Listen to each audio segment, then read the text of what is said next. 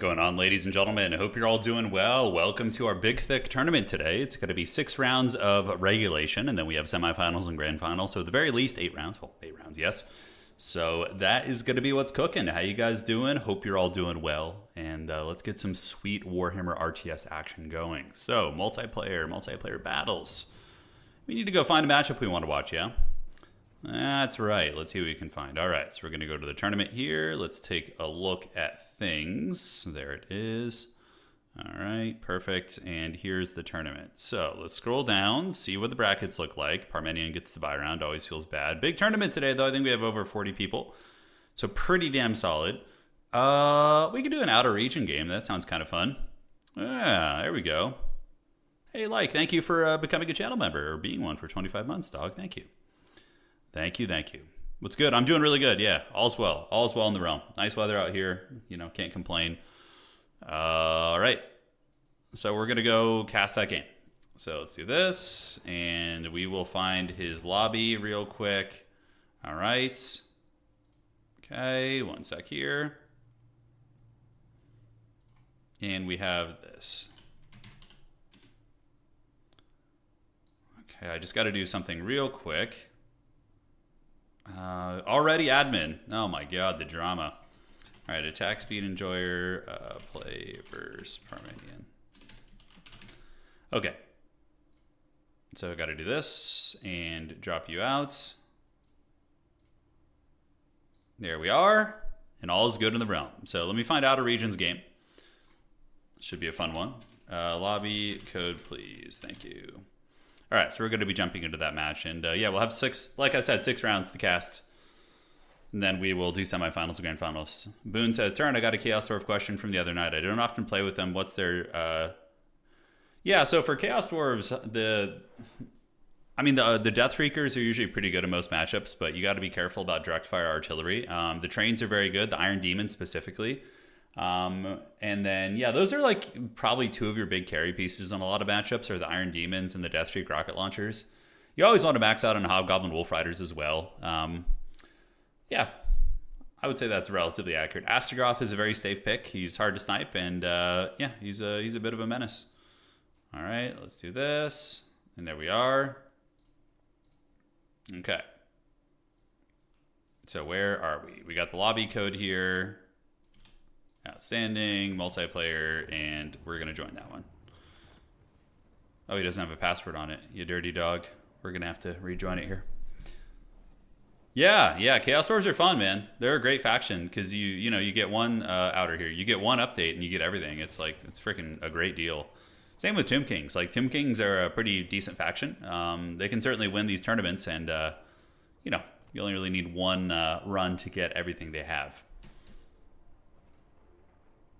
Yes, there we are. Hate that the stream just doesn't auto come on when the timer is done. Have to reload. Huh, that's strange. That is strange. Yeah, that is strange. YouTube's been acting up for a little bit for me lately. I don't know about you guys, but it's been a little bit funky. So that's going to be Parmenion here. There we are. Perfect. Let's turn off the buy round, and that looks a-okay. Then we need to adjust the score and fix that. Yeah, Astrogoth is a great pick. He's very safe. All right, Elves versus Lizardmen in round 1. It's a fun matchup. It's kind of an OG Warhammer 2 matchup. Oceanid's probably going to be seeing some play here, I would think. Right, against Lizards, because they have fire res, so Salamanders aren't very good against them. And against, like, Chameleon Skinks and Skink Cohorts, they have pretty good resistances as well, between their Missile and Fizz res. Yeah, I think that's not bad. I think it's not bad. I think it's my browser. No. Maybe could be the old browser. I just use the Google browser, though, so I don't know why there'd be issues with that. Looks good. And now we need to go here and adjust your score, and then we're all set.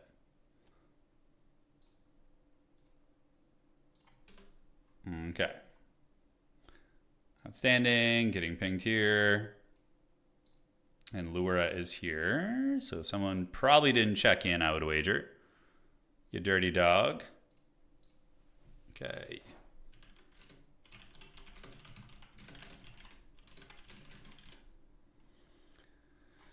Okay. So High Elves are ready. In terms of lore choices here, I think you have a couple decent ones. I think Eltharion the Grim is not bad. Having Tempest to shut down any Lizard Air Force is not bad. Occasionally you'll see Colossadon Hunters, things of that nature, but curious to see how Outer Region is going to be approaching these guys. Oh no, Outer Region is a weave, is that what you said? Oh, that's funny. Yeah. Hey, Pixels, thank you for resubscribing, dog. Let's have some fun, yeah? Okay, and here we go. No, I just have Vampire in the thumbnail. I'm actually casting today. Yeah, resting the old man hands. They've been acting up a little bit on me lately. Just need a day or two to rest, so all's good. So yeah, I'm going to be casting today, which means you're going to be getting a ton of different factions. Every single round, I will aim to give you guys at least one different faction. All right, ladies and gentlemen, welcome to today's tournament. Spawning in on the southeast side of the map, if we're being very technical about it, are the High Elves, who are going to be helmed by, I believe his name on the website is Yokchan, although here we will call him Sidman. Sid, we'll call him Sid for short. All right, so Sid going to be rocking Ship's Company of Calendarian. Yeah, that's fine. Ship's Company aren't the flashiest infantry in the world, but they do bring silver shields to the table and can certainly hold. Now, a couple of bolt throwers, interesting. Usually bolt throwers are a bit of a niche thing, but against lizards, what are their applications? Consistent damage against, Bastillodons and bigger threats. You can use them in spray fire mode against infantry as well, but usually not the most damage. Now, it is going to be Caradhran. Now, Caradhran is pretty beast mode. He's a very scary carry character, but, he could definitely be tied down. He's going to be here with his anti-large, looking to maybe go after the Slan or any other big dinosaurs. I mean, he does have the Omen of Asturian as well, so he did bring the Mortis Engine, the conditional Mortis Engine, which you can sometimes proc in the late game on purpose to try and break the enemy. You land, you let him take a ton of damage in like halberds or spears, and then he gets this insane Mortis Engine. Then you need to keep him from breaking, but yeah, I can get the job done. All right, we got Alariel the Radiant with Earthblood and Tempest, and then aside from that, I think that's the entire army. Now, Outer Region, of course, going to be pressuring his opponent's back objective. Lizardmen are very annoying at doing this, and it looks like he's going to be rocking, wow, triple Chameleon Stalker on the backside coming in from Outer Region. So these guys they do good shock damage. Their sustained combat abilities aren't the best in the world. They have a relatively low HP pool for infantry at 5,900, but you can get these guys on the back objective and steal it immediately, and when the High Elves send like a Ship's Company over, and honestly, that would probably be a good idea. Let the High Elf player get all the way to the objective, and then pop out and alpha strike that unit, and then just take the objective in. It's going to be a minute before your opponent can get something over there that can stop them. Because Illyrian Reavers won't be able to clear these guys off. You'd probably need Silver Helms or something of better quality, right? Aside from that, we do have skirmishers, a couple units of Skink Cohorts, and then Power Fist Croc scores. Okay, so 2 Sacred Croxies, which I really, really like. These guys are solid because they have 100 armor, so and missile resist too, by the way, to boot. So if we look, you can see they have 15% missile resist plus 100 armor. So against like archer fire, they're very durable. They can take that all freaking day. And against like these High Elf infantry, they're going to take them to Pound Town. I mean, Caradhran is the best answer for sure against these Croxigors that the High Elves have on the field. Company of Calendarian can do something as well, but yeah, we're going to see what. Now, on the back objective, oh my god, Outer Region going full spec ops here, guys. Full spec ops, look at this. He's going to be creeping around the back. There he goes. So yeah, he's going to be coming up and around and trying to get on top of his opponent's artillery, which, look, if those Chameleon Stalkers can get on top of the 2 bolt throwers, that could definitely not just end, it won't necessarily end the game, but it's going to be a really, really big disaster. Now, Fireborn going to be coming out. One of the first things you want to do if you guys are newer to this game, maybe newer to playing multiplayer, is that when you see your opponent's army, you want to do what I call taking inventory, right? So you can see how many units he has. He has 15, so 1, 2, 3, 4, 5, 6. Although these would be invisible, right? These guys have stock, or are they just regular Chameleon Skirmishers? Yeah, anyways. But you want to count how many visible units you can see on the battlefield, and then that will give you an idea of how many units are hiding. So then you could be like, oh, they have like 5 or 6 units hiding. So that means that they're either in the woods, or they're stalking somewhere in kind of the fog of war in the battlefield, right? There's a lot going on there, so you gotta watch out, man. You gotta watch out. All right, folks, the armies are upon us, and here they come. It is going to be the proper anime tactics from Outer Region. Yeah, he's creeping around there. He's looking to get in the backfield, for sure. Fireborn are great here. I mean, they're a good answer against Croxigors. They can fight Cold One Spear Riders. The Fireborn will be very good at running down these Stalkers in the back who have almost no AP, and they also do a little bit of fire damage, which is mitigated by the Fireborn's fire resistances of 35%. But it's about to get very bad for the High Elves. I mean, he does have 1,000 gold in the bank, so he is going to be able to call out Cav instantly to defend his backfield, but you notice Outer Region is timing his entire attack to his backfield strike. That's really good, because that's going to make it a little bit harder for his opponent to micro. So we do see Rangers being called out. the panic is on, but it's going to be a little bit too late for these bolt throwers. So the bolt thrower crew is getting attacked by the ambush in the back, and vanguarding is quite relevant here. Yes, it is. But the Fireborn coming in, Lance is couched for the donut, and you get a beautiful charge there and flatten those dinosaurs. And you can see, oh my god, look at the damage. Those Chameleon Stalkers got Shadow Realm pretty hard. So that's honestly not bad.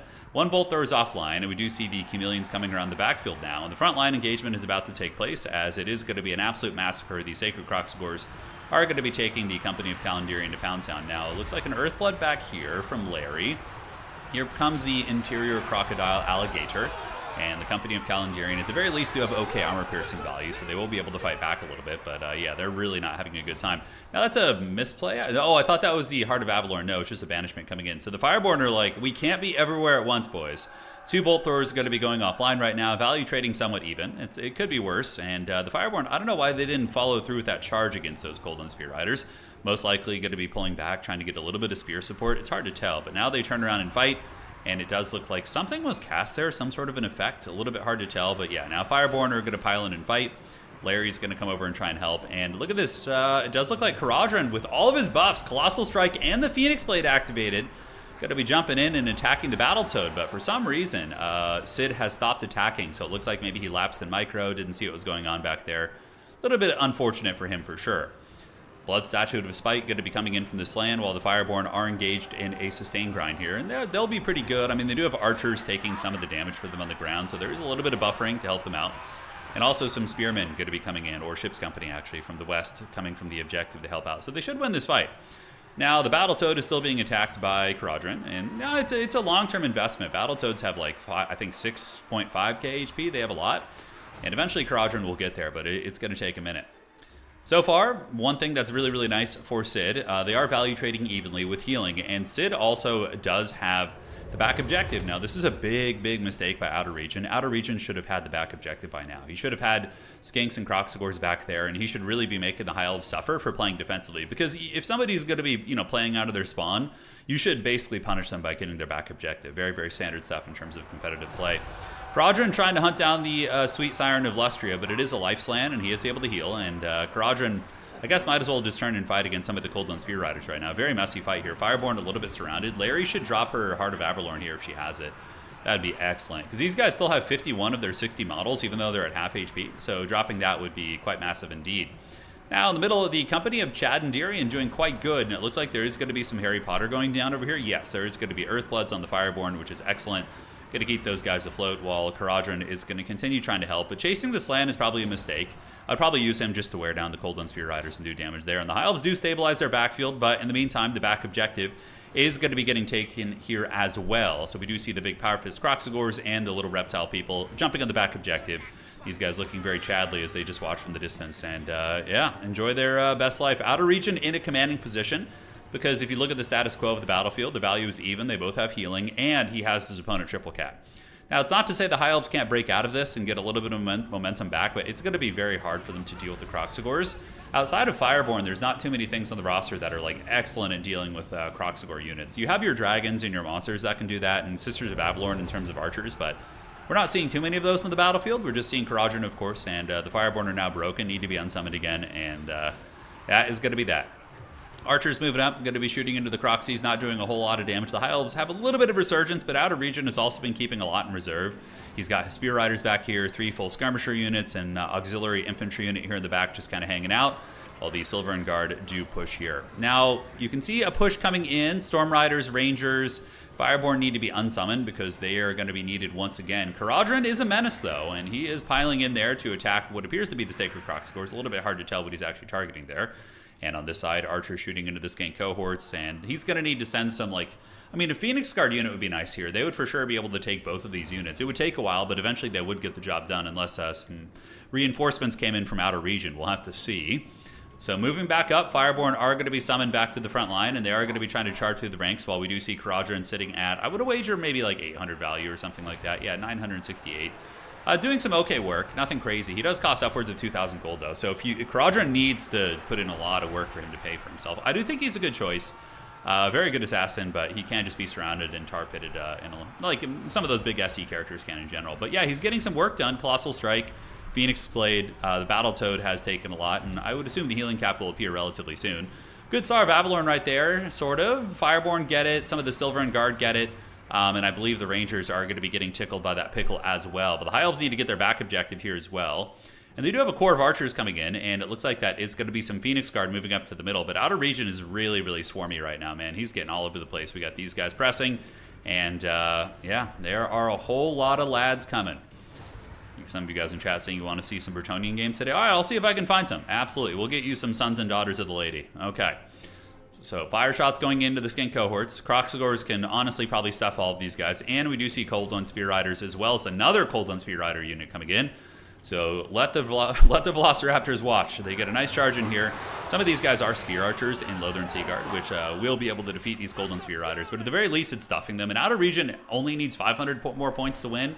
So that is that goes very quickly when you're getting 3 victory tickets per second. A little bit, obviously, he's not quite at 1,000 yet, but he will be in just a moment. I think Outer Region is definitely in a winning position here. Caradhran looks like he's surging after the Croxagors here. It would appear he doesn't have very good mass on that thing. He's like having trouble pushing through just skink units.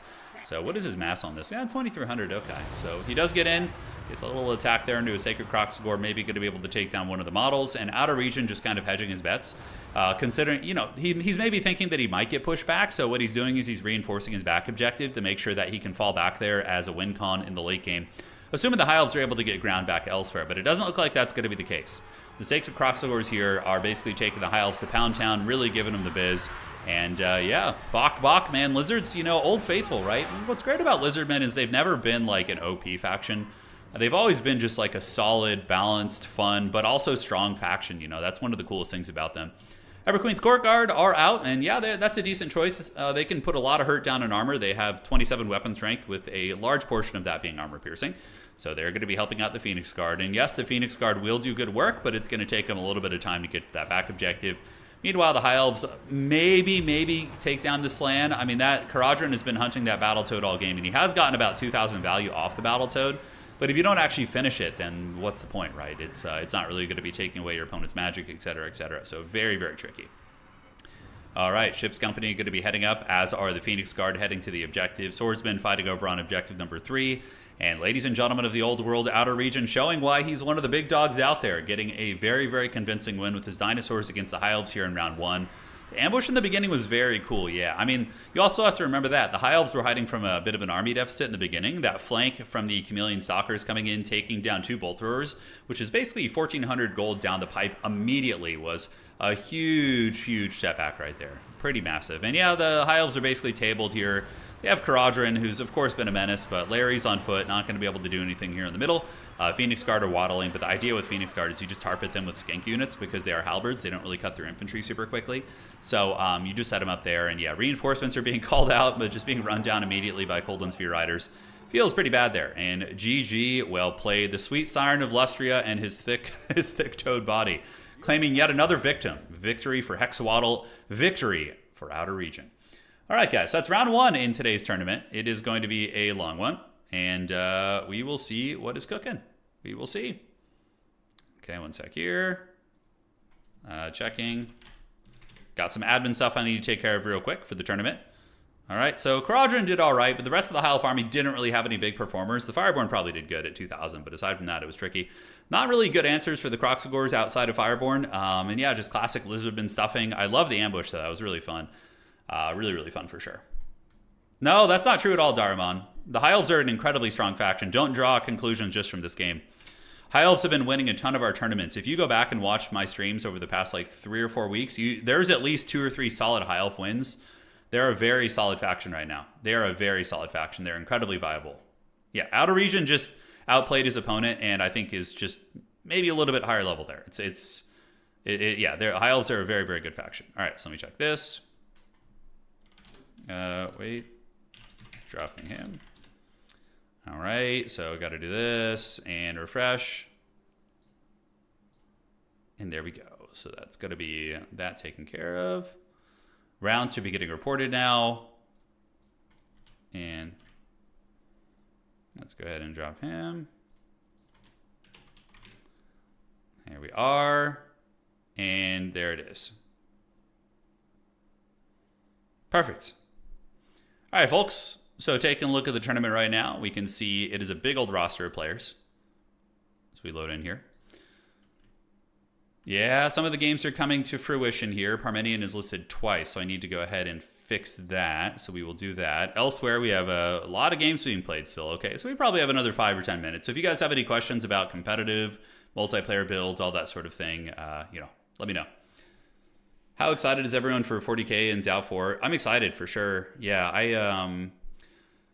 DAO 4 is going to be coming a lot sooner. Like, I think we're going to get DAO 4 by summer. I think like maybe, sometime in the spring or in the early summer, we could be playing Dawn of War 4 either through launch or maybe through like beta, like an open beta type thing. So I'm super excited for that. For DAO 4, I have some solid plans for hosting like a competitive scene and, maybe doing something like that. So very, very pumped for that. It's going to be very fun. All right, so let's do that. Fix this, and looking great. Yeah, and for 40K Total War, I mean, that's a ways off. I did get a chance to play it, but it was very, very early access, like very early. But yeah, I'm excited for that too, obviously. I just hope it has some effort put into multiplayer. I don't even need a lot, just a little bit, Look, even at the end of the day, if we don't have like a quick battle system with Elo, whatever, any of that kind of stuff, if we could just get like some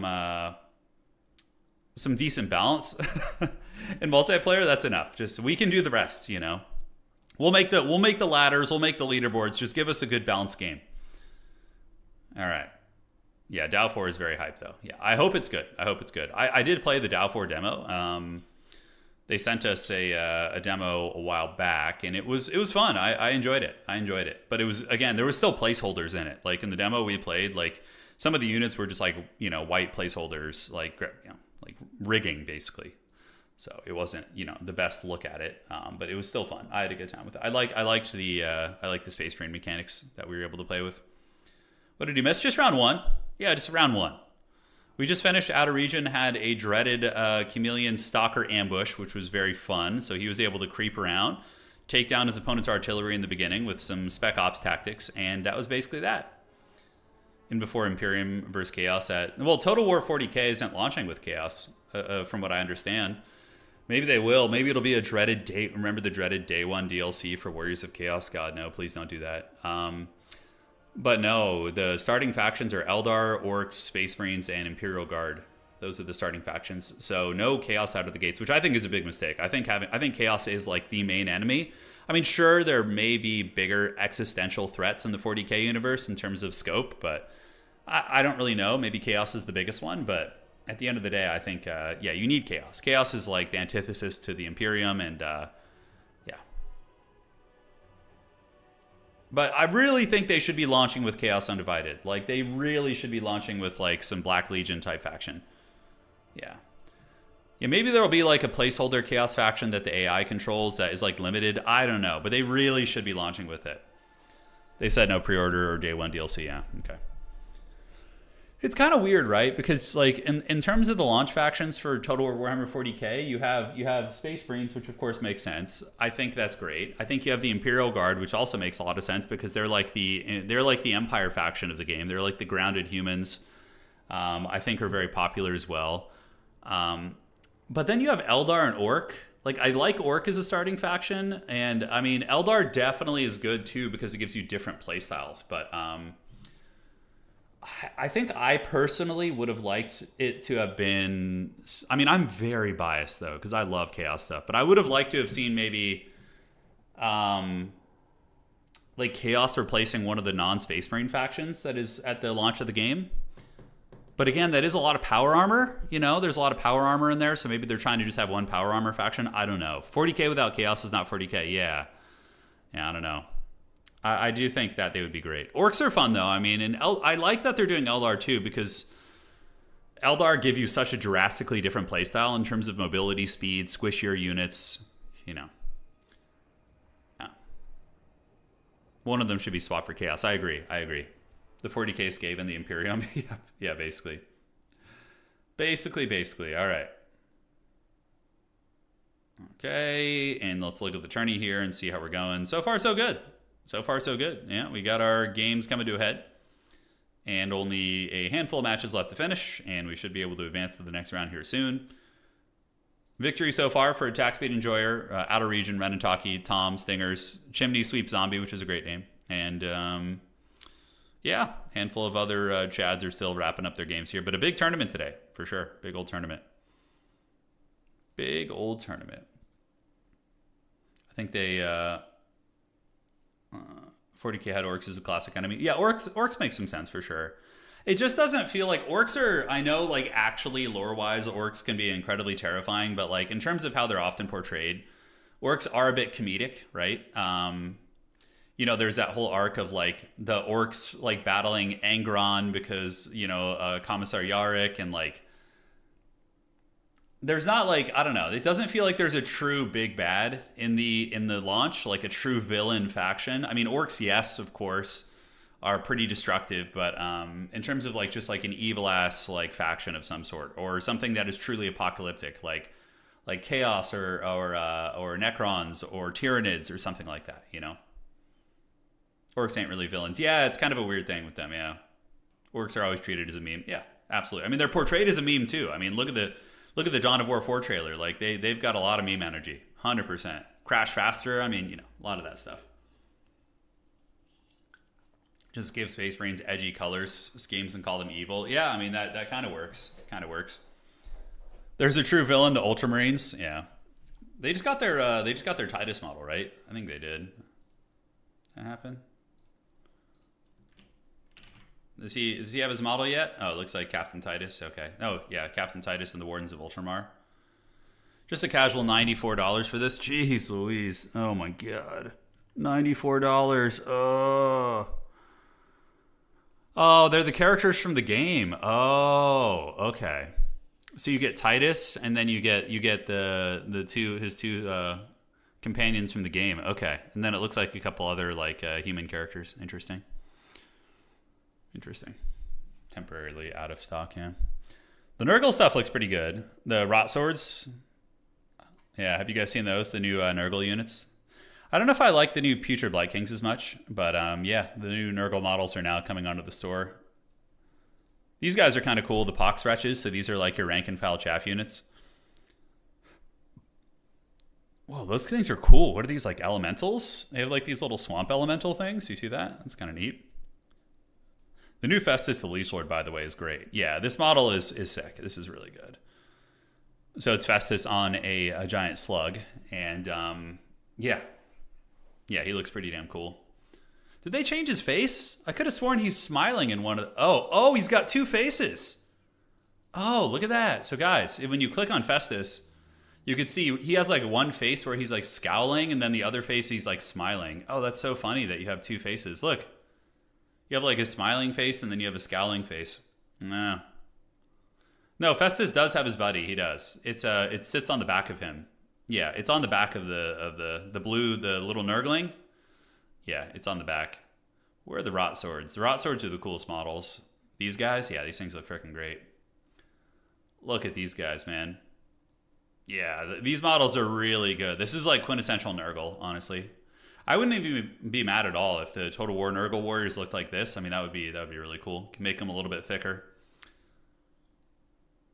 Yeah, $94 for some plastic. I mean, the Black Lotus Magic card sells for like what, like $20,000, $30,000, $40,000 or something absurd. It's a piece of cardboard, you know. It's just assigned value, right? The Putrid Blight Kings are. I don't know if I'm a huge fan of the new ones. I don't know if they're here on the page. Maybe they're not being sold here yet. The Pestigores look good. I think the Pestigores look pretty nice. Yeah, here's the new Putrid Blight Kings. They're basically just big chunky boys. I mean, I guess they're kind of fun. I like this guy with the mace on the ground, and he's got his like hand out like Palpatine. Yeah, it's pretty good. Yeah, I guess they could be worse.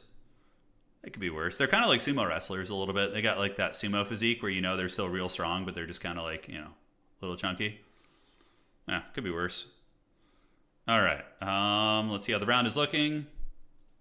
And refresh. Yeah, I'm warming up a little bit too, Andrew. Yeah. All right, a couple of games still going. Let me do some admin stuff and see what's going here. Okay. And still waiting for the next round. All right. So prediction, Necrons and Tyranids will be egregiously overpowered as Prime Slash. Yeah, I mean, I just think that a lot of times with Creative Assembly, when they do add, so they design things specifically for campaign. Multiplayer is a tertiary element to their games. It's like a secondary thing, which still does get supported, mind you. Like they do bounce patches for multiplayer, so I'm very grateful for that. But that inevitably is going to lead to like overpowered multiplayer stuff, right? Because when you look at units in the scope of like how they'll perform in a campaign setting, locked behind recruitment tiers, with different campaign buffs making things better, it does, you know, it's a little bit harder to predict how it's going to be for multiplayer. And so basically they just like do a loose effort at bouncing them, and then they shotgun it out, see what happens, and then bounce them, you know, afterwards. Yeah, I know there's that like whole theory about like them releasing units that are overpowered to get you to buy it. Maybe that's true for campaign. I don't know. Maybe that is true for campaign, but for multiplayer, I don't think that's the case. I just think it's just kind of like negligence a little bit. Tau is going to be overpowered. Oh man, yeah, I don't know. If we're talking Total War Warhammer 40k, the big question is, how are they going to balance flying units, right? So if you're looking at Total War Warhammer 40k, okay, a Fury in this game, right? A Fury, it has what, 110 speed, which makes sense. It's like a bat creature, and then you compare it to like a land-based creature sprinting or walking or whatever, okay?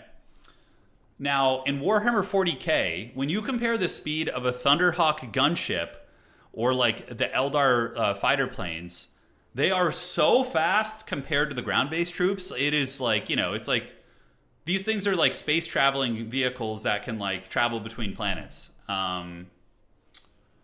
So how do you integrate that into a campaign or into a battle with players where it's fair?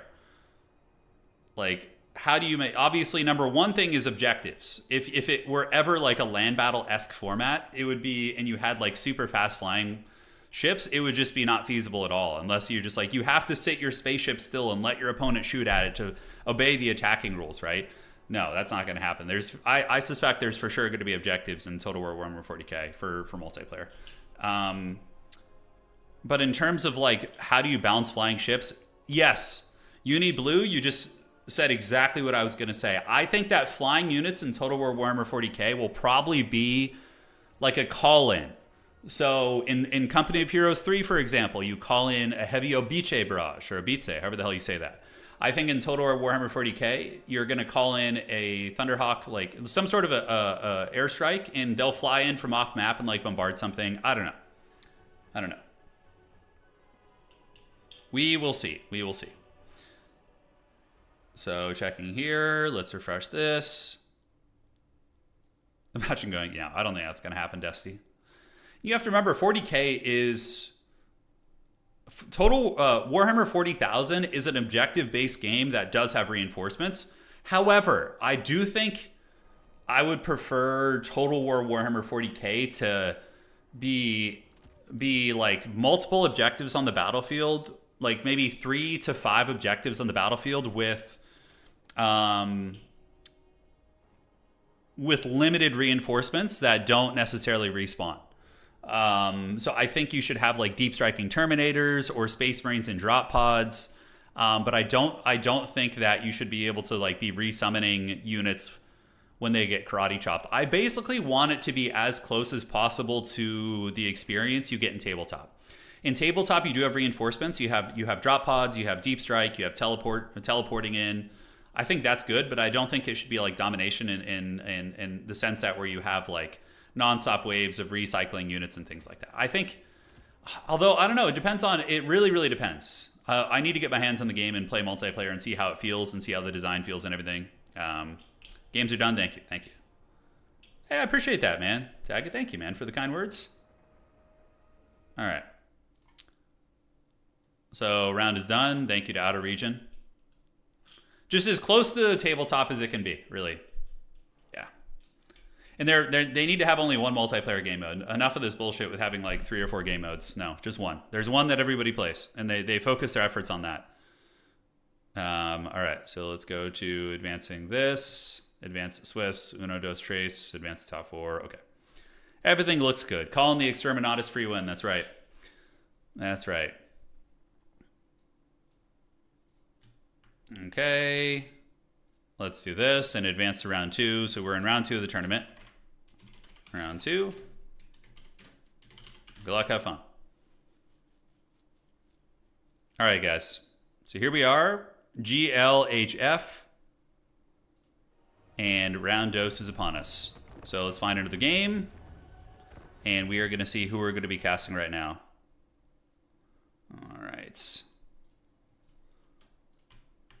So matches for round 2. Let's see what's on the docket. We have Berserk. A Berserk game would be fun. I don't know what he's playing.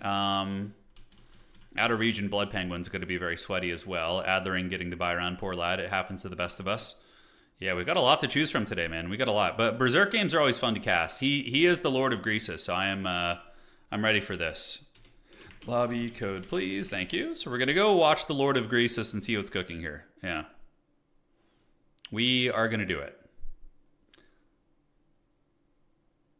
I think, in 40K, for example, the way that they balance factions that are just have oppressive shooting versus like melee-centric factions is with objectives, right? Because without objectives, I remember 8th edition Warhammer 40K was so haggard in the reign of the Iron Hands and the Tau and the Imperial Guard. Basically, 8th edition competitive 40K was just absolute misery because it was fun for a while, but it was more about killing stuff than playing the objectives. So what ended up happening is you would get players who would just use mass gunline armies, and they would just sit in the corner of the map, and they would just blast you off the table, and your really slow, shitty melee army would just get annihilated every time.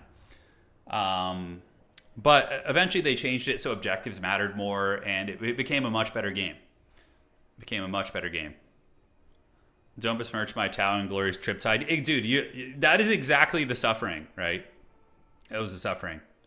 I think most multiplayer RTS games focus on objectives and territories instead of just going at each other. Exactly, yeah. It's a staple of RTS games. It's obviously the issue I have with land battle in general, but thankfully we don't have to do it anymore. But yes, almost every RTS game has some sort of a condition or loose condition to go after. For example, in Age of Empires 4, you can like, it would be like in Age of Empires 4 if like you're playing like the English, and you could just like sit in your base, and you never had to contest the map or play for resources, and your opponent had to come and attack into your defenses because you had a longer range archer than they did. It was like, yeah. But in Age of Empires 4, you have dwindling resources. It forces you to expand onto the map. Company of Heroes, you have objectives. On Dawn of War, you have heroes. Warcraft 3, you have contested resources on the map and experience gains for heroes, which punish turtling and static play. Like every proper RTS competitive game has that, like to an extent. StarCraft, your minerals and your Vespin gas have run out in your starting base. You have to contest the map.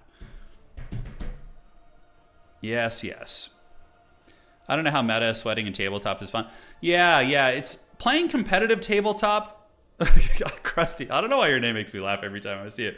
Krusty Gutter Pig. Oh my God, I don't know why. I've always wanted a pet pig. It's something that the wife and I have talked about over the years, is that when we are able to eventually, granted we are millennials, so we'll probably never own our own home, but if it does ever happen and we have space, we would love to have a pet pig. Yeah, we would love to. All right, so let's see this. No, you do not. Trust me, I have pigs. What's wrong? You don't like your pigs? Tell me about them, Nitro. I want to hear what it's like to have the wild hogs. Yeah.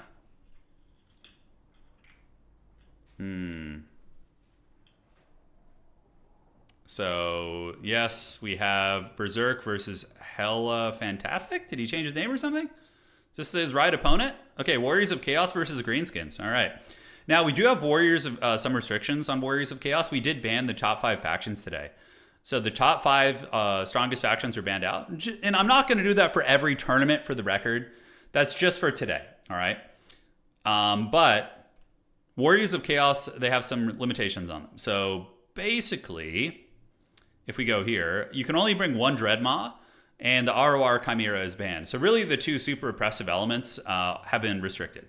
Although I don't know if Dreadmaws are that oppressive. I mean, they're kind of a weird, in some matchups they're oppressive and some they're not. But yeah. The Dreadmaws, I'm fairly certain that Creative Assembly is just going to limit them to 1 anyways from some of the whispers in the night, so I suspect that's just going to be normal soon anyways. Pigs get messy, and more importantly, they grow big and eat a lot, so they're expensive. Got it. So pigs are expensive to own, you're saying, because of how much they eat and how much you have to feed them. Okay. Nitro says, I live in a village basically, and I have 2 pigs. They're okay, but they're incredibly high maintenance. The corn I plant yearly goes to them to entire. Okay, so it's just like, it sounds like it's just a cost thing, like feeding the hogs is the bit. Yeah. Dreadmaws are such a micro tax. They are, but Dreadmaws are very good. Holy shit. Oh, I love this build. See, this is why we watch Berserk games, because not only is he one of the best players in the world, but he also brings fun shit. Like, you get Be'lakor, Rotting Riders in your opening build. That is very, very unorthodox. And a Dreadmaw, of course, is good against Greenskins. A really difficult to kill terror-causing monster. It's pretty great. All right, guys.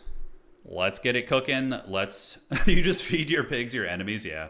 What was that movie back in the 90s where they, like, the guy, like, the serial killer guy gets fed to the pigs? Is that Red Dragon or Silence of the Lambs? It's Silence of the Lambs, isn't it? And they feed the guy to the hog? Like the guy, there's like that, they push him into the pit and then the pigs like eat him. I can't remember. No, wasn't it? Pone says it's wild hogs. Yes, John Travolta threw his nemesis off his motorcycle. Hannibal, it was something like that. Yeah, maybe it happens in a bunch of movies now. Okay, so it sounds like maybe there was a couple occasions of it. Red Dragon, yeah, wild hogs. The greatest movie ever made. All right, ladies and gentlemen, welcome to this battle. And speaking of wild hogs, Savage Orc War Boys, Into the Sunset. So hella fantastic here, going to be coming into the Wurzag. Wurzag is going to be using Effigy of the Git, the Mumbo Jumbo chant, and a sniping ability, Gaze and Work. He has got a ton of Savage Orc War Boys, so 1, 2, 3 of those, and then he's got 3 more. Man, hella fantastic, coming in hard in the paint here with just a metric ton of Orc War Boys. Okay. We have Orc War Boys and Goblins behind him, and then the high ground, there are going to be some skirmishers. It's going to be Forest Goblin Spider Riders looking to contest this point and keep these guys in check here. So, all right. So we got 2 of those, and then a Dreadmaw is very good against Greenskins because they have good armor. They can pop up, they can terror route you, they can reburrow, they can teleport onto your archers. Incredibly solid. And it is going to be Be'lakor. Be'lakor does have Pit of Shades and Melkoths. Look, Be'lakor was once a meta terror because of how durable he was. His magic is very good. He's just, I think, in my opinion, a little bit overcosted. He costs a little bit too much for what you're getting, but still can be a huge difference maker. He has a leadership aura that removes ITP, and of course can get the ability to heal over the course of the game, which is very, very strong. So we will see what he's going to be doing here. I love to see it. And the rest of the build is going to be a couple Marauders and the Rot Knights, the Rotting Riders, which is very heavy metal. So these guys against Greenskins are actually quite good. As somebody who mains Nurgle, Rot Riders are an auto take against Greenskins because they're one of the few units you have that can actually fight against the Greenskin Cab and trade effectively. So yeah, I do like that. It creates a bit of a Death Star, right? You have Be'lakor and you have Rotting Riders together, and you're going to be able to give your opponents a lot of problems. Bile Trolls coming in from Berserk in the back, so those guys going to be rolling up dirty and looking to head over to Objective 3. In the meantime, Marauders heading up to the high ground. Marauders and Marauders going to be hanging here as well. As the Trouser Snake does emerge, so the giant phallus of chaos pops from the ground and does drag down a couple Boar Boys. Going full Tremors right here. It takes down only 1 model and is then going to reburrow back into the ground and try and find another home from which it can attack. All right, guys, so out of the gates, we do see the Greenskins holding on to 2 objectives. The Boar Boy Legions able to secure their ground, and the Dreadmaw, the Trouser Snake, popping up and getting some good damage in, not taking too much in return. These are not anti-large Boar Boys. These are just the generic ones. And if they're not getting the charge on you, they're kind of lackluster. I mean, their weapon strength is kind of low-ish. Their melee defense incredibly low, but they really need to be getting the charge on you for things to be going well. So, yes, we will see. Up on the high ground, we do see skirmishing going down to hella fantastic, going to be shooting in. Be'lakor actually taking about 400 or 500 damage, but not bad at all. Somebody in chat asking, do we ever see Pendulum anymore? Yes, we do. We do see it. Pendulum gets used quite a bit still.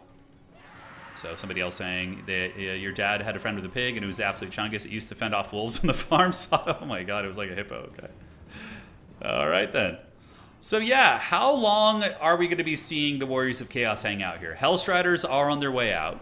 They are going to be looking to maybe screen out these forest goblins, and they do have shields too, so they can definitely do well against light cavalry. That's kind of their whole purpose. Greenskins could call out some Boarboy Biggins, and it looks like there is going to be a Melkot's activated over Casted, so that will lower its speed down pretty far. Now, the Hellstriders are going to be heavy in pursuit, but we do see Orc Boarboy Biggins coming out with their 85 armor. They typically do dominate Hellstriders, so that is a good choice there, assuming Mr. Fantastic here is watching. He's going to need to get these guys wheeling over here to engage. He doesn't want to be losing these skirmishers. Looks like he does lose one, and the Boarboy Biggins are not paying attention, and the Hellstriders are going to be able to get away with it. But elsewhere on the battlefield, I mean, it's all green, right? The Greenskins have so many units sitting on the middle here. Meanwhile, we do see the Trouser Snake popping up, doing some damage. And here it comes. Oh, Tremors! So Tremors pops up and is able to knock down some of the boys. But, you know, just like they always joke about in martial arts with jiu-jitsu, it's like the dreaded stand-up technique where you just run away from them. The Savage Orcs are going to pile in and fight. The Trouser Snake is going to be eating a little bit of damage for the first time taking some work. And now Big Pimpin' Be'lakor is going to be getting in. Come on, who doesn't like seeing Be'lakor in action again? It's kind of fun. And yeah, he will be cleaving these guys. He will annihilate this Boarboy unit. Be'lakor is like a 3,000 gold honker. He is very, very strong. So he is going to be retreating here and now getting attacked by the Boarboy Biggins. That is not what he wants. He does not want to get surrounded by the anti-large Boarboys. That would definitely suck for them. This map is called Norskin Rise, Kane. Norskin Rise. All right, Objective 3, controlled by the Warriors of Chaos, and elsewhere on the battlefield, we have not seen the Warriors of Chaos get the ground they want.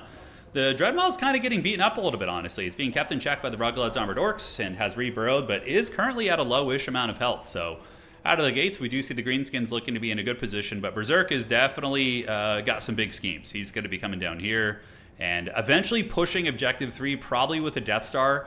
And I assume what he's going to do is Rotting Riders, Bile Trolls, Be'lakor in a blob and just try and punish the Greenskins with like AoE and do a lot of scary stuff like that. So, yes, we do see the Marauder Horsemen getting a gaze of Mork, so Wurzag doing some good damage against the skirmishers. Meanwhile, more Marauder Horsemen being called out. Throwing axes, which are decent here. They'll definitely be good against the armored Boarboys who have high armor and no shields, so the throwing axes are basically a hard counter to them. Yeah, Ruggled's Armored Orcs are really good. I don't know what it is about them, but they always do a ton of damage, and they just have such good staying power, which is quite big. Savage Orc Boarboy is going to be charging into the Trouser Snake once again, so we do see it popping up and then going back underground, probably using its deep burrowing ability to pop up onto the Goblin Spheres. Value on the Trouser Snake, probably not the worst, so 300. Usually I add about 50% to its value because of the pop-up damage, so I would say this thing's like 500 to 600, give or take, in that ballpark. Yeah, we'll see. Maybe double in that particular situation. All right, so Be'lakor going to be doing a Pit of Shades. The old meta is back. That's beautiful. I mean, basically you look... Oh, look at that. So he uses the giant wiener snake to lure his opponent in, and then he gets them with the big Pit of Shades when they're blobbed up around the Trouser Snake, which I think is pretty brilliant. And that is going to be obliterating an Orc Boy unit as well as another one. So very, very good value right there from Be'lakor, as we do see the Dark Prince, you know, trying to squeeze out value where he can. Now, Hellstriders over here are able to chase off some skirmishers, but they do get counterpunched by the Orc Boarboy Biggins. And the Rotting Riders going to be surging down the hill to try and protect these guys, so here they come, and maybe we're going to be getting a downhill charge. Very epic, and the Rotting Riders so cool. I wish they were a tabletop unit, but yeah, they look awesome. Look at those guys getting down there, and they do manage to catch some of the Boarboys, and will do some good work. Well, that sniping ability, not bad from Wurzag. And what I would probably do if I were Mr. Fantastic here is I would turn around, fight. I would use Effigy of the Git, snare them in place, and then I would use the Mumbo Jumbo Dance to buff up my guys, and that would probably let them win that particular fight. You know, that would be very, very good.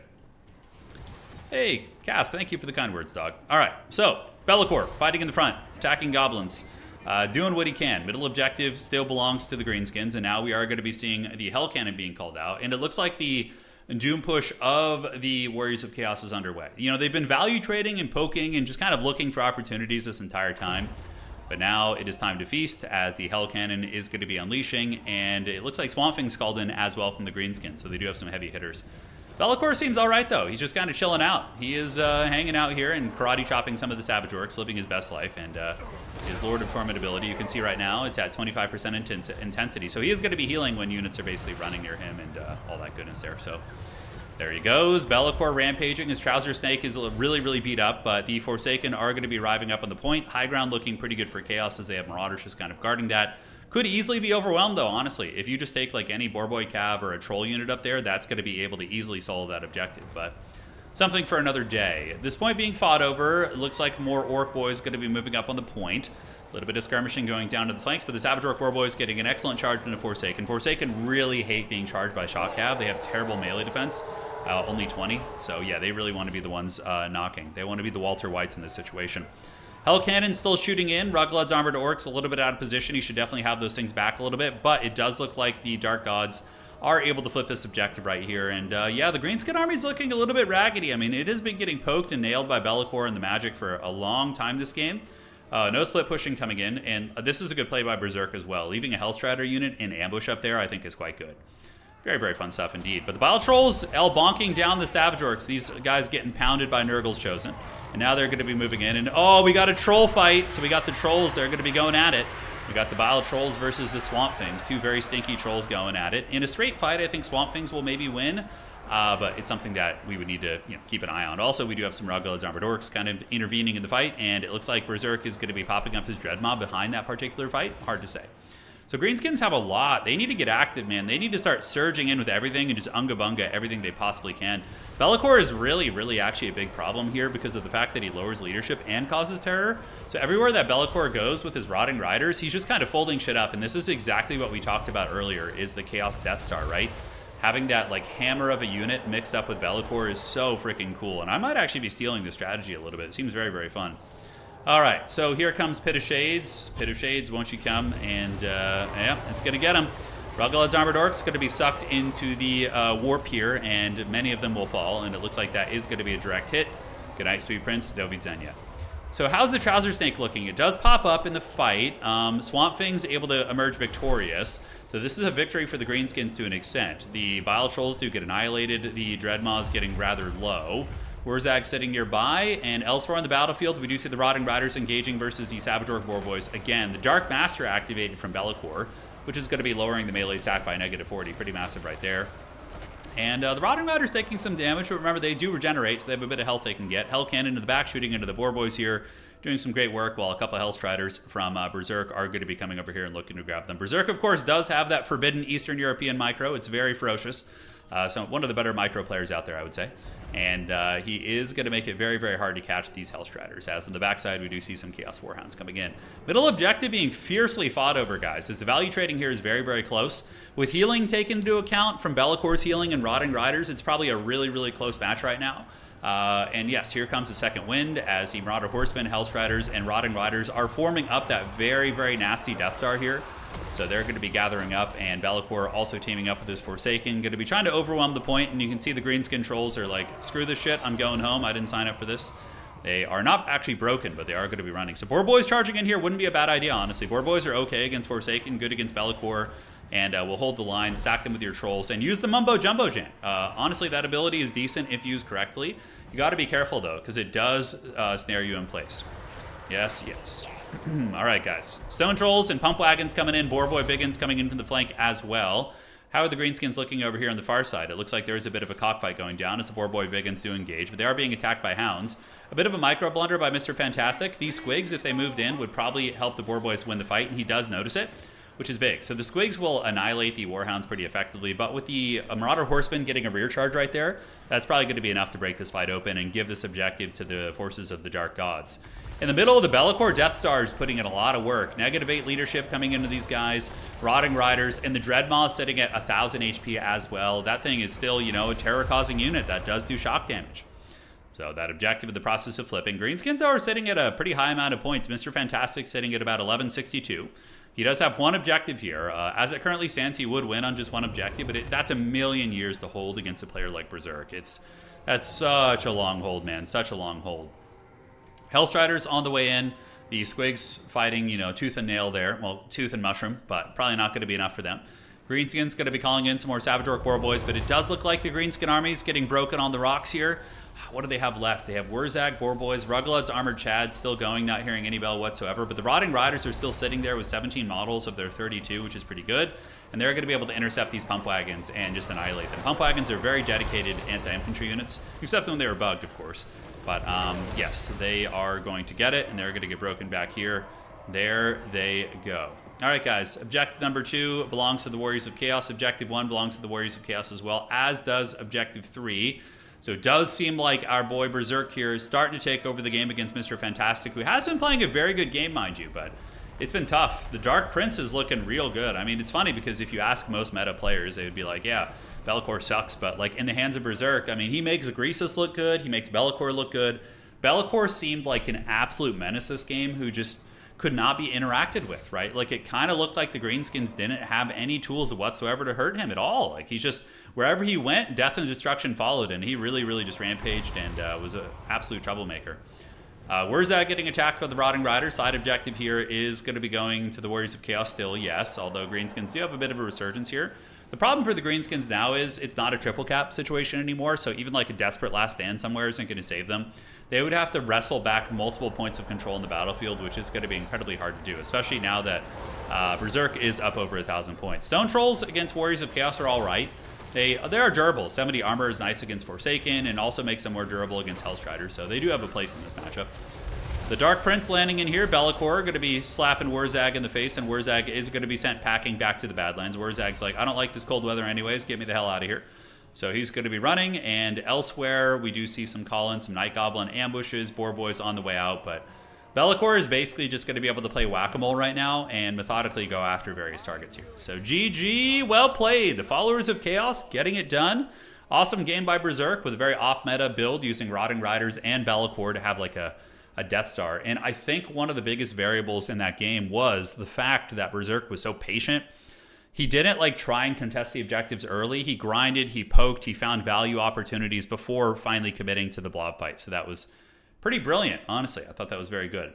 All right, so let me see if there's any admin nonsense I need to take care of here. And we're checking here.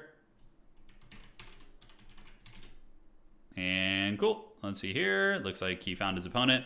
GG, well played. And Berserk getting the victory over the Big Bees. So still a lot of games to be going in the round. Yeah, fair amount getting in there. Need to give you your buy round points, so let's go ahead and do that to Mr. Adler. Adler is going to go down here, get some buy round points. So how you guys been? Life been treating you guys well? Sure hope so. We're going to be streaming all through the weekend. So Friday, Saturday, maybe Sunday, I'm not sure. But we will be having a couple fun streams. Thinking about doing something bigger on Saturday. So we will get back to you guys on that. Do you think we will be blessed with a Greasus game today? I don't know. It depends. I don't know if anybody's even playing Ogres today. Maybe. I don't know. Greasus is certainly not a common pick. It requires a certain kind of playstyle. We're going to look at the value in a second. I'm just doing some admin stuff real quick for the tourney. All right. So Be'lakor is 2,400 value, which is good. Rotting Riders got 18. Trouser Snake got probably about 1,200 to 1,300 value, which is solid and absorbed a lot of damage. Aside from that, yeah, Hellstrider's really, really good. You know, very solid. Where's that? Got 1,500 from his magic missiles. Yeah, not terrible. Preparing for the Great Texas Freeze this weekend, so thanks for streaming a bunch. Man, hoping the power doesn't die. Yeah, Texas always has that problem, right? With the power grids when it gets like really, extreme weather.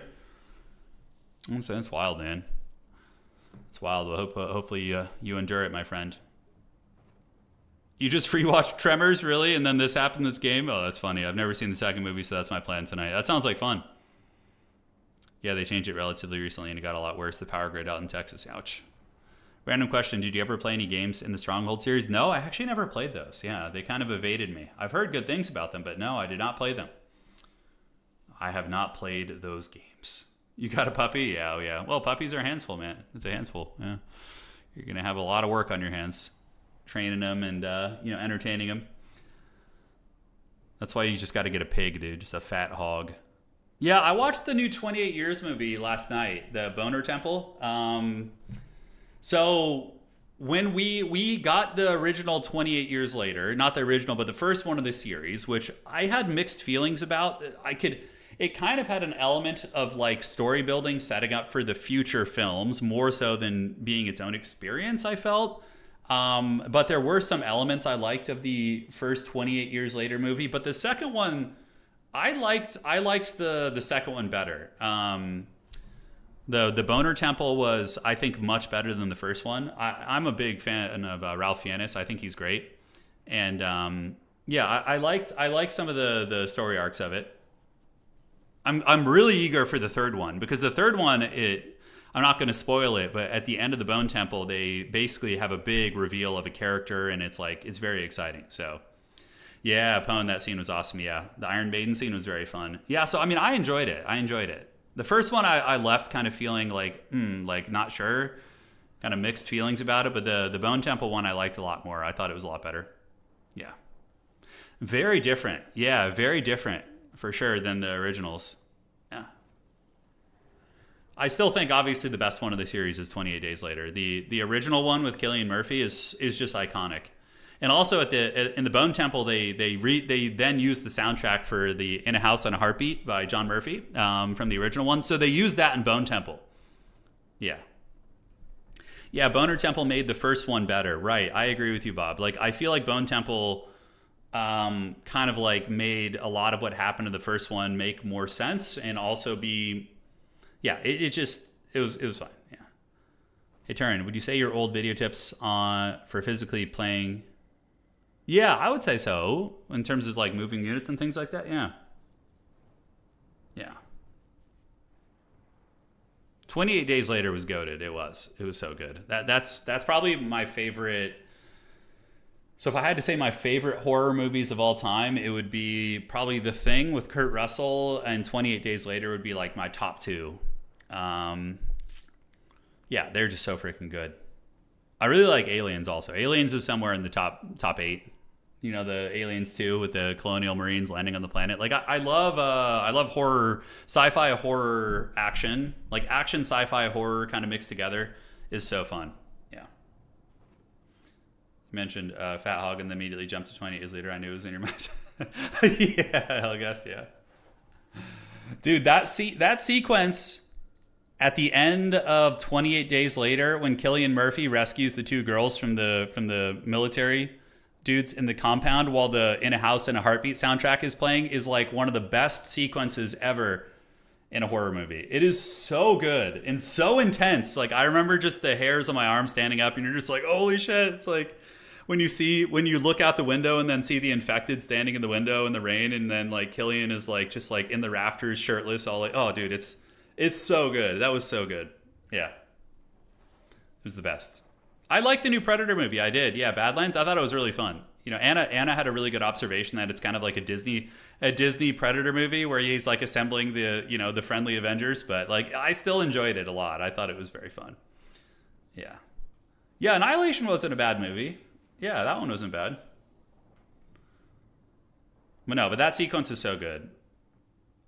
Yeah, Alien Romulus was all right. I really loved the aesthetic of Alien Romulus, like that future retro technology, the bleakness of the planet and the labor culture, and like the derelict spaceship. It did a lot of things very well.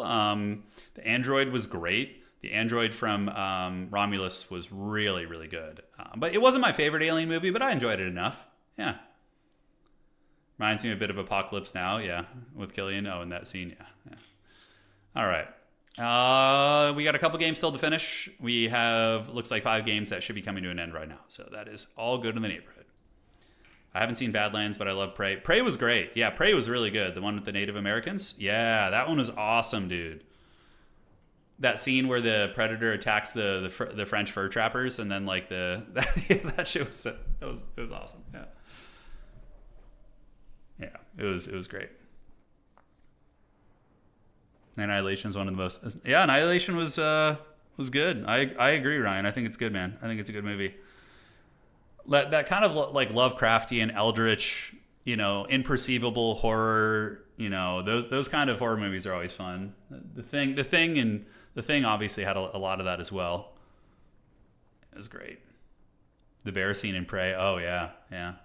That was the scene. In terms of like zombie movies, yeah, my favorite would have to be 28 Days Later, but I also really like the OG zombie movie from the one from the early 2000s where they're trapped in the mall. Like, I always like those ones, like Last Stand zombie situations. And oh, dude, if you guys want to know one of the coolest zombie shows is what is that shit called? It's is it called The Kingdom or The Last Kingdom? Hang on, let me pull it up here. The Last Kingdom. No, not Last Kingdom. That's Uhtred, Son of Uhtred. It's the Kingdom zombie. Zombie Korean. Yeah, it's just called Kingdom. It's a zombie show. Yeah, it's a Korean one. It is so good. Yeah, it's just Kingdom. Yeah. Yeah, here it is. So it's called Kingdom. I think it's on Netflix. But this, if you guys want like good zombie, this shit freaking rules. And there's some really fun scenes where they like are obviously using their technology of the time to like hold back the zombies. So like swords and repeater crossbows and like, and walls and ramparts, and it's so fun. It's so fun. This shit ruled, dude. This shit ruled. It was really, really good. And the zombies in this are actually very, very good and very scary as well. So yeah, amazing. It's really good. All right, so where are we at here? Let's go. Let's pop it over there. Do this, a little bit of this, a little bit of that, and all right. So we got a couple of rounds still to go. It's a shame they only did 2 seasons of that show, man. I feel like it deserved a lot more. Only 2 seasons, I know. Yeah, Train to Busan was great. Yeah, it was a good movie. It was very good. The Koreans, man, they do really good horror movies. It seems like very good stuff, especially the zombie genre. Speaking of Korean zombies, Train to Busan's great. I've seen it. It's amazing. What's your opinion of the Orc Boar Chariot? I think it's. I think if we're talking about I love Shaun of the Dead. My wife had never seen it, and we watched it recently again. It was very fun. Orc Boar Chariots are. Let me see. So you're paying $750 for an Orc Boar Chariot, when you can pay for a pump wagon. Like, I feel like pump wagons are just better. I don't know why. Like, why do I feel like pump wagons are better? Okay, maybe it's because the boar chariots, let's see. A boar chariot is slightly more durable, slightly more HP per model, well, a bit more. But you get 4 boar chariots that hit for 40 damage apiece. And then here you're getting 12 pump wagons that are hitting for 25 damage apiece and also have a good bonus for infantry as well. Like, I just feel like the pump wagons are better in almost every way. I mean, obviously, yeah, you see that the boar chariots might be slightly more resilient, but I mean, I don't know. I feel like pump wagons are just better. Like, even the baseline pump wagons. Yeah. I want a medieval RPG game, like, set during a zombie outbreak. That'd be really fun. Yeah, like a survival, like one of those, like, zombie horde survival games. With, like, I'm sure somebody's done that, like a medieval zombie horde survival game. Let's see this. All right. And see how the round is looking.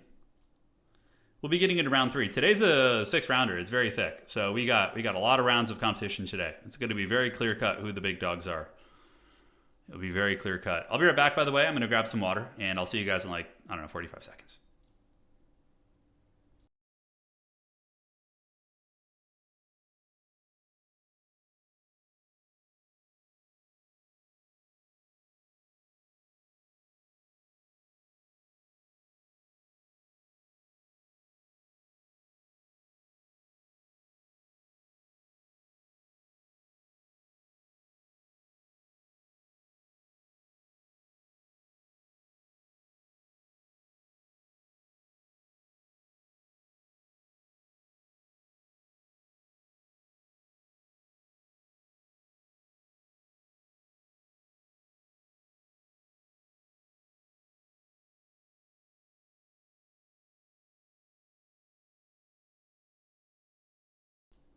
All right, we're back.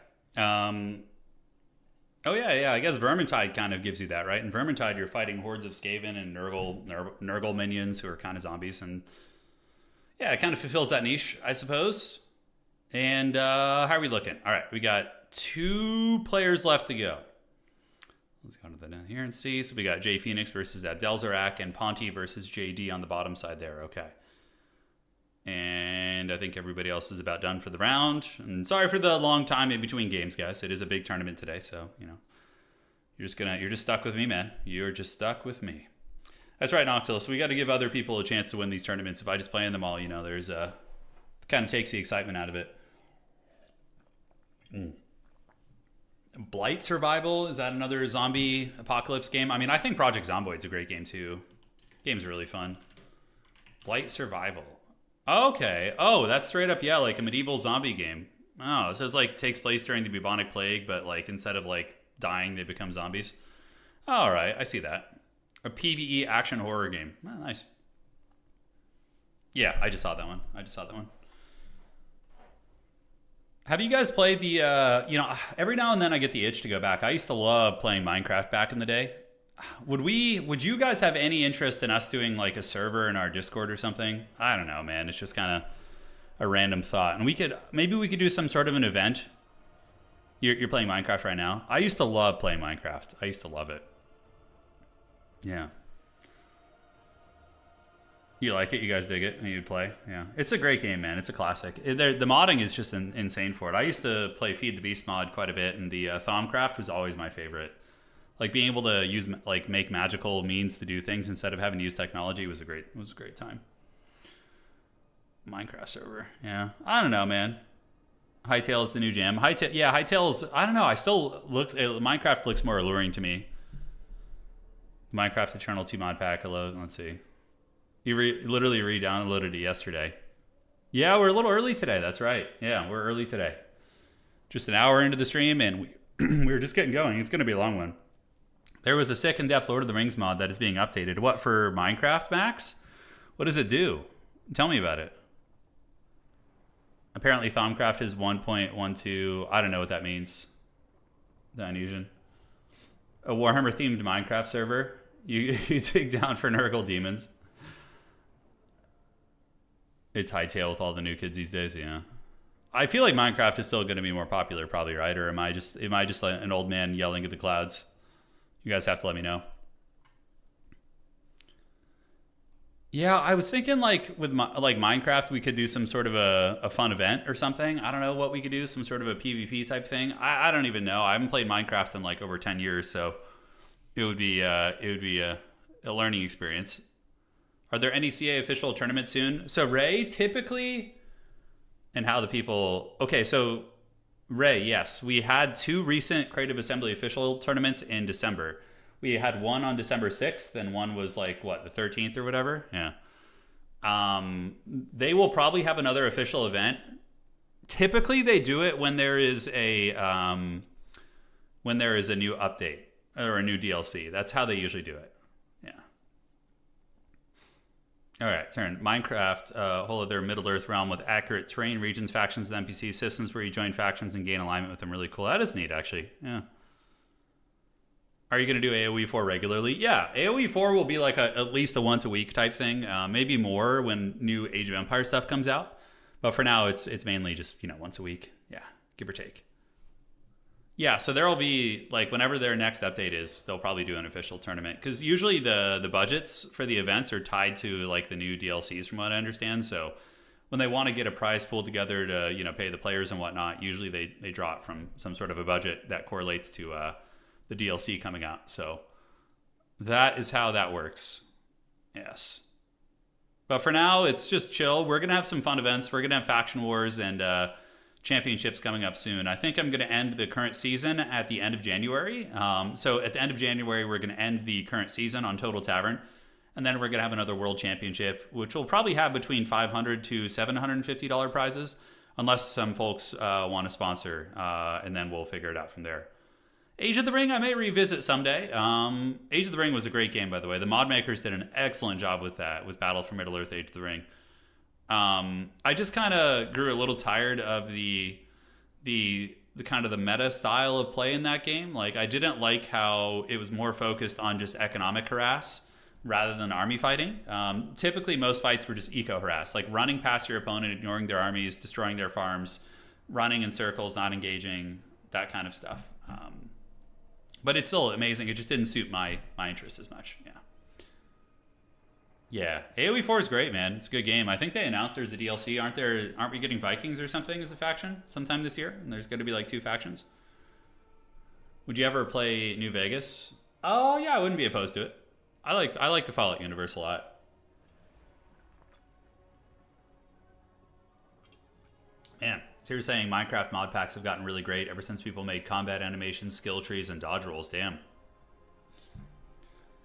Yeah, you know what I thought like would be fun? Oh, Bannerlord's great. Yeah, I would do I'll definitely do some Bannerlord again in the future. But what I was thinking is that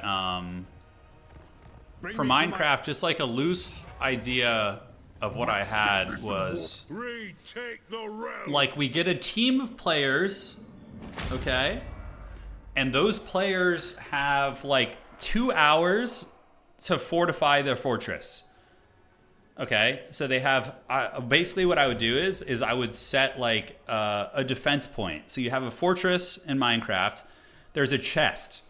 Inside the chest, there's like a victory condition for the attackers, okay? So the defenders have 2 hours to build like maybe like 2 to 3 hours to build a Minecraft fortress. So they can build walls, they can, you know, get any weapon systems together, anything like that, okay? And then after that, the attackers would obviously have a similar amount of time to gather equipment, to craft tools and weaponry. And then after that, they would attack. And it would be when a player gets killed, they're eliminated. And the defenders would, you know, I don't know. There could be a respawn system as well. I'm not sure. Or maybe they need to defend for a certain amount of time. I feel like we could do some really fun multiplayer events in Minecraft. Like some really, really fun stuff. I just have to start playing the game again and figure it out, probably. Yeah. Oh, Belagar. You have my axe. And I haven't played a dwarf campaign in forever. Master of the weapon shops. I just remember this guy, like how overpowered his quarlers are. Remember his quarlers just like have like what, like just an obscene amount of weapon strength. The Bannerlord needs multiplayer campaign. I think Turin just wants Warhammer 2 siege battles. Just play chivalry at that point. Yeah, but it's in Minecraft. It's you can build your fortress though. That would be the interesting part. Like, would they put moats? You know, in Minecraft, would like the defenders build a moat and then like, you know, like try and like stand on the other side of it and keep you from going over? I don't know. Without obsidian, you can mine through walls in a second. So I'm not sure how much defense is possible in that game. Yeah, it's true. It's true. People could dig through the walls. Yeah. Yeah, just ideas. Thoric is nuts in campaign. He is. Yeah, he is. All right. Let's see if we're ready for round 3, guys. Man, oh man, what's going on here? These guys are taking a long time to finish their games. So let me check with the homies. Ponty. And then we have J Phoenix over here. Okay. So we'll see what's cooking here. Okay, we just have J Phoenix versus Abdelzrak. Okay, cool. So we got to wait for these homies. I'm being pinged a couple times. What witchcraft is this? Okay. Outstanding. All right, guys. So we're going to be jumping into the next round right now. Being a sapper would be fun in that scenario. Yeah. I think having a mod with siege tools and giving players starter equipment for something like that would be cool. So if we did like a fortress siege, yeah. Sweating nervously as I see a wall of warriors of chaos approaching my Dowie tonight. Well, honestly, yeah, you can do fine against walk, right? There's only one Dreadmaw and the Chimera is banned. You gotta believe in the ancestors, man. You know, put your faith in the ancestor gods. All right. Okay, Adler should have that. And let's refresh one more time. There we are. All right, so we're going to the next round, guys. Thank you for your patience. It was kind of fun, though. We got to rant about a lot of stuff here. So the Arwar Hell Cannon has the take cover contact effect, but it doesn't show on the unit card. Yeah. That's interesting. Okay. I will add that to my list of issues. Advancing the Swiss. Good luck, have fun, guys. Next round's coming up, round 3 of 6 in today's long, sweaty tournament. Long and sweat-covered, glistening oil tournament. Oil wrestling. Which is, dude, have you guys seen that sport? I think it's like Turkish oil wrestling. That shit is intense. All right. Okay, so brackets. Let's go right here. Should be loading. Give it to me, precious.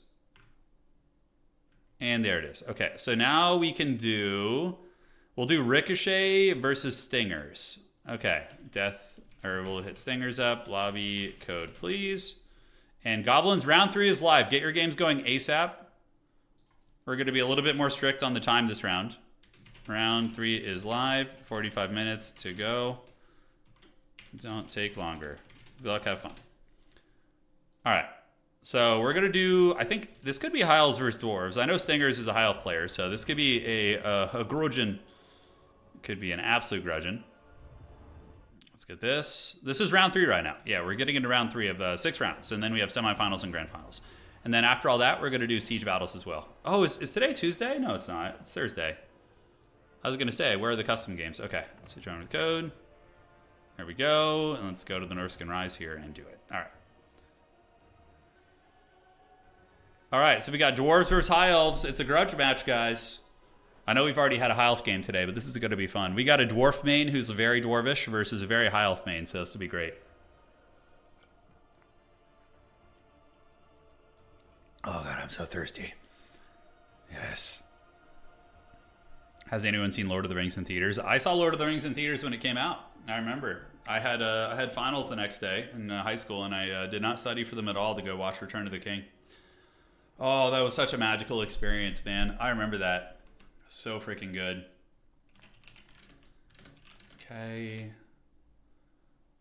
Yeah, what year? That would have been 2003? So epic. Love seeing them in theaters. It was amazing. Oh, dude, I know. Especially all the epic bits like Helm's Deep and Pelennor Fields. Those are just so magical. Yeah. You got your black tea right there. Yeah. I would dig some tea or coffee right now. You saw the Hobbit in theaters was less magical. Dude, the Hobbit was so disappointing. I mean, I still enjoyed seeing Ian McKellen back as Gandalf and a couple things like this, but am I streaming from an elderly home? Oh, fading to dust. I'm melting. Dude, the Hobbit, okay, how many of you guys remember how hype it was? In the year The Hobbit hadn't come out yet, and they released the first trailer of the Hobbit movies, and it had that dwarf song, Far Over the Misty Mountains Cold, and they had that epic scene of all the dwarves singing that song by the fire. And I remember being so goddamn hyped for the Hobbit movies with that trailer. Like, I was like, if they capture this energy, this somber, dwarves trying to reclaim their kingdom with the magic of the original Peter Jackson trilogy, dude. Oh man, you had no faith, really? I mean, how could we have not had faith at that point, though? Really, I mean, because had there been anything to betray our trust yet? Not really, right? I mean, maybe some talk of behind the scenes and whatnot, but yeah, dude. But it was rough, and then it came out, and you had those oh my god, remember those awful ass scenes of the dwarves going down that river, and they were defying the laws of physics in the barrels and shit. They were that morbidly obese dwarf was doing triple backflips, pirouettes, off of rock faces and landing in barrels. Dude, it was so bad. And the scene in Goblin Town when the dwarves are sitting on that ramshackle wooden construction at the top of the peak inside the dungeon, and they fall hundreds of feet. And they all survived, not a single injury. Just oh, I guess we're all right. Yeah, we're just gonna fall from a 6-story building right now, and somehow no issues whatsoever. It's look, I'm willing to suspend disbelief a lot in fantasy movies. Oh my god, dude! You purged the barrel scene from your memory. It is so bad. It is so incredibly bad. All right, so High Elves Dwarves here in this matchup. It's time.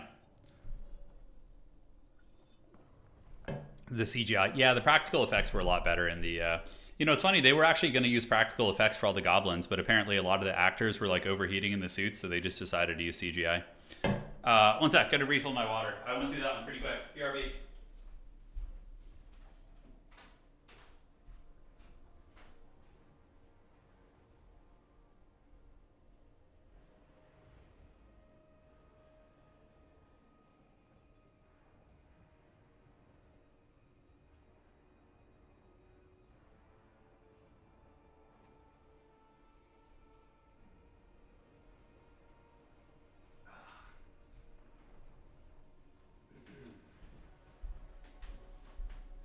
Alright guys, I'm back. What's cooking? What's going on here? So it begins... Oh, and the Hobbit love triangle? Yeah, with the dwarf and the... Not the Hobbit, but the dwarf and the elf woman. Yeah, Tariel. It's great. Very necessary. Alright guys. Fasten your seatbelts. Welcome to Game 3. These streams are basically 70% ranting old man podcast and 30% Warhammer games. So I'm sorry about that. The rabbit sled scene. Oh yeah, with Radagast. I feel like they did Radagast pretty dirty. Yeah, I feel like they did him pretty dirty in the movies. All right, ladies and gentlemen, welcome to this grudge match. Spawning in on the east side of the map, it is going to be our Dwarvish champion. It's going to be Death by Ricochet. Dwarf Warriors into the sunset, and they're going to be backed up by Longbeards with Grey Opens, which are an okay choice. They have charge defense and good AP values. They can certainly fight. I think they could, I don't know if they would beat a White Lion of Crace. I think they'll probably pretty damn similar in terms of what the units actually do. All right. Quarrelers. They do have shields. They can trade with enemy archers, and yeah, not a terrible choice. I think Thunderers are pretty viable in this matchup too. Depends on what you're feeling. Going to the front, it's going to be a Rune Lord backed up by Garagrim Iron Chad. I don't hate the Garagrim pick. You know, Garagrim is really good at killing armored infantry, so if he's able to jump in there and, you know, get on top of some of the White Lions of Grace. And does he have a spin to win mechanic? He does, I think, have the Hurricane of Death. Yes, he does. All right, guys. That is going to be that. And now, on the other side, ladies and gentlemen, we have the Elvish Alliance of Stingers. It is going to be the White Lions of Grace. So we got what appears to be 5 of those bad boys, 2 archers, and then up in the sky we have Larry the Radiant. And another White Lion of Grace with a vanguard of Reaver archers, which makes sense. Dwarves are incredibly slow, so punishing them by capturing the objectives quickly is very strong. The one thing I don't dig about the... Yeah, it's not actually a love triangle, yes. The one thing I don't actually dig about the dwarf build is I would like to see more Vanguard miners up on the points, because I feel like just assigning 1 300 gold miner to each objective is not that big of an investment, and it can secure you a decent objective hold for the dwarves, whereas now the elves are going to get a double cap on them right away, and that's going to bleed probably 50 60 70 points before they're able to get it back. So yeah, that's that. All right, guys, moving on up, we do see the dwarf warriors, quarrelers, and there they go. Larry the Radiant is going to be on her bird. She's going to bring healing to the table. But the main reason people bring Larry is, of course, her healing is nice, but more importantly, it's because of Tempest. Dwarves love to use their gyrocopters and their air force, so having the dreaded Tempest to shut those down is very, very nice. All right, guys. So, Illyrian Reavers getting poked by the Bugman's Rangers. Yes. And right now, we do see them not losing any models out of the gates. And so it begins. The dwarves waddling up with their dreaded 28 movement speed. High armor, high durability, high leadership. Garagrim and the Rune Lord. The Rune Lord going to be rocking what? Rune of Slowness, most likely, and then also Rune of Negation. Rune of Wrath and Ruin is pretty good, too. That one can do some nice damage. People are often surprised when dwarves start casting spells at you. Now, there's going to be a slow activated here. I don't know if I like that. He used it, but they're going to be able to get out of range really quickly and might eat like 1 or 2 extra arrows from that. So that was a big blunder there by the dwarves. Not like a game-losing blunder or anything, but just a little bit of a strange one. But here comes the Elven Infantry. No blasting charges in sight, by the way. So the Elves are going to be very grateful that they're not going to be eating explosives to the face. Granted, White Lions of Grace often eat them pretty well, considering that they do have 90 armor. So there they are. Dwarf Warriors here. Characters gathering up on the point. Elven Archers going to be unleashing into the Longbeards there and doing some respectable damage. Meanwhile, on the outside, company of Calendarian and White Lions of Crace waiting in the wings, but the dwarves stand at the ready. The dwarves have put their feet down and they're saying, "Come at me, bro." And, we're going to just eat your arrows to our faces, and that is going to be our game plan here. Moving up are the Bugman's Rangers, as well as the Quarrelers. Going to be trying to range them here. Quarrelers have 160 range, Elven Archers have 180. So with proper range, the Elven Archers should be able to kite them a little bit. So when the Dwarves get in range, the Dwarves will outtrade you because of their shields here. Although these are Bugmans, yeah, so they do have passive healing too. There is that. Slayers in the back, inevitably waiting for cav and or chariots, and it looks like the Elves are going to be calling in some elite killy infantry. So it is going to be Swordmasters of Hoeth, which are a good choice against Dwarves. They can definitely chop through Dwarvish infantry, and what's really cool about Swordmasters is they're basically Jedi. They deflect lasers. They have shields, but you'll notice they don't have shields on their actual models. But the reason why they have a shield icon is because they deflect shots. The art of deflecting arrows with a greatsword is painful to learn. Such training is discouraged by Blade Lord officers, but no true swordmaster will let caution... Yeah, you guys can read the rest. Will let caution best his pride. So yes, they can swat arrows out of the sky with their swords, which is quite cool.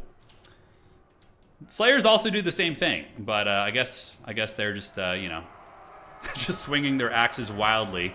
Yeah, Weeb Elves. A very Weeb energy on that ability there, that's for sure. Now, Minor Vanguard on the low ground, going to be engaging against the White Lines of Crace here, and they're going to be getting massacred pretty bad, these Miners are. They have very low combat stats, 19 and 18, and their damage output is not great either, and the White Lines of Crace are pretty elite. That is for sure, but moving down our Longbeards, and also some blasting charges going to be coming in, trying to remedy the situation here. And now the Elves are going to be collapsing on all sides. I don't know how these Rangers just, like, got through that opening here, I guess, but now they're on top of the Corlers, which is pretty unfortunate. And on the outside, the Swordmasters of Hoeth, as well as the White Lines of Crace, are going to be collapsing on the Dwarven lines. Getting scary, but now we see the Skyhammer being called in, which is a pretty common pick. You basically can use it out on the flank and get a... If he's able to get 1 or 2 huge bombardments on those Swordmasters, that could be game-changing. That could be incredibly nice. This objective is being fought over, and it does look like the High Elves are winning a lot of the fights here. Granted, there are some Longbeards. Longbeards are respectable fighters, and here these Rangers are being cut to pieces. And in the middle, the Dwarves are chilling out and doing well, honestly. Garagrim will be able to help win that fight with the Rune Lord. And here comes the Skyhammer. All right, you guys ready for Apocalypse Dowie? The Flight of the Valkyries is here. All right, is he going to get it? He parks overhead, and is he going to drop a steaming payload on him? There he goes. Oh, the Dwarves just skeeted on their face. And dude, talk about value. Oh my god. Oh my god, the Skyhammer, the humanity. Dude, the Swordmasters are getting obliterated by the Royal Dowie Air Force. Yeah, that's some nasty stuff, man. Oh my god. So the entire Elvish position there just gets karate chopped, and Larry just is like, oh god, I was out of position. So Larry needed to be over there to cast the big Tempest right there, but it was not there. And the Skyhammer is basically already paid for itself. Oh my god, and it deletes the Company of Calendarian as well. Oh no. The Skyhammer Squadron is so terrifying, dude. If that thing is left contested up in the sky, it's a problem. So basically the entire Elven split push just got put in the trash can. Like everything over here just got flipped upside down, and you know, back in the day, there was some unfortunate souls that I knew of that got what was called a swirly, where they hold you by your feet and dunk you in a toilet. That's basically what just happened to the Elven troops here on the low ground. Elsewhere, on the middle, Garagrim is hanging out, fighting against some Reaver Cav, which I'm not sure why they're in combat there. And on the other side, the Dwarves are remaining stalwart, and looks like they might be able to break through here with a little bit of infantry support coming in from these miners. We will see if they can, although that is a second white line unit right there. So the Gyro Bomber doing great work, but now is being chased by Larry, but it's already blown its payload and did get 1,600 value, so I would imagine it's just going to try and kite Larry to the best of its abilities. But she is basically there for one purpose, and her one purpose is to keep that from happening, and it did happen. The boy watched. Moving in are Rahagris Pride, but potentially going to be intercepted by some Slayers right here, as the middle objective is controlled by the Dwarves. And now we see the Rune Lord and Garagrim Iron Fist going to be heading over towards Objective 3 to try and clear out the Elven position and let that objective go to the Dwarves. Hey, William, thank you for pouring out for the High Elves. Yeah, we will, William. Thanks for being a channel member, man. I really appreciate the support, brother. All right. So Dwarf Warriors, Longbeards, Dwarf Warriors, all sorts of Dowie here, certainly enjoying themselves as they are up on points. And did the Gyrocopter get taken offline? It looks like it did get sent to the Shadow Realm somewhere. I think it landed down to the trees. Yeah, he actually landed the Skyhammer in the woods, trying to get protected by the Slayers. But Tempest can still hit flying units even if they're landed on the ground. So it did land on the ground, and the Tempest is getting him, but it still has a little bit of life to give, that's for sure. Is it sitting there at 15 leadership, and Larry's going to be jumping in, probably finishing the job. So, as it currently stands, did Garagrim Chad go down here? It does not look like it, but now blasting charge is coming in. The Elves are being introduced to modern warfare this game.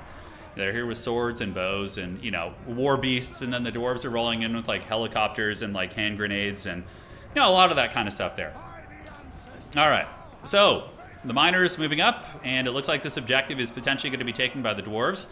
The Dwarves are also holding on to the outside objective, but we have seen Stingers pulling the value back. He did take a big value deficit when the Skyhammer came out, but he was able to drag that thing down and is now getting a little bit of momentum as the Dwarves are looking a little bit haggard here in the middle. They have a couple tattered units, I suppose, although there are some Slayers here and other dudes that are ready to help out.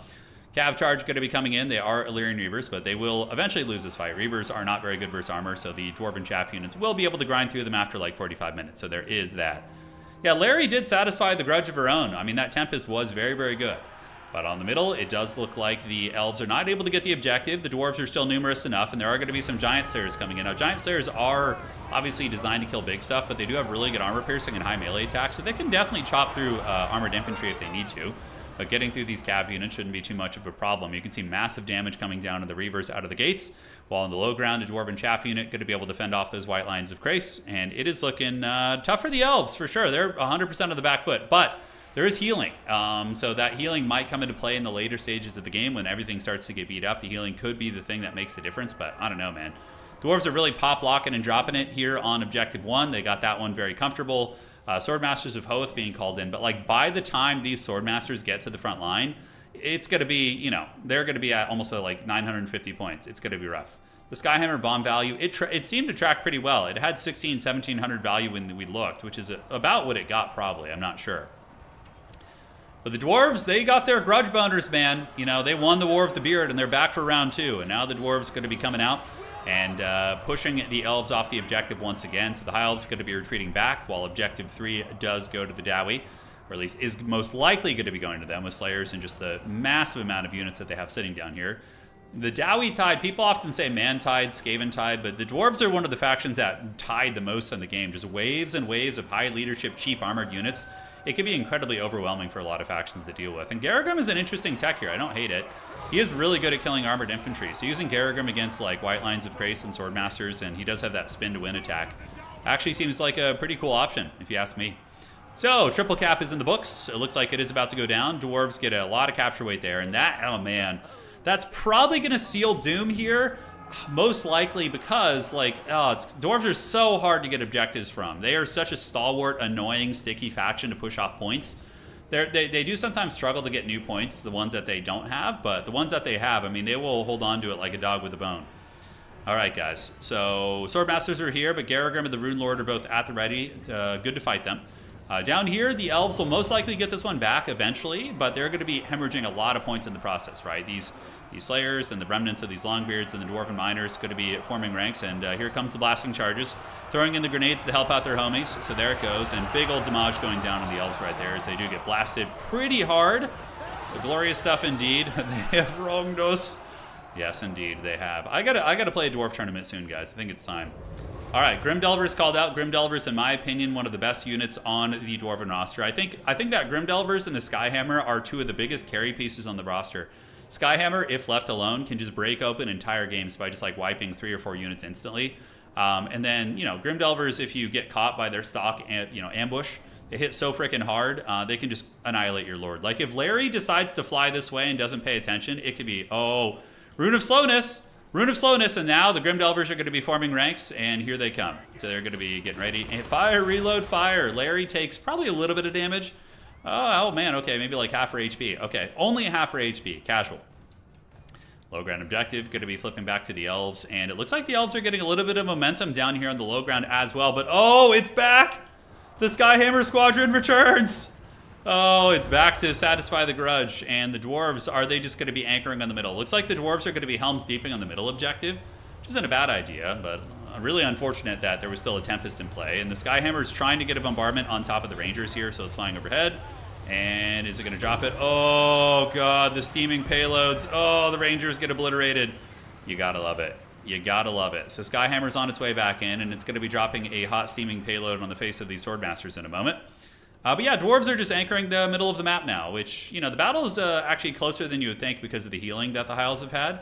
Larry's got to be careful, though. She's getting really danger close to those Grim Delvers. Yeah, really, really danger close. So the Grim Delvers going to set up. They're going to rip shots, and Larry's going to lose even more HP here.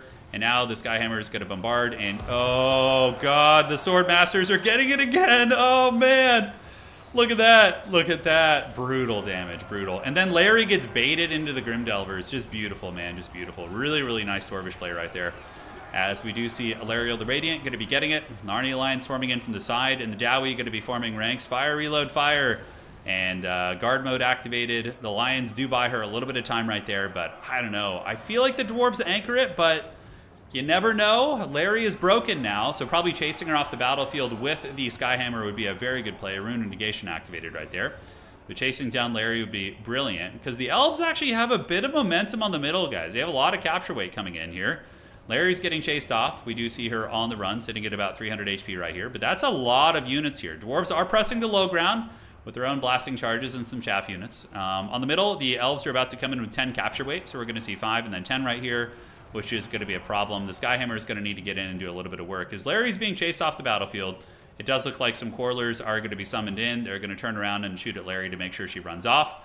And then that is going to be the end of Larry for this battle, most likely. Oh, she rallies. Is she going to get another Tempest? No, she doesn't. The Quarrelers able to pincushion her, and she's at 0 leadership, broken, and is going to be running off the battlefield. So the Skyhammer needs to get back because the middle objective is in the process of flipping. The Chad Delvers shooting at Swordmasters, but being attacked by some of the Storm Riders here, which is mitigating their shooting. Garagrim, you know, grinding through the Rune Lord. Low ground, we do see the Miners making their way back up, and the Rahagras Pride, or Narnia Lions, just regular ones actually, are intercepting the reinforcements to mitigate capture weight.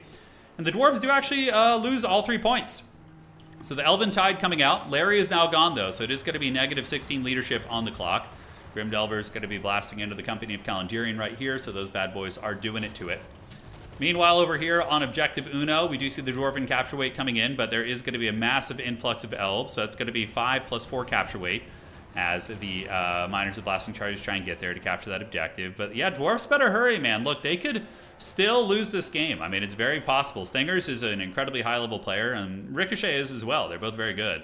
But it does seem the Elves have a lot of presence on the battlefield. But capture weight's coming in. We do see double Dwarf Warrior as well as a Quarreler unit. And eventually the Skyhammer probably is going to be able to get these guys off the objective, which means that the reinforcing Dwarves will be able to capture it. We'll have to see.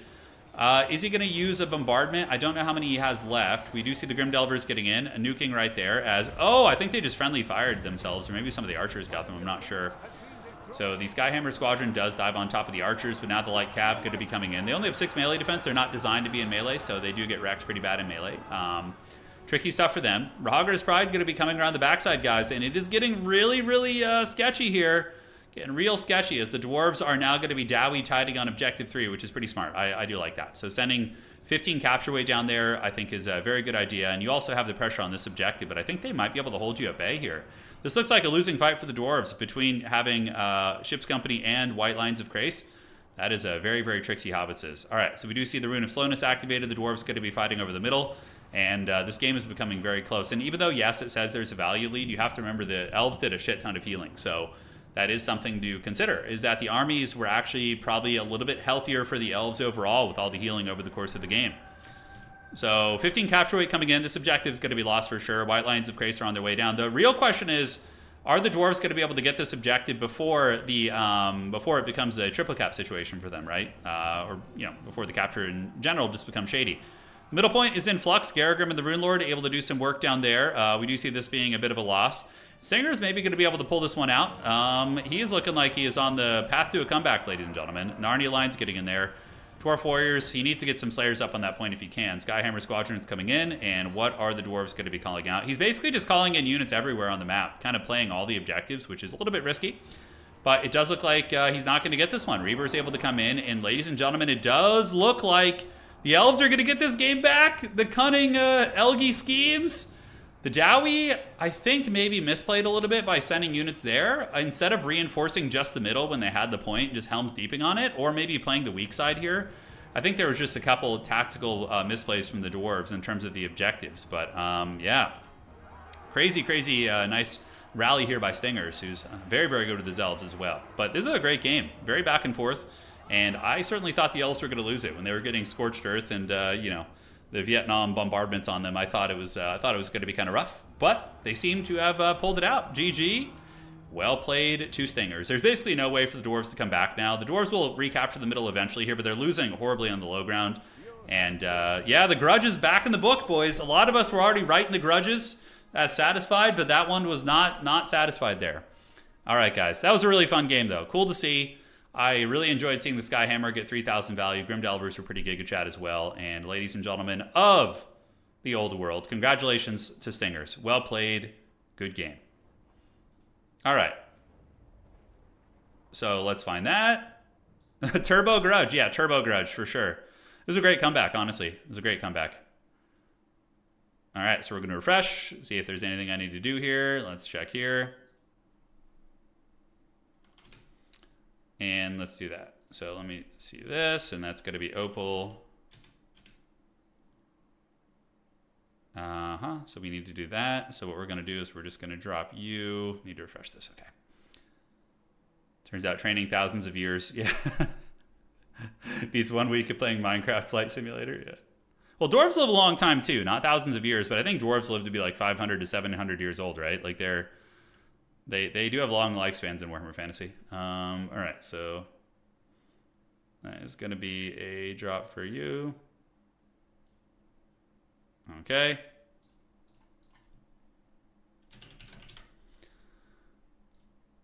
Okay, so that is great. Drop is done. I kind of want to play some dwarves though. I've been getting an itch for it. I think you need more slayers maybe towards the end too. I don't know though. Slayers do get bullied by the chaff infantry. I don't know what he did wrong really. I think it just came down to where he sent some of his units in the end game. That's probably what it was. Doomseekers in that matchup kind of an interesting idea too. Okay, so let's do that. See what's cooking here. And he has dropped. Okay. We're going to fix your score. Put you down to 2. Hey, Trent, I was looking at the bracket and I had a question. Why was there 2 buy games that round? It's probably because somebody dropped. Yeah, so usually if there's 2 buy rounds, it's because somebody dropped out of the tournament. And it just created an empty round. Yeah. So somebody dropped like mid-event or mid-round. Oh, Slayer only army. What's your favorite Elven faction to play? My favorite Elven faction to play these days is probably, I really enjoy playing High Elves right now. But I also Dark Elves. We did really good with Dark Elves recently. We went like 4-1 with them and made it to semifinals. I had a blast. Wood Elves are probably my least favorite to actually play these days because I feel like they have a lot of like gimmicks. Like I don't know. They're not my favorite. Dark Elves are fun. I love their heavy cav. I like the Medusas. And High Elves, I think, have a lot of fun monsters and tons of magic utility. Grand Cathay is probably one of my least favorite factions. Yeah, they don't tickle my pickle. They don't spark joy for me, you know? I would rather just play Empire. Yeah. Okay. How can you lose when your unit deletes 2? Well, the Skyhammer also died, and it is expensive. So it's not like the Skyhammer just got in scot-free. It did end up getting killed both times it was called out. So, yeah. Next thing you know, I'll be playing Tau. No Tau. From my perspective, the Tau are evil. All right, let me check this. So he should have... So he's got 1 win on the column here. All right, perfect. There we go. What's up, Dark Horse? How you doing, man? Welcome. Yeah. Are the Australians rising and waking up? And what time is it in Australia right now? I know you guys are usually around for the later night streams. Today's early. We had to hang out with our European homies, our brothers. I hate Tau so much in tabletop. I don't mind them. I used to hate them too. I used to hate the Tau. But I figured out how to play against them after years of suffering. And also in the new edition, Death Guard are really oppressive, or at least they were. So it's like, yeah, we were able to finally just not care about what they're doing. Yeah. 9:40 a.m. Friday. Okay, so it's like, yeah, it's the morning for you guys. Got it. All right, so it's waiting on 1 game. And then we're going to be going to the next round. Much better this round. We have Berserk and Maverick Sloth finishing their game. Yeah, so if you're asking why there was 2 buy rounds, because this was an actual buy round, it looks like, and then we had 2, maybe a couple of players drop here or something. I'm not sure. That sometimes happens. Yeah, Death Guard is balanced now. Yeah. I'm gonna start playing 40k again heavily in 11th edition. I do still want to do a tabletop channel someday. It's I have a friend, one of my real close friends who lives near me, who's into tabletop and would be down, but he's very time constrained. He can only play like once a week for like 3 hours. So like having a full channel going off just that is tricky because recording tabletop battles, it adds like if you take 3 hours to play a 40k game, recording it while playing is going to add like another 2 hours to it probably if you want to do it right. I don't like Tabletop Simulator that much. Yeah, I like having my toys on the table and just, getting to kind of have the old school, I'm a kid with my army men on the battlefield experience, You want some love for the Gene Stealer cult? Yeah, Gene Stealer cult have always been kind of neglected by Games Workshop. They're always like just super haggard and yeah. They are definitely haggard. All right, so we're just waiting. Let me message Maverick. Let me know when done. There we are. There we are. We uploaded some really like haggard battle reports like 5-6 years ago. We put up a couple 40K ones. It was pretty fun. Yeah, we put one up. It was all right. The quality wasn't great. It was just like a handheld, like really low, like poor camera. Yeah. That was a long time ago, man. I don't know. Let me pull it up. See if I can find it. I think I was playing Night Lords. Is it Night Lords versus Custodes, I think is what it was. Oh, yeah. Let's do that. Let me refresh this real quick.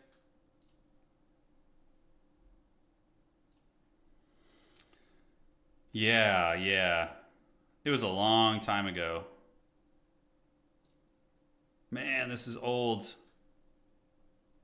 like a friggin' another lifetime, you know?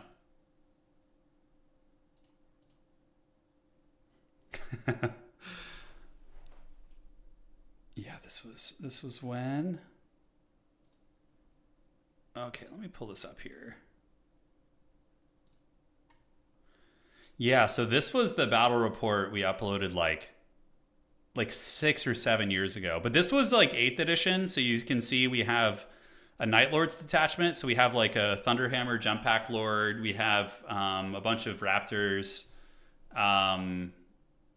Yeah, and then we have a Demon Prince with like, and then we had a third detachment. I remember we had Araman, we had a Thousand Sun Sorcerer, and then yeah. So 8th edition was wild in that way because it was like you could just mix and match in like really soup lists. But yeah, we had a decent little battlefield going. It could be worse, you know, but just like shaky hand, you know. Yeah, that was my friend Edo. He was playing Custodes. Yeah, this was a long time ago. Man, this is so retro, man. It was so retro. It was a good game though, but yeah, it's pretty much irrelevant now. It was just super old. Yeah. 8th edition. In 8th edition there was like soup lists were very big. Yeah. Okay, so let's refresh that. And it looks like we're ready for the next round. All right. Good luck, have fun. And let's refresh and we're going to advance on. I've never played as or against Leagues of Votann, so I don't really have any impressions of them. Yeah, I mean, I think it's fine. Yeah, I always love when they bring in new factions, so I think it's good. Okay, let's refresh this. Looking good. Guessing artillery ranges. Oh god, that was the worst. You're angry, Ricochet. Why are you angry? Because you lost it in your dwarves, or what has made you angry? All right, we're advancing the Swiss. Yeah, I got my Middle Earth strategy game armies that we still play occasionally. Right now, we're basically just playing Trench Crusade. It's very fun. Very, very fun. Trench Crusade's a great game. It has a really fun campaign system to play with your friends. It's so funny playing a game of Trench Crusade with your friend, and then afterwards you have to do the step where you see what units in your army die from their wounds, and it's just like, just cackling at your friend as they like lose their like valuable units is just glorious. It's so good. It's so good. All right. So we got the next round. Round 4 is live. So guys, fasten your seatbelts, get ready to go. And please get those games in ASAP. Okay. And that's you there. Round 4 is live.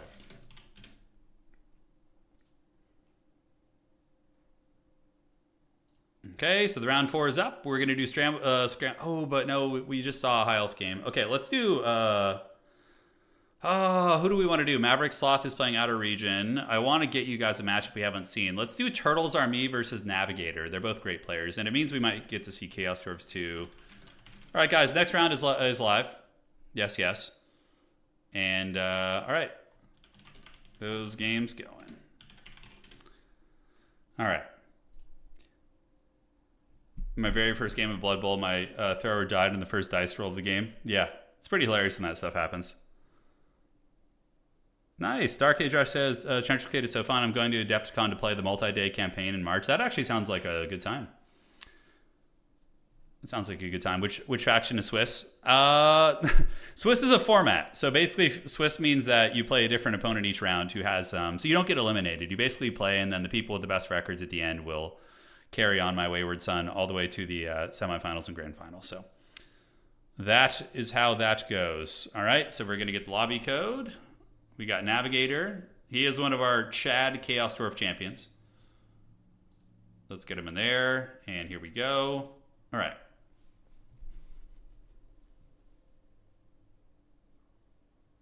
That's perfect, man. Blood Bowl is fun. Yeah, I had some really good times playing Blood Bowl too back in the day when we used to do those streams, and I remember that was quite a bit of fun. Good old Blood Bowl. All right, so Warriors of Chaos for Navigator. It's fine. Warriors of Chaos games could be pretty dynamic. The ROR Chimera is banned. You can only have one Dreadmaw. Marauder Bearman could make an appearance, but Navigator strikes me as the type of person who's going to bring like Chosen with Festus or something. I don't know, something like that. All right, so everybody should be here. Let me check there and see this. Okay. Okay.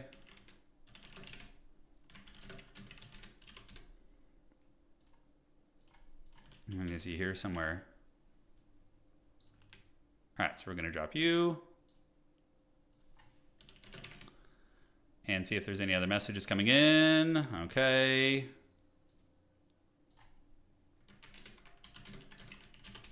Sorry, guys. We just have a couple admin things I have to take care of real quick. So that's going to be you.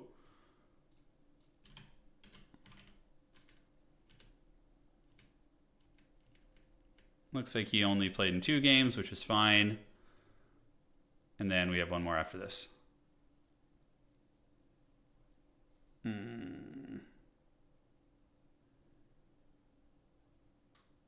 Okay, I think we're all caught up now in admin.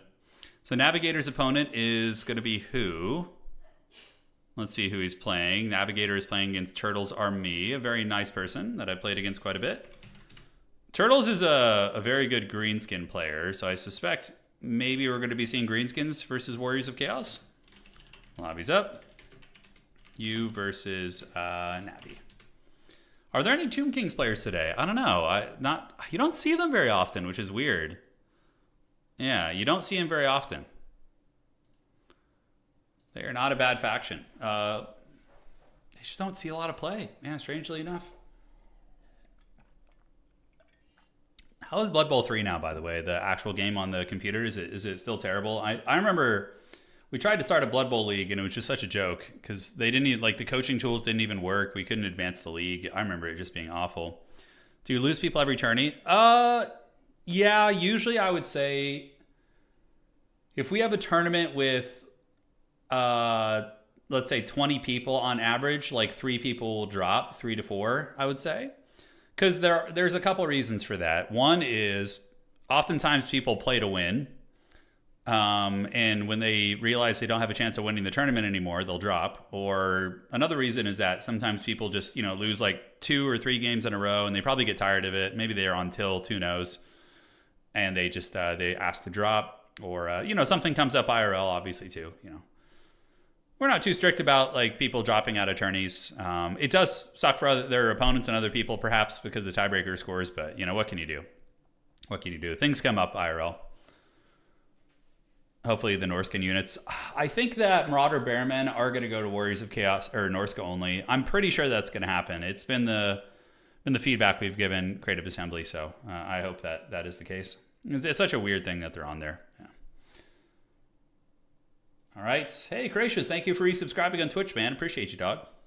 Hell yeah, let's go. All right. Walk Greenskins. As anticipated, give me the Festus Chosen of Tzeentch build, Give it to me, precious. That would be honestly not bad against Greenskins. Like, Chosen Halberds against Greenskins are decent. They beat most Greenskin infantry except Black Orcs, and then they also do very well into the monsters and trolls and things like that. And then when you have Festus healing, it could be worse. It could be worse, honestly. Yeah. No, Axie for sure. The RTS, yeah, it can be. There can be a lot of time in between matches. The problem with Total War and why the tournaments tend to take longer is because, like in a game of StarCraft or, Warcraft 3 or whatever, right? You build your base, you build your tech path. That's the game just launches right away. Whereas here, players build their army. So you're like building your base and your army comp before the battle loads in. So this is like technically part of the game, obviously. But it does take a while to get games going in this game. And that is one thing I really appreciate about like Age of Empires, like casting Age of Empires and other RTS games, is how quick that can be. Yeah. Hey, what's going on, Priest? How you doing, man? Welcome. So yes, we are 2 hours in and we are on round 4. So making pretty good progress, all things considered. It is a 6-rounder today, letting the players really stretch out their wings and see what they can accomplish. And then we're going to take the top 4 after that. And let's do this. So restrictions on today's event. We have, let's scroll down this way. Arrow of Current is limited to 1. Locus of Conjuration is bugged. You can get like free Winds of Magic from it that you're not supposed to get, basically. Chimera is banned. Dreadmaw is... ROR Chimera is banned. Dreadmaw limited to just 1, because that's the change that CA is most likely going to make anyway. So we're just kind of like loosely introducing that now. And then we banned the top 5 factions, not because they're unbeatable, but because I think it encourages some faction diversity and lets people play a little bit more off meta, try things out. So right now, we're just limiting these factions right now, the ones that have the highest win rates. Which this is pretty damn accurate, I think. Like looking at this, I think that these factions are very, very strong compared to other ones. Yeah. We could look at people's armies, but the issue with it is that you get potential stream sniping, right? So if we're in a tournament and I'm like looking at their armies, then one of them could be watching the stream and could then, get some free information. Hell yeah, I agreed. Today was my first tourney, and even though I went 0-4, I still think hell yeah, dude, let's go, Tom. You're my boy, Tom. Nice game, brother. Nice game. Nice game. Saw another tournament that Scab Scrape. Yeah, some people have been experimenting with limiting Scab Scrape to 1. Scab Scrape is kind of an OP item, I think. It's pretty toxic. I don't like it at all. It just like nullifies anything light against vampire counts. Like light infantry, light range just gets like almost one-shotted by it. It's kind of stupid. Any chances for the dreaded randomized army tournament in 2026? I don't know if the randomizer is truly random. I know in Warhammer 2 it wasn't. It just had like preloaded armies. I'm not sure. Well, gaming, a lot of the restrictions, like these restrictions you're seeing here, are going to be they're going to be lifted very soon. Yeah, then that's kind of my philosophy in general with tournaments, is to have as little restrictions as possible, because you want the game to be the same game that people are playing on ladder. You don't want them to have to like learn a booklet of rules or different things like that. So, but like these restrictions, banning factions is just to encourage diversity and a little bit of a variance in the tournament. It's not like a meta thing, really. It is meta, of course, banning the meta factions, but it's not like going to be a regular occurrence. And the other restrictions are very minimal, very minimal. Like these restrictions here are most likely all going to be gone in the next patch. Like whatever you see here in the next patch we get, there'll be none. Yeah. Would like to see some more 2v2 tourney with me and the undefeated goat Pwn. We could do some 2v2 tournaments at the end today. I don't know if Pwn Dog is going to be around, but if he is, we could do some fun 2v2s today. I'd be super down for that. Maybe we'll do like a big siege battle, things like that. In Dota, they comment on the drafting phase. Yeah, but you can't really stream snipe that, right? It's not the same. Vampire counts aren't permanently banned from anything. Just in this particular tournament today, we're just banning the strongest factions to let some of the underdog factions have a little bit more shine. That's basically all there is to it. Yeah. Like any major events, no factions will be banned in major events. Yeah, it's just add a little bit of spice. Okay, so very meta Warriors of Chaos, Dreadmaw, Bearmen, Hell Cannon versus the Giga Chad Black Orc build. The Virgin Marauder Bearmen versus the Chad Black Orcs, dude. It's time. It is time. All right, folks, let's get it. Let's have some fun. Oh, Empire defends against Endless Undead Siege. Yeah, it's kind of fun. The only problem is you can only bring like 20 units, so the Undead can't really horde mode it as much. Their entire army will be Graveguard. It won't be like zombies. Yeah. Any Patriots fans? How are you guys talking about? Talking about the football. And I haven't followed football in forever. I used to be so into it. I used to watch NFL every single weekend back when I was in high school. No longer. No longer. It's pretty trippy, you know, now that I'm almost 40, like going and watching like football and seeing like these guys are all kids. Like these athletes are like in their early 20s, you know, like mid-20s. It's a strange experience. It really is. All right, guys. Ladies and gentlemen, welcome to round 4 in today's tournament. Spawning in on the north side of the map, it is going to be the champion of the Great Wog. It's going to be the Greenskins. Paul Blork Malkop going to get it. That's right. And yeah, shielded Blorks are not a bad choice at all. I mean, they will beat Forsaken. They're going to beat Marauders. They will beat Chaos Warriors. They honestly will trade very well into most Chaos Infantry, and they also don't care about Burning Head as well. Looks like a couple Savage Orcs just to be utility pieces.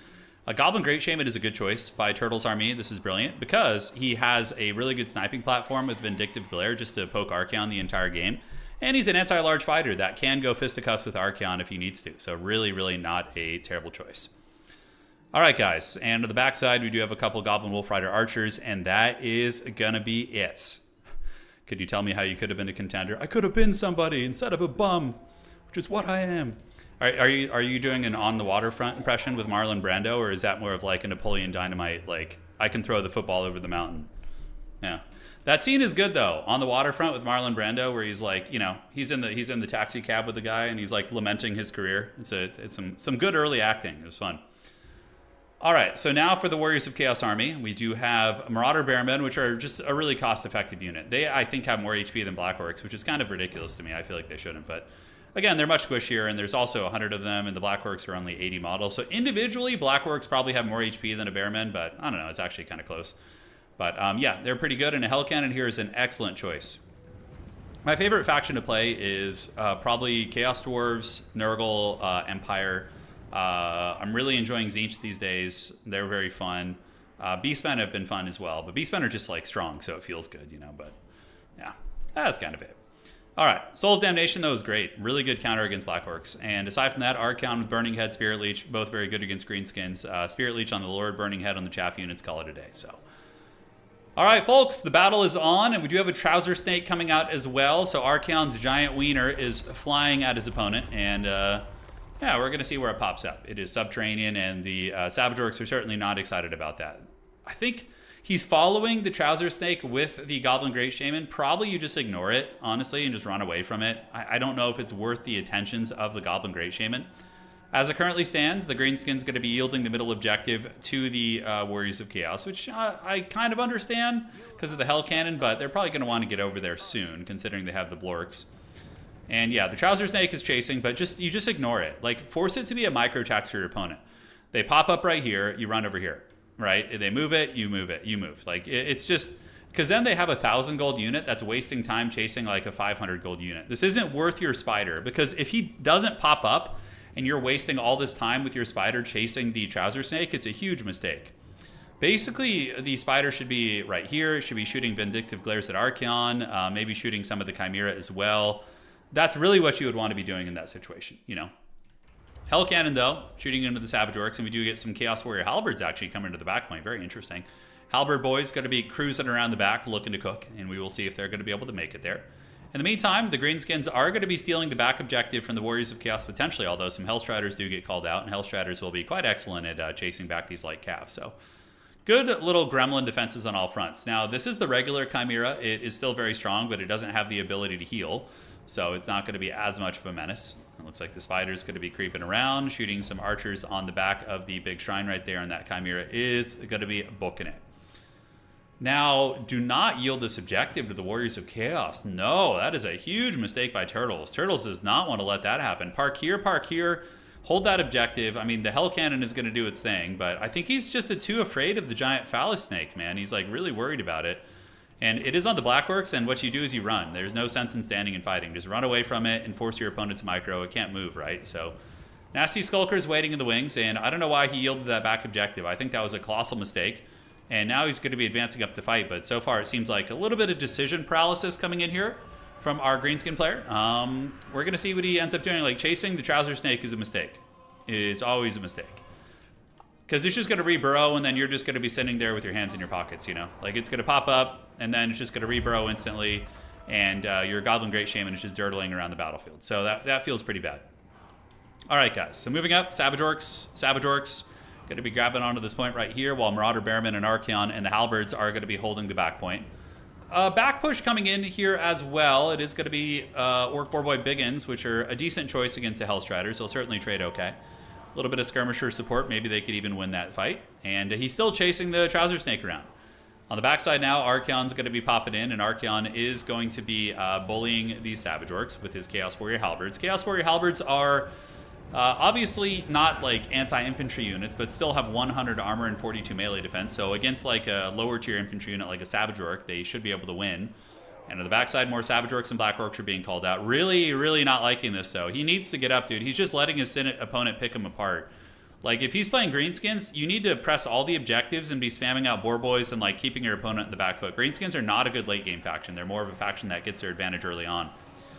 All right. So we do see the Boarboy Biggins engaging versus the Hellstriders, but there are two Hellstriders here, so pretty disastrous, including an infantry unit. So Marauder Bearmen do get a bit of a surround on the flank, and they are going to be able to chop through the Boarboys. Boarboy Biggins are pretty god-awful in melee against infantry, so you can see them paying the troll toll right now, and overall a big win for the Navigator on that side. Turtles is finally advancing out, so here comes his Spider and his Black Orcs. He needs to get the Black Orcs grinding against the infantry unit here. Hopefully no disconnect. That would be really unfortunate if there was an early disconnect here. Let me check and see. Messaging these guys. All right. And it looks like one of them might have disconnected. This is a bit of a tricky situation because it's not... It would be... Yeah. Like, obviously, the game has gone much better for the Warriors of Chaos, but it's still very early on. So theoretically, the person who disconnected would probably get the loss. Or in this case, if Warriors of Chaos disconnected, they would get a replay. No. Hard to say. How do you do, fellow Haggards? We're doing really good. Thank you for joining. Yes, a little bit of lag here. Very strange, but should be passing here in a moment. I think one of them just had an explosion on their PC. Who knows? All right, Burning Head in the back, roasting the Savage Orcs back there. And now the Black Orcs going to be advancing forward. So finally, he's sounding the Horn of War. He's going to be pushing in here, as we do see the Dread Mob popping up. And it is surrounded by Boarboy Biggins. These Black Orcs should not be here fighting, and you should only leave one Boarboy Biggins. So this is a bit of a misplay right there. Advance two of them and leave the anti-large one to fight the Dreadmaw. Everybody else should be up on the battlefield fighting. Vindictive Glare activated, and it does look like the nasty Skulkers get back here and actually do shut down the Soul of Damnation. So that's very, very nice. Boarboy's going to be going back there as well. And now this is the time of Turtle's army to try and get back in the game. Although his Pump Wagons back here obviously get obliterated by a freaking Chimera and the Lord of the End Times. So that is, no surprise that that's going down like that. Soul of Damnation trying to run away, and the Chimera trapped up here by the nasty Skulkers. The Skulkers are not really good against big targets, but it does keep it tar-pitted there for now.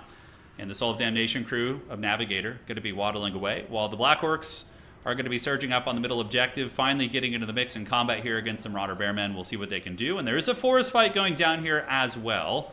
And it does look like the Greenskins win that one. Orc Boarboy Biggins do run back the Hellstriders and push them back into the woods. And maybe we'll have an opportunity to steal Objective 3. We're going to have to see how that goes. But now Turtles is starting to play a little bit better here as he gets his bearings and finally gets into melee with a lot of his units. The Hell Cannon is offline. Looks like a Vindictive Glare is going down there. Nice little shot there into the Hellstriders. So the Wog is active, so there it goes. Them Hogs is going wild. And they are punching through those Hellstriders, although they are taking quite a bit of damage back as well. Archaon going for the big fight with the Goblin Great Shaman. Now, one-on-one a bit risky for Archaon, but he could still probably do fine if he has Slayer of Kings and Spirit Leech. And the Chimera is also nearby to help out as well. And now we do have a duel of fates between the Lords. You can bring regular Chimeras, because regular Chimeras are still incredibly strong, but the ROR one is the really broken one because of the healing. That one's the one that's really problematic, and certainly going to be getting some nerfs, I would imagine. All right, guys, on the backside, Orc Boarboys are chilling out and are going to be engaging versus the Hellstriders once again. Should have a favorable fight with their anti-large and their charge bonus of 50 being procced right there. And then you get the Goblin Wolf Riders around the back and just kind of shoot them and help wear them down. But Greenskins have gotten the middle objective, but, you know, they've never been able to reclaim their back point, which is rough. There are some Night Goblins heading over there to try and get that massive points lead going down for Navigator. But here we see the big Goblin Great Shaman doing all right. And looks like there are two Chimeras in the mix, so he has two of the regular Chimeras. Value on this one is 300, and value on this Chimera is going to be 500. So neither Chimera has done an insanely amount of devastating damage yet. But still, there's a lot of game left to be played, so they certainly could still pay for themselves. And yeah, they're good SD fighters, so just using the Chimeras to go after the Goblin Great Shaman is an excellent choice. But some anti-large specialists being called in for the Greenskins. It's going to be the Broken Tusk Mob. Broken Tusk Mob is going to be able to provide some nice anti-large support. Probably the best bet for the Goblin Great Shaman would be to pull back through the Boar Boy Biggins. Although it does look like there's about to be a Trouser Snake pulling up, so it's going to be emerging. And here it comes any second, I would wager. He's got to be sitting there rock hard, ready to push that button. Blorks are immune to psychology, so they're not going to turn and run at the face of a Dreadmaw. And honestly, the Spider doing really good.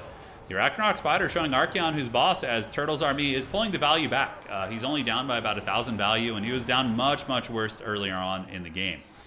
On the backside point, we do see the Night Goblins, so they are Fanatics. And oh, the Fanatics to get loosed in the Halberds, and they're going to be taking those Halberds to Pound Town. You can see they really did a shit ton of damage. And then from here, the Night Goblins should be able to win that fight. Pump Wagon's coming back here, and Turtles is going to be reclaiming the back objective, and he's also gotten his opponent's home objective. So these Orc Boar Boy Biggins are just having a field day. Trading versus the Hellstriders with their 85 base armor, 77 now that they're very tired, but still very good. He is able to triple cap his opponent just about, as long as he gets his home point. So the Wog is active. The big spider is going to be getting afflicted by Spirit Leech. Chimeras are getting low, and these are not the Chimeras that have access to healing, mind you.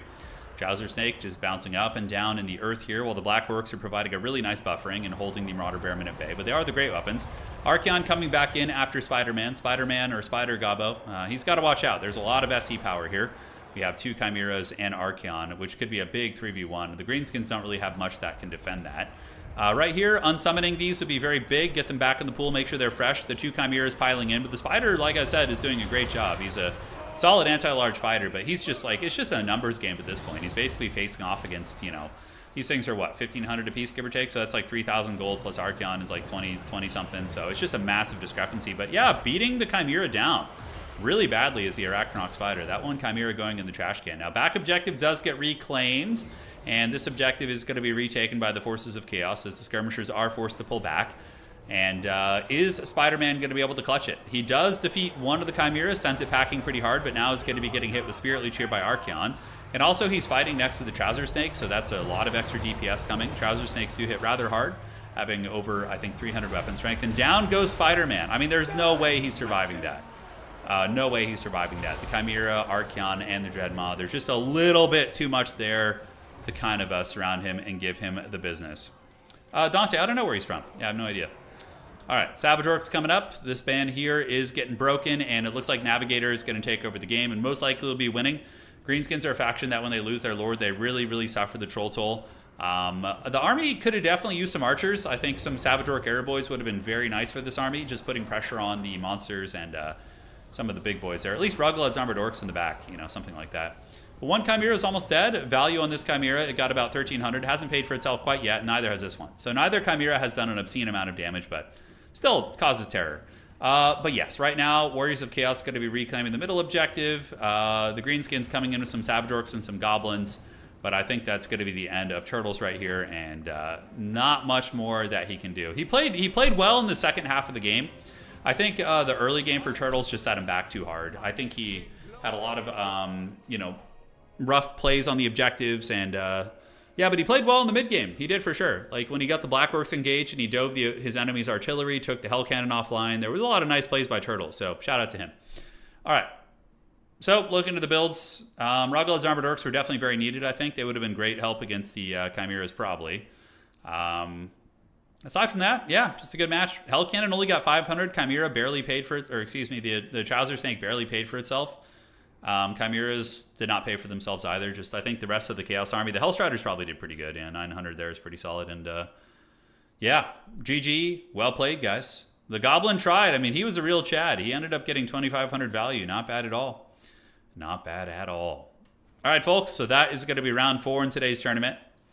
So let's go ahead and refresh this and see how we're looking. All right, so games are coming to a head.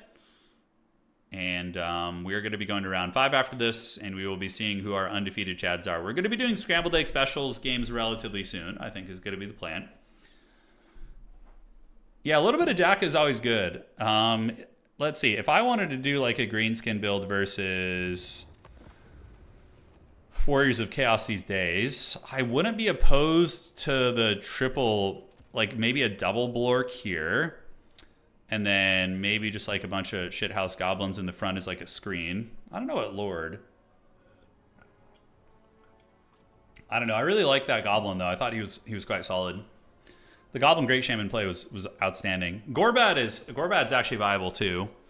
Wurzag is good. Azag is decent, too, because he can fly, but you got to be really careful with Azag. Like, really careful. Unfortunately, Grimgor kind of sucks. Yeah, he's not very good. So we get you back here, and a couple of you guys to move up.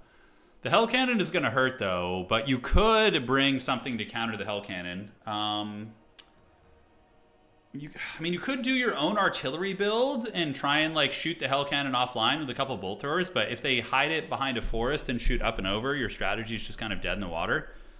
Is there an Orc Lord who's preferred? Yeah, you have, like...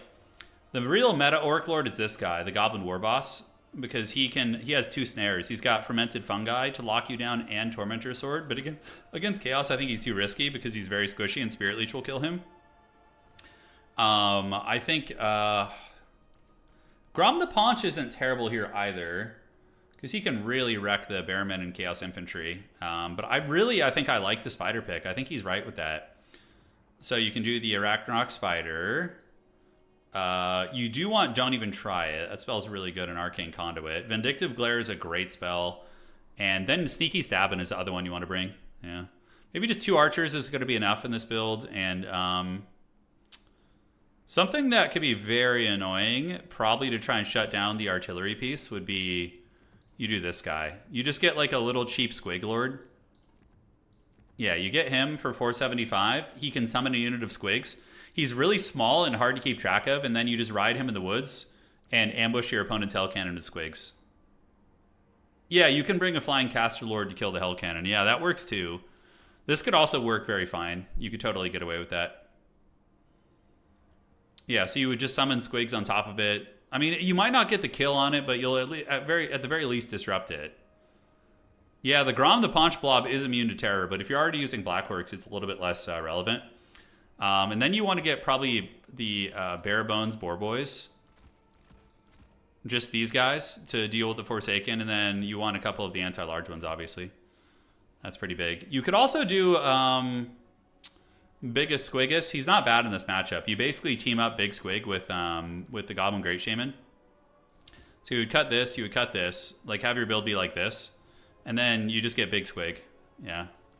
Like, Big Squig is pretty menacing. We cut that. Maybe just get, like, one, Orc Boy Spear or something to go. Big Squig plus the Spider are able to bully a lot of the Chaos Monsters. Like, these two together would probably be pretty beast at fighting off, like, Archeon and the others. I think Swamp Things are a good inclusion. They're just kind of hard to deal with in general. And then... I don't hate the Savage Orcs. I think the Savage Orcs are fine in this matchup. I think Savage Orcs could be good. Or if you want, you could do another Black Orc, but I think getting some cheaper units is always welcome. Okay, couple Orcs, maybe like 1 Orc Spear in Auxiliary, and something I like to do too with Greenskins these days is go for like Skirmish like this out of the gates. So you basically get 2 Spider Riders in Vanguard to contest the objectives quickly. How do you deal? Well, the big artillery would hurt the Big Squig, for sure. For Cars, hey, thank you for becoming a channel member, dude. I really appreciate that, man. Yeah, this build is a little bit weak to the Hell Cannon. That's my only thing that I'm like thinking is a little bit problematic here. And then...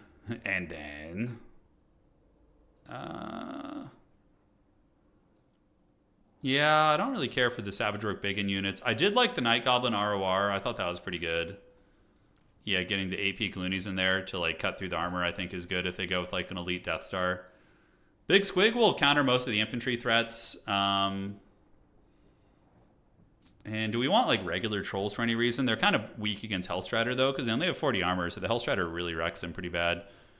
We could maybe go 2 anti-large boys and then basic Squigs. Usually having a couple of those I think is good. No. If your lord dies early, does the WOG compensate until you can call it back in? No, not really, Legal Chef, no. Yeah, this guy's good, though, because he's got 10,000 HP. He's very hard to snipe. He's very, very hard to snipe. You also have some... no and den. Yeah, the cheap Wolf Riders, I think, are very underrated, actually. Like, cheap 300 gold Wolf Riders to chase Marauder Horsemen is very good. And also just for capture weight.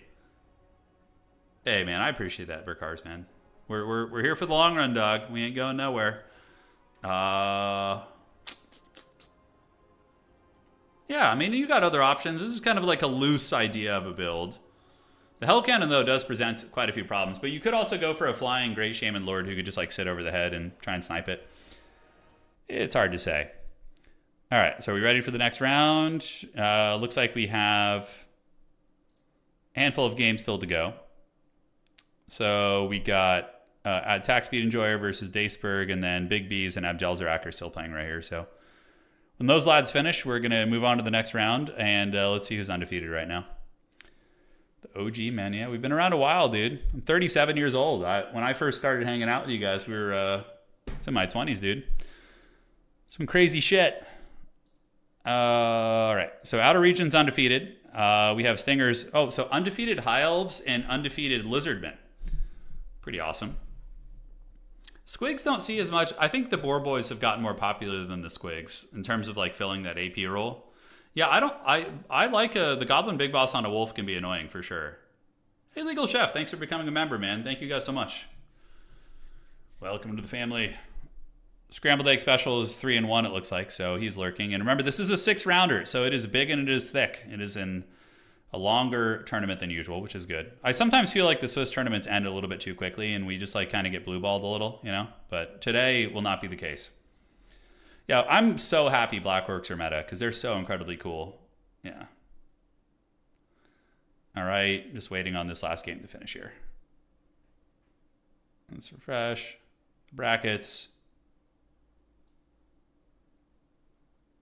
No worries, man. No worries. Don't be embarrassed. Okay. Yeah, I kind of want to play some Greenskins myself. They're fun, man. They're really fun.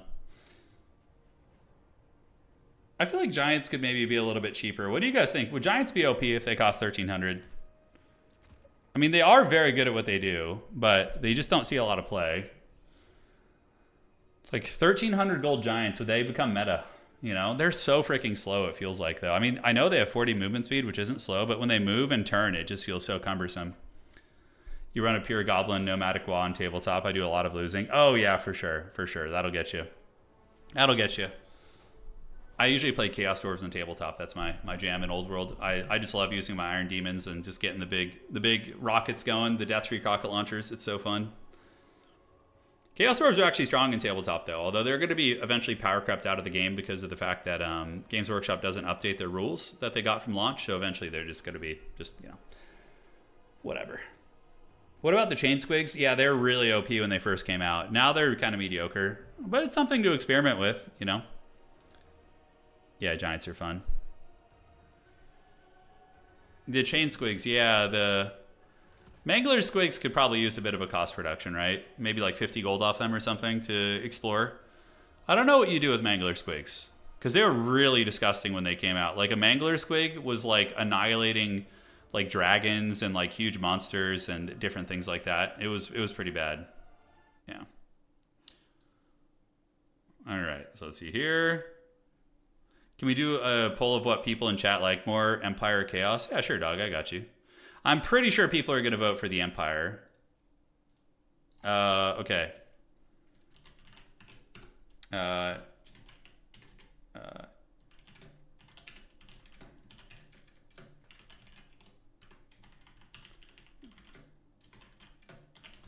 All right, here's a vote for you guys. You can vote and see what's more popular here, Chaos or Empire. Who are you? Which team are you on? And I'll set one up in Twitch as well. Give me just a second. I'm still learning how Twitch works. I'm still a bit of an ape over here, guys. Just trying to figure it out. Okay, I think I have to type /poll. I have to use like commands. Okay. There we go. All right, now we're cooking. Now it's going. All right, I got it up on Twitch as well, guys. All right, and are we ready for the next game? Let us see. So refresh brackets, and just waiting on Big Beast and Abdelzerak to finish their game. And Empire for Hire will be dropped in the next round, so let me get this. And then Risotto needs to have his score adjusted, okay. What if you don't care for either of them? Yeah, just abstain, choose not to vote. Yeah. For Sigmar. The Empire cinematic trailers are always so good. I think they're always some of the best ones. All right, so we need to get Risotto here. He is going to get this adjusted, and we will do this. Great, there we go. Yeah, I mean, I'm surprised. It's closer than I thought. I thought the Empire would be blowing them out of the water on the votes. It's actually 55-45 right now, so pretty close. 110 votes so far on YouTube. And, okay. Let's fix your points here, buddy. We'll have a long stream today, guys. We're gonna do some big siege battles and some other stuff as well towards the end of the stream. So we'll be back for that. That'll be fun. Okay, refresh. There we have it. Okay. Waiting for these big dogs to finish. Abdel Zarak. Abdel, I think is his name, Zarak, or is it Big Bees? Let me know when done. All right, so we just need to find out when Big Bees is going to be done here. Then we should be good. Big Bees hasn't played in a while. Cool to see him back. He was a regular top 16 players in the early days of Warhammer 3, which is a long time ago now. When did Warhammer 3 come out? Was it 2022 when it came out? I think it was, right? 22. Chaos should win in Twitch chat. Yes, is Twitch our Twitch heretics? We got the Sigmarites on YouTube and the and the heretics in Twitch. Let me pull up that poll real quick and see.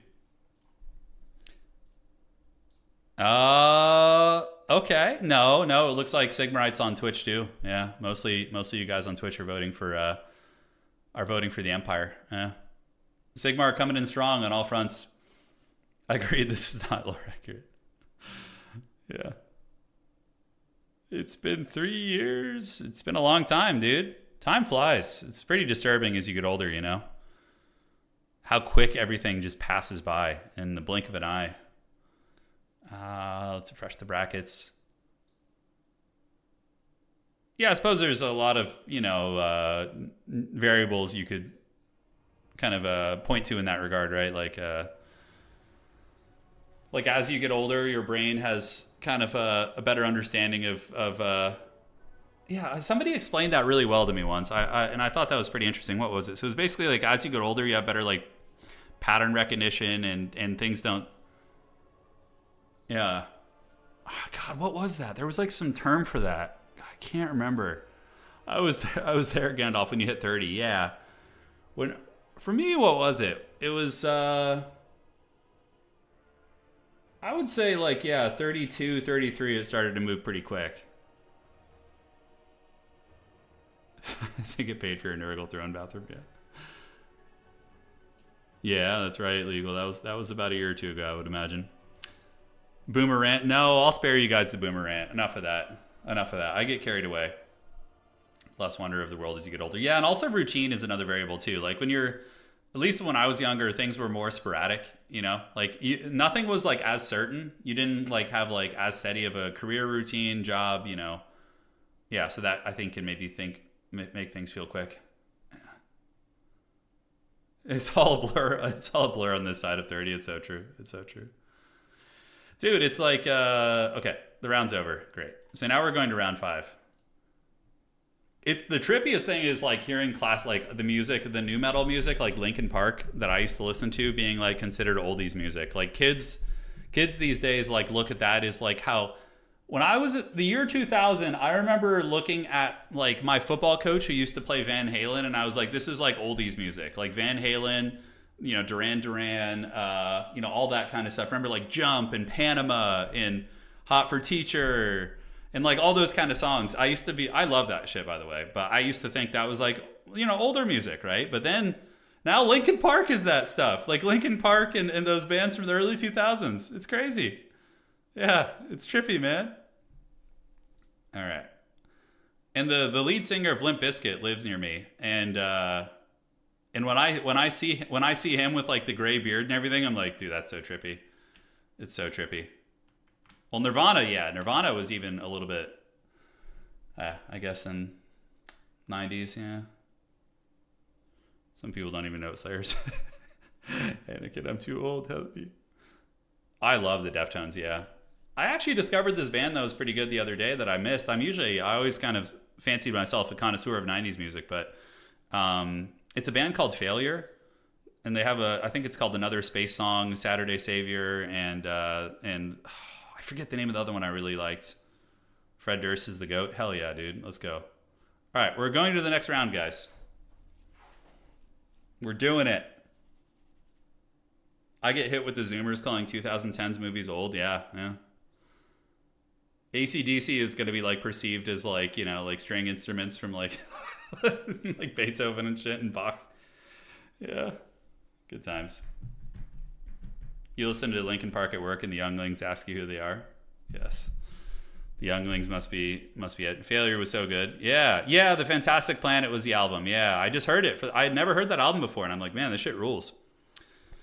Idea for a tug-of-war format. 2v2 domination battles, and losers then defend their faction city in a subsequent siege battle with the same teams. That's actually not terrible. I like that tug-of-war idea. That's actually really good, Matt. It's really good. All right. Because, like, you're very favored to lose the siege battle. So it's like punishment for losing the domination game, right? I don't hate that, but that could go back and forth for a long time. All right, so now we're here. And let's get it. And we're going to go ahead and announce this. Rounds 5. Good luck, have fun. All right. There we are. Okay, let's fix homie's score here. Now we need to find a game to cast. All right, so let's do the Chimney Sweep versus Blood Penguin. I don't know what's going on there, but let's do that. So Blood Penguin. All right. Lobby code, please. Yeah, so like a siege battle where you have a domination map and then the loser has to defend. So if you lose the domination game, you have to defend the siege.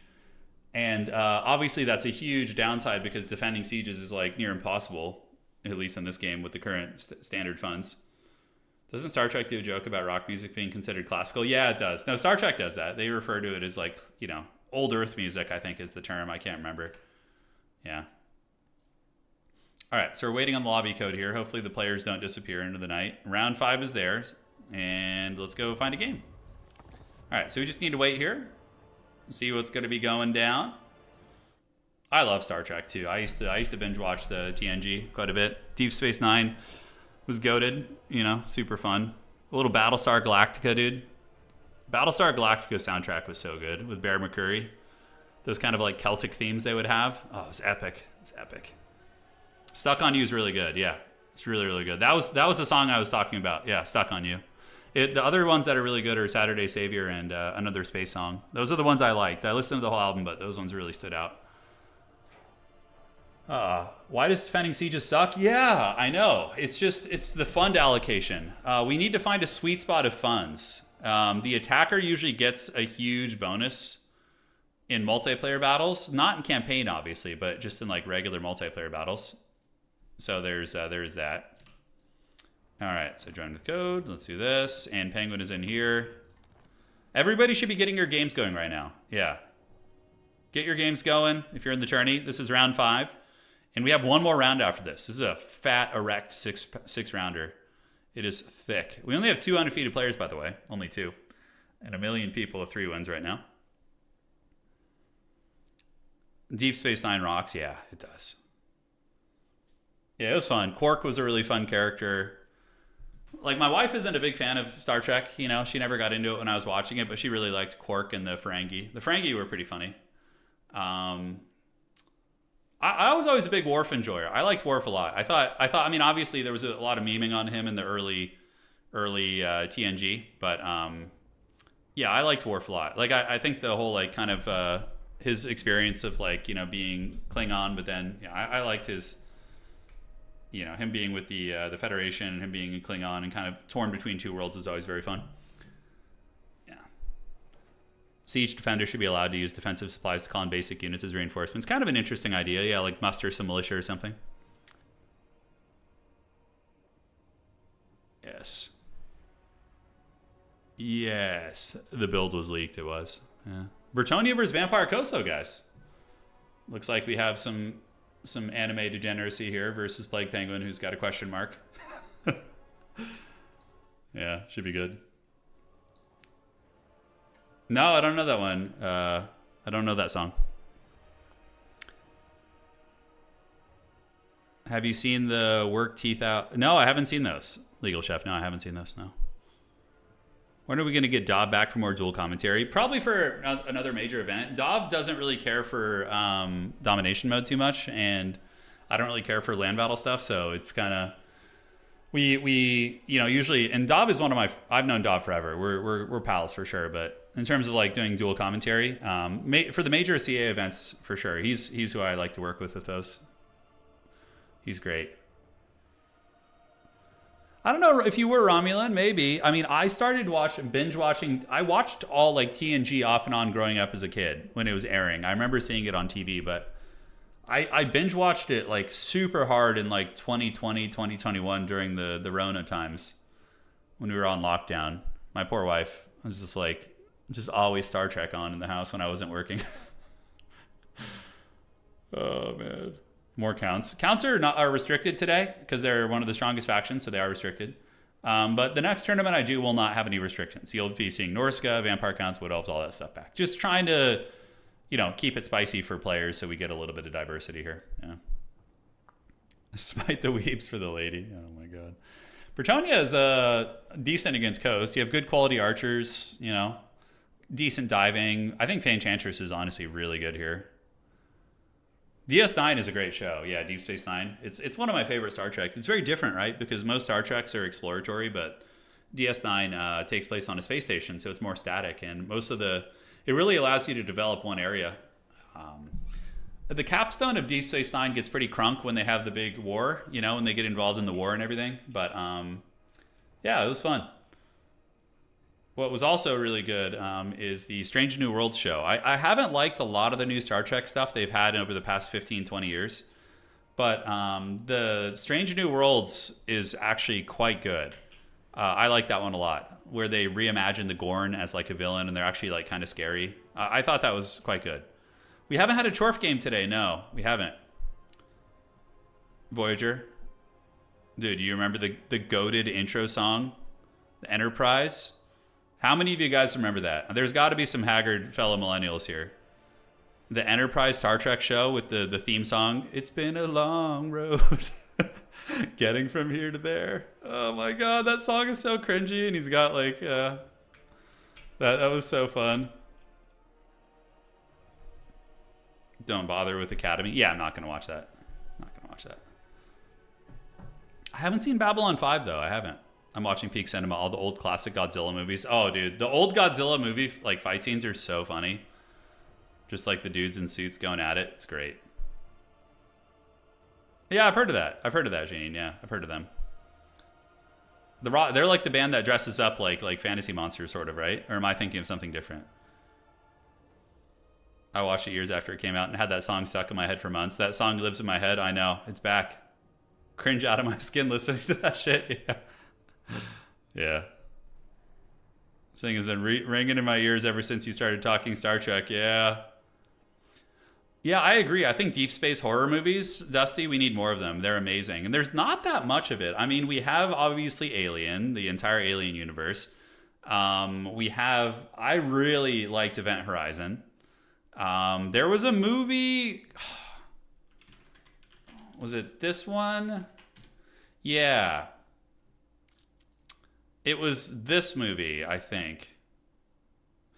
So I remember enjoying this one. It's called Pandorum.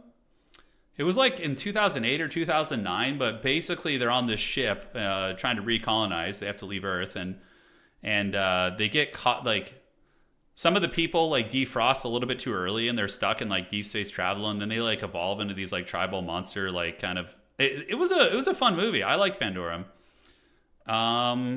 But that like genre is awesome. Like spaceship horror movies, like kind of horror action in space is, I think, one of the best genres. Yeah.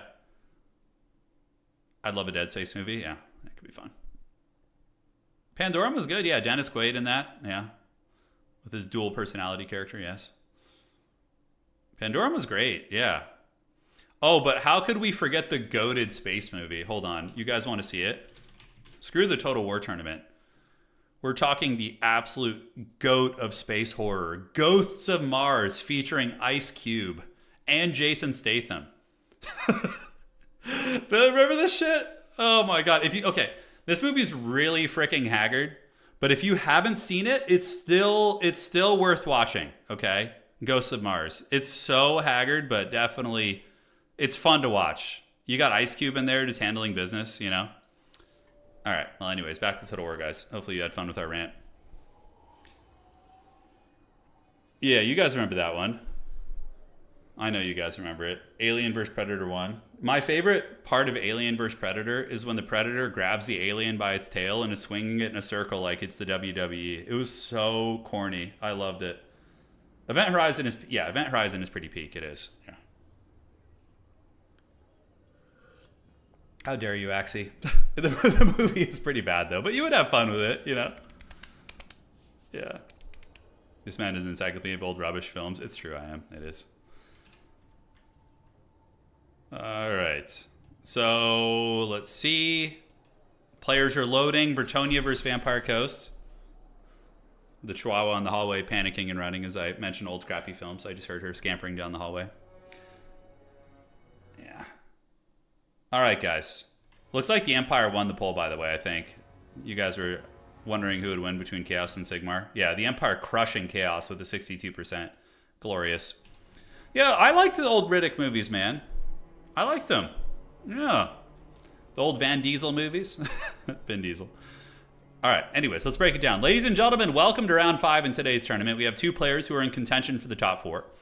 It's going to be Plague Penguin with his Mounted Yeoman Vanguard, which is very good because they can grab objectives and they can also dodge big threats. And aside from that, he's going to be coming in with Peasant Mobs, Battle Pilgrims, Grail Reliques, as well as Peasant Archers, and King Lewin to fight big monsters, and a Flock of Doomcaster. But now, ladies and gentlemen, he is facing off against a truly evil Vampire Coast build. Celastra on a crab, Rotting Leviathan, Gunnery White, a Vampire Fleet Captain with Invo on a crab, and then 2 Crabo Gunnery Mobs. Oh my god, what the hell is this shit? Yeah, so he's basically just going like super heavy elite Vampire Coast, which is very risky to do. Not to say it can't work, but man, oh man, this is going to be tough for him to contest the field here. It's not impossible to win with, but I think a player like Plague Penguin will know how to exploit this. We'll have to see. Okay. So, folks, the battle is soon to be on. Let us know your predictions. Crab people, yes, this is an all-crab build. This is the new crab DLC. Vampire Coast. Well, I think, like, the last time Vampire Coast got updated, I was in my 20s, right? Might have been, I can't remember if I was, like, 29 or 30. Man, crazy how long ago that was. Norska as well, up until recently, of course, was quite prehistoric. It's like the mod of the Crab Empire, yes. So, the crabs march to war. The easiest way to beat this was with a big bucket of Old Bay, yeah. Some crab seasoning, yes. Some what do they call that? Like that kind of New Orleans style where they like cook all the crabs in the big pot. I can't remember. All right. So yeah, these are the shotgun crabs, which are good because they are mounted by shotgunners that can put consistent damage down on the horsemen. And the crabs themselves are decent little fighters. High melee defense, high armor. You know, they get the job done. All right, so objective number 3, you're going to need to send some zombie halberds over here to hold this probably. Otherwise, Plague Penguin is just going to ignore you, and he's going to run around and grab it when you leave. So you're definitely going to need to partition some forces over there to go defend that. Celastra has Tidecall, Crab Summon, and also Ghosts of the Past. The Bretonian army probably a little bit ill-equipped to deal with this. I mean, Lewin and the Archers, I guess, can get the job done. The Archers will do really good damage. Do any of them, are they fire? Yeah, we got fire, and I think 2 fire and 2 regular ones. Okay, so there's going to be some fire, which is nice against the regeneration of the healing. Objective 1 goes to Bretonia. Objective 2 goes to Bretonia. And now the crab people are going to need to advance. And he's calling out gunnery mobs, just regular pistol mobs. I'm surprised we're not seeing some halberds against the Bretonian cav. Because, you know, the crabs will be able to handle the infantry pretty well. It's mainly dealing with the Knights of the Realm and potentially a Grail Knight. I think that Plague Penguin is saving for a Grail Knight, which will be really good at the crabs. Should be able to melt them pretty well. And yeah, Bretonia just planting its banner, its Fleur-de-Lis banner here, or its Grail Relique. You gotta love it. The Bretonians getting fired up by the prevalence of one of their dead dukes. Always a good time. Look at this guy. He's like holding the head and moving it. It's like, this is like straight up Monty Python right here. It's really good. All right, but here comes the Pistol Mobs. Flock of Doom going to be activated. Most likely you're going to get a double tap right there on those guys. We'll have to see. Elsewhere on the battlefield, we get more Pistol Mobs and Scurvy Dogs coming around the backside. That's going to be a pretty easy defense, though, and it looks like the big Crabbo Stabbo is going to be on its way in, as the 2 Yeomen are probably going to circle around and seal that back objective, if he's not really going to defend that. But here comes the Vampire Coast, coming in with what I would perceive as a meme build, but not unwinnable. They can certainly get in there and do some work. He needs to get on top of the Battle Pilgrims. You know, running over the Peasant Mobs, not super important here. But we do see those Spearmen getting plowed, and now what Solastra is going to be doing is most likely summoning a Damned Knights Errant in the backfield and using it to run over the Peasant Archers, which would be a brilliant play. Scurvy Dogs over here getting hunted by Mounted Yeomen, so a Micro Blunder coming in here from Crystal. And the Scurvy Dogs here are going to be getting caught and potentially going to be paying the Troll Toll. One of the Scurvy Dogs going to be run down, the other one is going to be able to get away.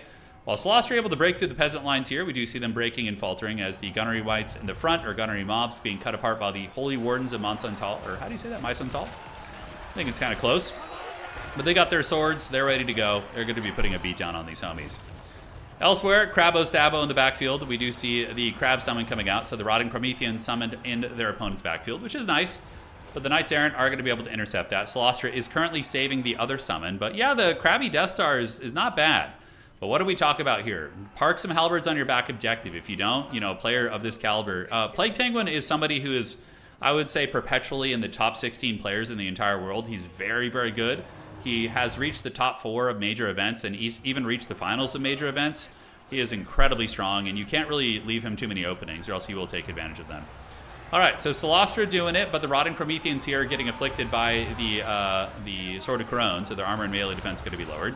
And the Damned Knights Errant do get called out. They're going to be getting in there and getting a nice rundown of these peasants, and a couple Yeomen going to be coming back here to try and stop that, but those peasants should be offline for now. Now, what you should do for Crystal is you should get those and just force path your way onto each of these archer units and try and shut them down. As it currently stands, Solastra is being bullied really badly by Lewin, which makes sense. Solastra is an anti-infantry monster, and Lewin is like a generalist and a very, very good duelist as well. So he's going to be able to go fisticuffs here, and Solastra will most certainly have a bad time. So Armored Crabs, Lamprey's Revenge still fighting here. A couple of Armored Crabbos are going at it here. Could use an invo, but Solastra is going to need some healing. And the Pistol Mobs I really would prefer if they were Halberd Mobs. We do get some Night Terrors being called out here, and the Pistol Mobs and the Night Terrors are going to be advancing up towards Objective 3 right there. So in the middle of the objective is in flux. Solastra getting very low, sitting at about 3,900 HP, so very, very low here. Meanwhile, Rotting Leviathan is going to be attacking into King Lewin, but the Green Knight is here. Gilles Le Breton, a great choice. The Green Knight, just like in Tabletop, one of the most annoying units. He's incredibly tough to get rid of. He has great AP values, and he is going to be able to hit this Rotting Leviathan all day, although it looks like he's disengaging right now and going for the kill on Solastra, which is smart. Invocation of Nehek activated. That's going to be healing her up to almost 5,000 HP.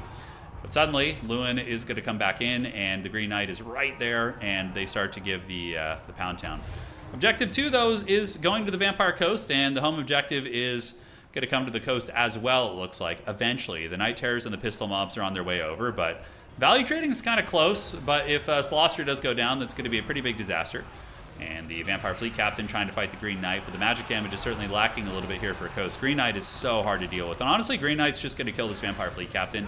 And I think we do, for the first time in the game, see an advantage coming in for the Bretonians, as the Green Knight is putting this game on his back, taking down the Vampire Fleet Captain, and Lewin is bullying Solastra. So it's tough. And now good quality Cav are coming in. Knights of the Realm for the lady, getting in there. Big old charges, very epic, coming to liberate the peasants from their dire circumstances. The Knight of Bretonia will be your shield. Super epic. And that is going to be the Lampreys getting it pretty bad. Meanwhile, on the back objective, how is this all looking? All right, so Objective 3 belongs to Bretonia. The Mounted Yeomen might even be able to dispatch these guys, although they're pretty damn low, so we'll have to see. Crystal definitely needs to leave one unit back here to try and wrestle that one. And it looks like Solastra is going to be going down, fully surrounded by anti-large knights and the King of Bretonia.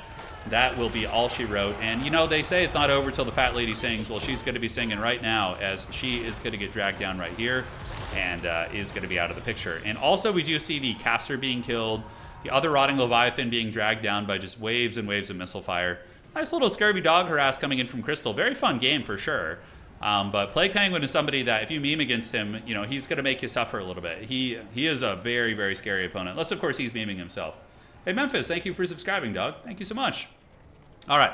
So Cav coming in, getting a good rundown on them scurvy dogs. And, yeah, that looks like it is going to be it. Rotting Leviathan is going down here, Sword of Corone, lowering its armor. Mourngul's coming in, but Mourngul's get countered by Knights of the Realm. They really suffer against the anti-large bonus of the Knights of the Realm. I mean, they're still, good AP fighters. In numbers, they can punch through them, but that's going to be hard. Coast trying to get its back objective back, ladies and gentlemen, as we approach the 7-minute mark here in the game. Rotting Leviathan is on the brink of crumbling and is actually crumbling right now. So that one is going to be going down. And, folks, I think that's all you got, man. I think that is all you got. The fat lady has sung. She is gone, and her ghostly form lying somewhere on the battlefield. The Bretonnians have most likely purged through all the Vampire Coast here. Vampire Coast still somehow holding on to the objective, but the problem is they're so far behind in points, too. It's not like there's a circumstance in which they could just be like, oh, we're far ahead, we're going to fall back to our home point, but would have liked to have seen some Depth Guard polearms in here. Depth Guard polearms are amazing. Mournguls are actually not good against Bretonnia in my experience. They just get wrecked by the archers and by the cav, so I don't think you even want Mournguls. Depth Guard polearms would be very, very strong. The crabs are actually viable, I think, but probably more the Promethean crabs rather than the Leviathans is going to be the way to do it. But yeah, Depth Guard polearms, regular handgun mobs are not bad also, but yeah, considering how I think Crystal's build was probably not super strong against Bretonnia, you got to give big props to how long and how effectively Crystal played in many ways with an army build that I feel is a little bit suboptimal, but still, you can make it work. Sometimes you can come in with builds that aren't quite perfect, and you can still get wins with good play and unique tactics. One of the fun parts about our little game that we do have here. So, pistol mobs pressuring the back objective. The Leviathan surrounded, and Big O Crabbo is going to go down. Oh, no, Crab, no. So the Knights of Bretonnia celebrating as they emerge victorious right there. Knights of the Realm getting a good surround on the Mournguls, and the Scurvy Dogs here should be able to take them down to Pound Town while the Peasant Archers of Bretonnia continue unleashing fire. And now we do have Battle Pilgrims heading to the back point. Green Knight capturing the middle as the last vestiges of the Vampire Coast, the rotten coastal forces here, do get worn down. Man, if they made a Vampire Coast army in tabletop, that would be so freaking cool. I'd be so down for that. God, that'd be awesome. Vampire Coast would be so fun to play. All right. So Green Knight's going to flip this point. Couple Scurvy Dogs dive in the backfield. Good idea in theory, but the Yeomen should be able to intercept them. So the Yeomen do get there. And we do see waves and waves of Vampire Coast trash units coming in, but they're basically just going to be methodically picked apart. And the Battle Pilgrims are going to be getting over to the back objective right there. And there they go. All right. They have shields. I think it's only bronze shields. They hold their shields upside down, which is always very funny. But, no, they're actually silver shields. Shit, for some reason I thought they were bronze. But no, 55% missile block chance. Very, very good. So they're going to be arriving up at the point here, attacking into the zombie pirate gunnery mobs, and ye old Scurvy Dogs are going to be coming in. With the surround, maybe they could do something, but with the Green Knight coming over, it's not going to matter. He's going to be able to bully all those guys. Green Knight ain't cheap. Knights of the Realm getting a full charge here, supported by their Knights Errant, and here we have a Knight of the Realm compromising the gunnery mob, putting him in the old trash can as the King of Bretonnia cackles over the battlefield, and this looks like a good, proper tabling here in this game, as the Vampire Coast is basically going to be run off the board here in just a second. Victory tickets are, of course, in their favor, getting 2 per second. Am I looking at the score wrong? Yeah, no, okay. That objective did not get fully flipped. Oh, he didn't flip the middle objective. Oh, man. He didn't flip it. Oh, man, that's so troll, dude. Okay, now he flipped it. I was like, why is he not getting 2 victory tickets? It looks like he has 2 objectives. Man, oh, man. That is so troll. Did CA say when the end times are going to start? No, they haven't given us any information about it. Yeah.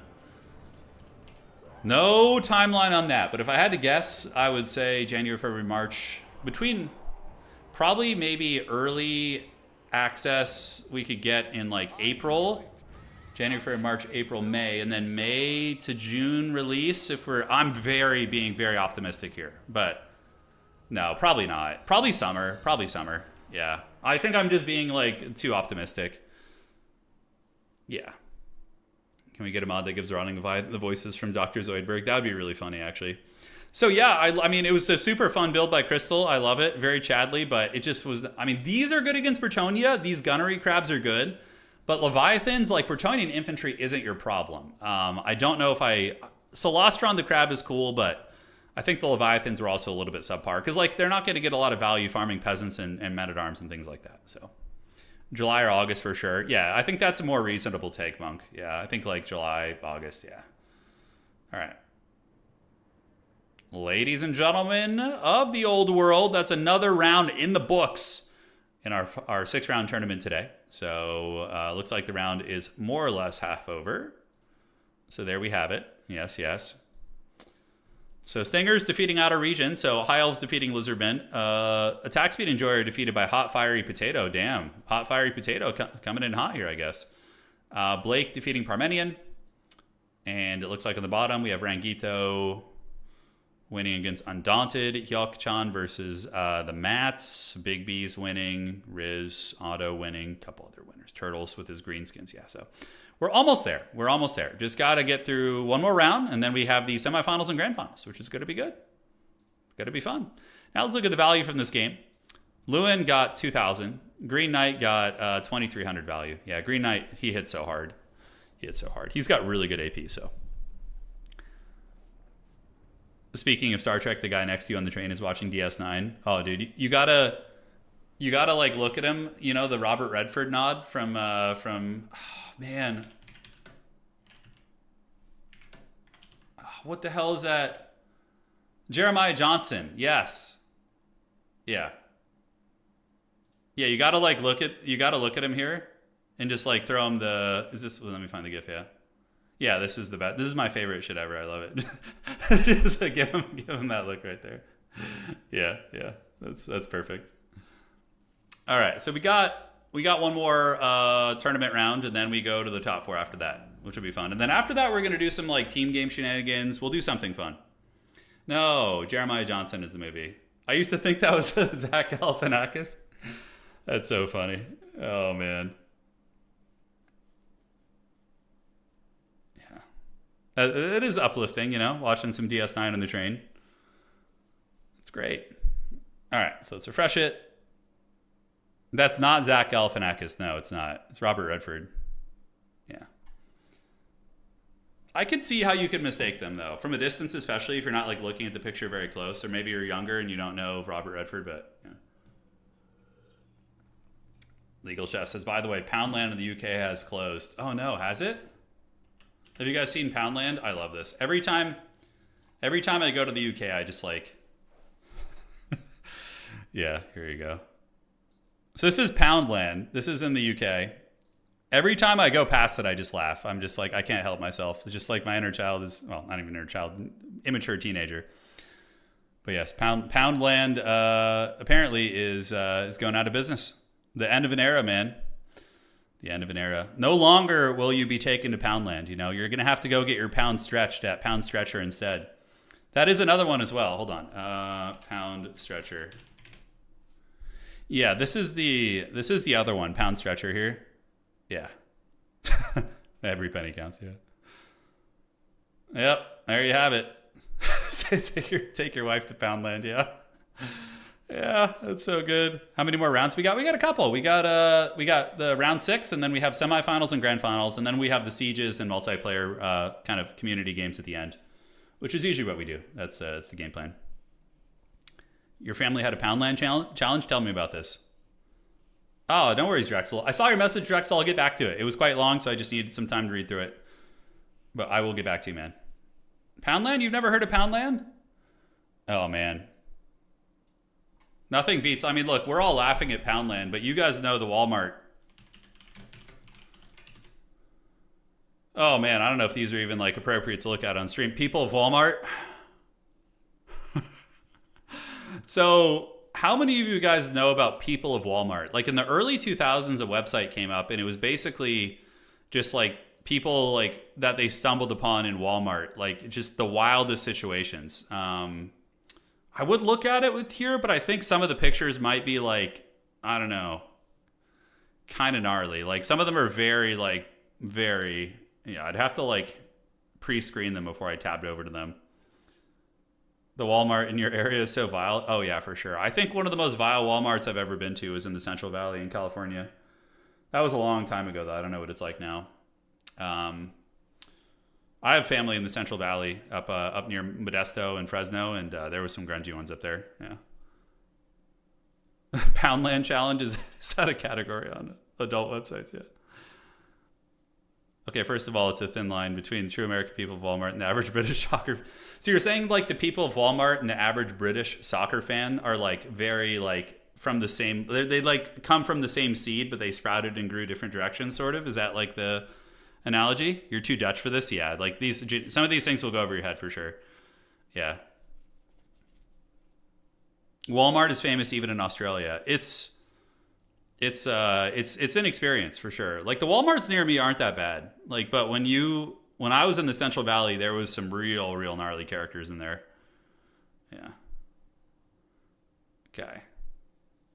So let's refresh this, see what's cracking, and are we ready for the next round? It looks like we are. Seeking from a Fresno native. Oh, you live in Fresno, Hippo. Yeah, I got family up there. I have some family from Fresno. Yeah. When I was a kid, I spent a lot of time there. My mom's brother lived there, and we would visit them and whatnot. Okay, 1, 2, 3, 4, 5. Okay, so the round looks good. I got to make sure Navigator, we got his buy round point. So Navigator should have 4 right now. So 1, 2, 3, and 4. Okay, so Navigator's good. Okay, so we're going to advance the Swiss, and this is going to be the last round, guys. It's going to be the last round. All right. Wow, this is a huge tournament, actually. Man, oh man. Hopefully they'll be able to slide over there. Let's do this, and we're going to do the next round here. Okay, that's fine, and we will do this. Goblins, round 6. All right, so we got round 6 of our tournament series here today, guys. And let me go this way and see. So that is Maverick. Sloth says he needs to drop. Okay, it looks like he dropped, so it's fine. Abdelzerak needs his buy round point. So let me just do a little bit of admin, and then we'll get back to talking about that. Abdelzerak should get his buy round point here.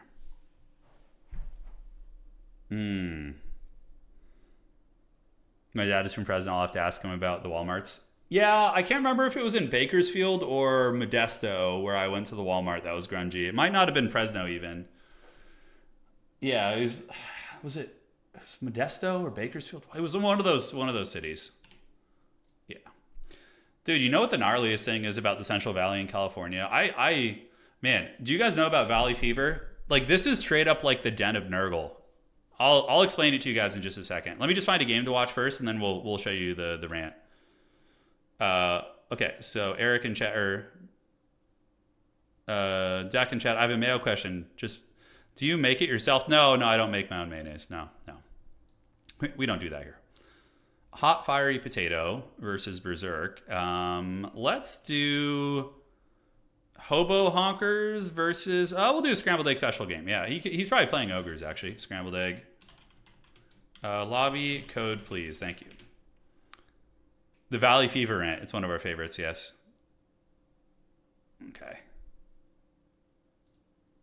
I do bake, though. Like, you know what? I think you guys have inspired me. I think I'm going to make a pie for my wife tonight. I think that's going to be the plan. I'm learning how to bake, like, gluten-free for her. Dude, I baked some gluten-free scones that were actually bomb. I don't know how we did it, but they were actually really good. Dude, baking is so fun. If I didn't have, like, crippled hands, I would do it so much more. Okay, so that's good. Let's get out of this lobby, and we announce the next round. Oh, dude, Kenry, Santa Barbara's amazing. I went to college in Santa Barbara. Yeah. Santa Barbara is like, it's paradise. It's like, it's so freaking nice. Okay. So Rangito, hobby code, please. I don't know. We'll see.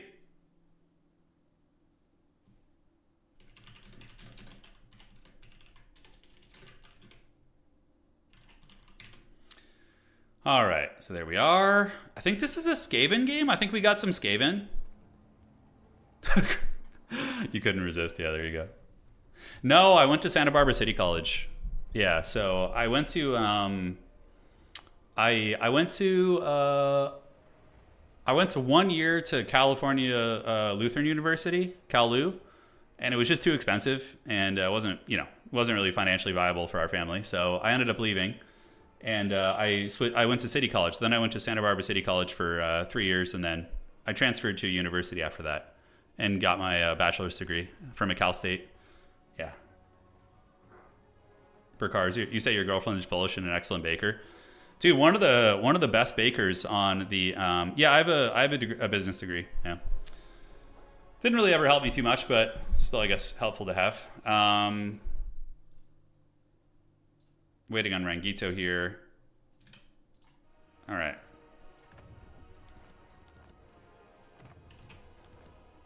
There we go. Did I live in Isla Vista? No, I didn't live in Isla Vista. Yeah, I lived like I lived near the Mesa in Santa Barbara. If any of you guys know where that is, yeah. Yeah, Cal Lutheran's near Moore Park. Yeah, it's Thousand Oaks technically. Yeah. You went to CSU Fresno. Nice, nice. Didn't some guy use CRISPR to gene edit an allergy out of himself? Dude, I would have such a hard on if that was possible. Holy shit. Oh my god, dude, we would just walked in on the best lineup here, dude. Freaking Nurgle versus Vampire Coast. Oh, dude, look at that. Look at that, baby. Oh, but what I was going to say is there's a baker so Anna and I are like obsessed with the Great British Baking Show right now. We watch it like every night, the Bake Off. We've been just like binging through seasons. And there's one chef and there's a Polish guy. Yeah. This guy, his name is Janusz. Dude, he is the Terminator. I don't know how everything he does is just so clean looking and so solid. Like, he is just like the Terminator on that show. So yeah, you know, Polish baking power is certainly present there on the Bake Off. I like the current stat. You know, I like the current run of the Bake Off cast. Dude, do you guys, okay, how many of you guys remember the old Greg skit from the early 2000s? How many of you guys remember? I'm old Greg. You remember that? Here, let me show you real quick if you don't. So old Greg was a kind of a comedy sketch character from the early 2000s. Let me do this. Yeah, there we go. You guys remember old Greg? This is going to trigger like a lot of memories for people. You ever drink Baileys from a boat? Yeah. I'm old Greg. Dude, it's so good. What you doing in my waters? I feel like it's not a bad old Greg impersonation, but it's old Greg, okay? And old Greg is this guy who is one of the hosts. Anna and I are a big fan of this guy. We like him a lot. Noel Fielding. He is one of the hosts of Bake Off. This guy, he's one of the two hosts. And he is old Greg. He's old Greg, dude. This is old Greg. He's the Bake Off guy. You know? That's old Greg. People don't know that, but old Greg is one of the hosts of the freaking British Baking Show, dude. Yeah. It's so funny. Yeah, so anyways, I just thought that was a fun factoid.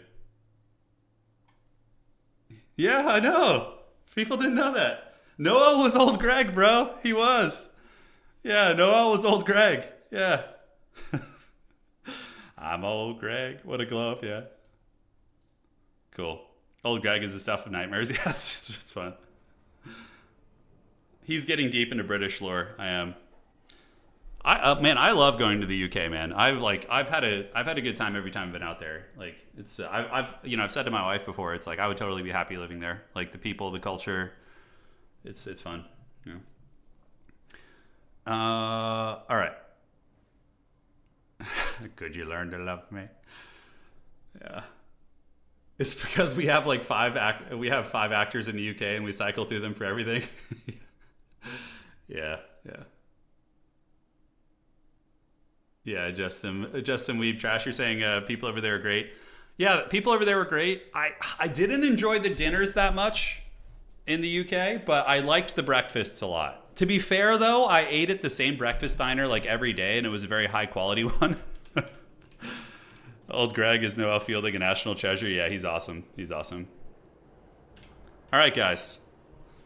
Ladies and gentlemen of the old worlds, welcome, welcome. We have round 6. These players, I think, are both in contention to reach the next round. But yeah, dude, I love British breakfasts. I love them. Like, dude, those Cumberland sausages with those like beans, and then I love it. I love it. It was so good. Yeah, it was amazing.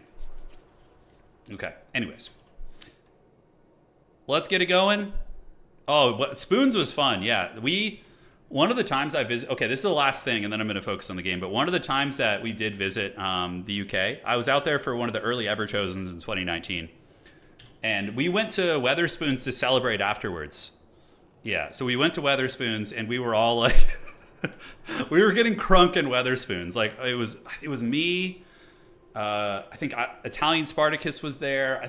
Who else was there? Was it Janet on occasion? It might have been Lore Master of Sotek back then. I can't remember. We had Dogbert and a couple CA staff, and we were just getting crunk at Weatherspoons. Just cheap beers. I have some really funny stories about that. I have some really funny stories, actually. All right, anyways. Welcome, guys. Spawning in on the southeast side of the map in this round 6 tournament match. It is going to be our Nurgle champion, Rangito. And yeah, just going in with Forsaken and Marauders. Both are good against Coast, and a Nurgle Sorcerer Lord with Rancid, Miasma, and Stream. So just pure DPS spell spam. And then we have the Noxbringer, which against Coast is, I think, the value of it. If they go handgun heavy, it's good. But if they have the 300 gold bomber mobs, I don't know how good it is. You know? Like, I don't know if it's worth it. But we're going to find out. And then Nurgle does have a couple Nurglings in the Vanguard with some Poison Hounds as well.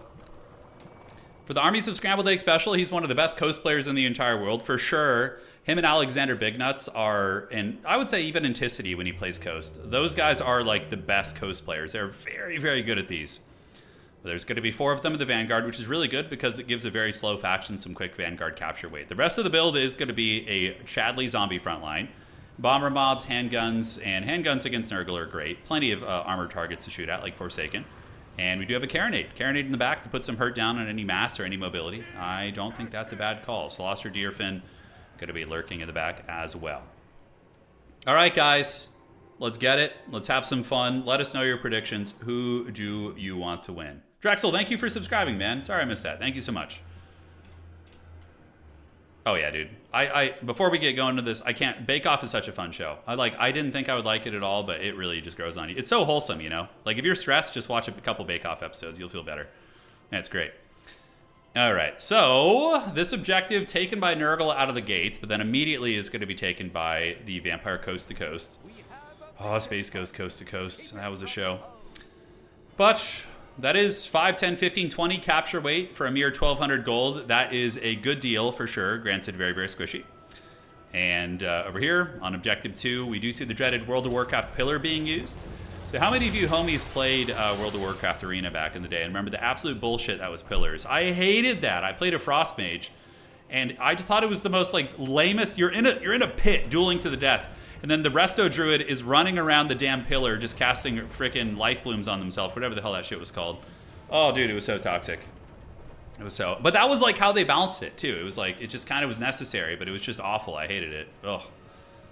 Yeah, like half the game was just spent chasing a healer around a pillar. That was like World of Warcraft PvP. It was so dumb. Marauders and Forsaken here.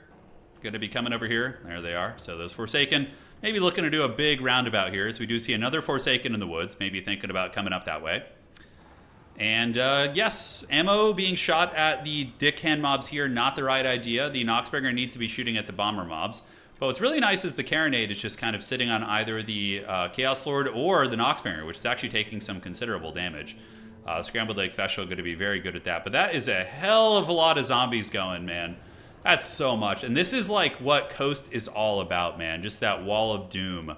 Just like guns, grenades, and chaff units in the front to absorb it. Yeah, it's a lot of HP. Like each of these zombies, 12,000 HP, 7,000 HP, 7.5. I mean, it's so much to get through. And that was my criticism of the Noxbringer, is that you can't, you can't really, like, get rid of all that. There's too much to get rid of, like, to really make it effective. And then you're stuck with this big, clunky single entity that just, like, gets shot to pieces. You know what I'm saying?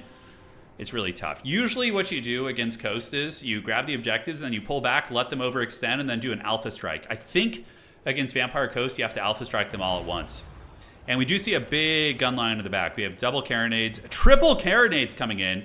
Oh, man. Scrambled Egg is just so on point. And then he's got his Mourngul Haunters waiting here. And the Mourngul Haunters are a hard counter against Forsaken. Forsaken get annihilated by them. So That is a brilliant tech. It just seems like he's checking all the boxes, man. And Nurgle is... I'm sweating bullets for Rangito already, man. Rangito at least knows how to use the turret. Not the turret, but the pillar. So he's playing Resto Druid right here as he hides behind the pillar and gets a good angle. Shooting into the handguns, that's a good idea. Drain the ammo off the handgun mobs and call it a day. That is very, very strong indeed. All right, guys. Sitting here, we do see the Marauders hanging out while the Carronades are nailing the Forsaken. So Forsaken taking some pretty considerable casualties. 59 models from their starting 80, and now we're going to be retreating backwards. Now in the woods, we do get the ambush. Hounds do pop out, but the dreaded Morngulls are waiting there in the wings. Scrambled Egg really, really on point with that. And those Morngulls are going to be pimp slapping these dogs pretty good with their big wacky arms. Nurglings moving in, very cute, but the Nurglings are just going to get annihilated by the Morngulls and shot by the gunnery mobs here, and it is going to be a bad time. So those cannons just going thick and going deep, and this Nurgle army is getting hammered really, really bad. Bile Trolls not such a great choice here. Bile Trolls are pretty mediocre here. They're really weak against the halberd mobs, the pistol mobs, the cannons, as well as guns. Don't really bring a lot to the table unless your opponent goes crabs or depth guard. So maybe a late game call-in is good, but calling in a troll that early on is a recipe for disaster. So eventually the Horn of War will be sounded and the Nurgle forces will advance, but they're going to need to pull the trigger soon before they take too much damage. If Rangito stays back, look at the value. I mean, he's getting farmed. These Nurglings running back into the trees, the Poison Hounds getting bullied. Looks like the Noxberg are doing good work here. So finally one of the gunnery mobs going in the trash can.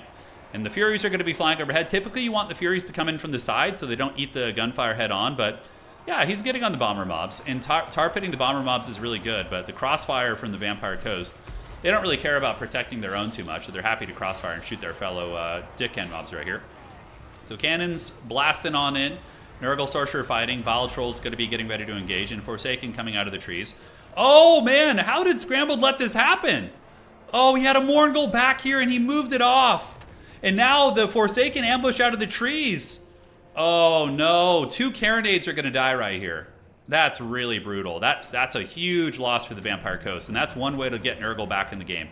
I don't know if it quite will because they're taking an absolute hammering here in the front line, but that is a big, big play right there. So Fog of the Dam activated, trying to help out a little bit as old Celostra. Celostra getting half health by Rancid Visitations. But those Forsaken are feasting like the heathen kings of old, man. Yeah, that's bad. That's like 800 gold, 1,600 gold given to the dogs. And now you can see the value is close because, Rangito was able to successfully penetrate his opponent's backfield here. Elsewhere, though, Furies are being disintegrated. The Marauders of Nurgle fighting well as a Bile Trolls and a Beast of Nurgle against this? What the hell? Rangito's a wild man, dude. He's just a man of his own. All right, but the Forsaken ambush out of the woods, very good.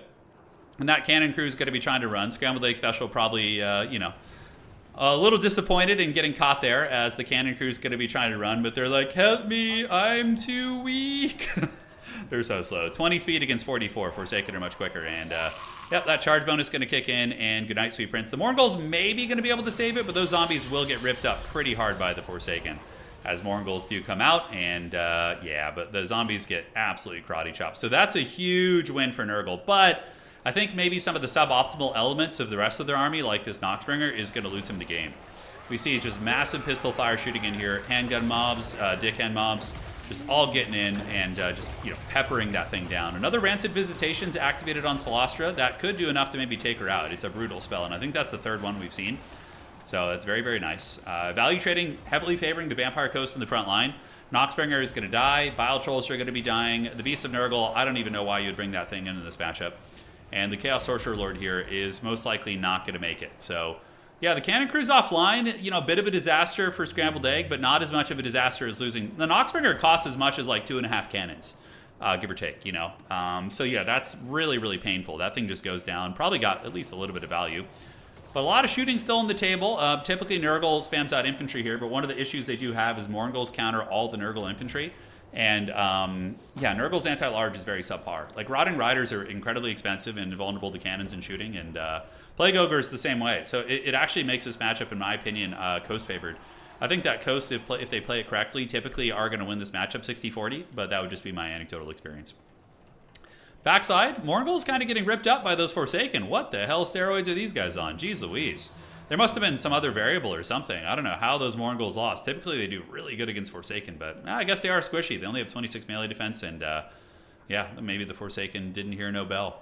Elsewhere, Forsaken chewing it up here, and the Bile Troll still trying, but eating a lot of pistol fire. Rotting Riders coming in. Could we see a momentum shift where the dreaded Rangito is going to get back into the game? I don't know. Maybe his like weird, wacky machinations are really the stuff of the gods. Maybe he is a true champion of Grandfather, and he knows something that I don't.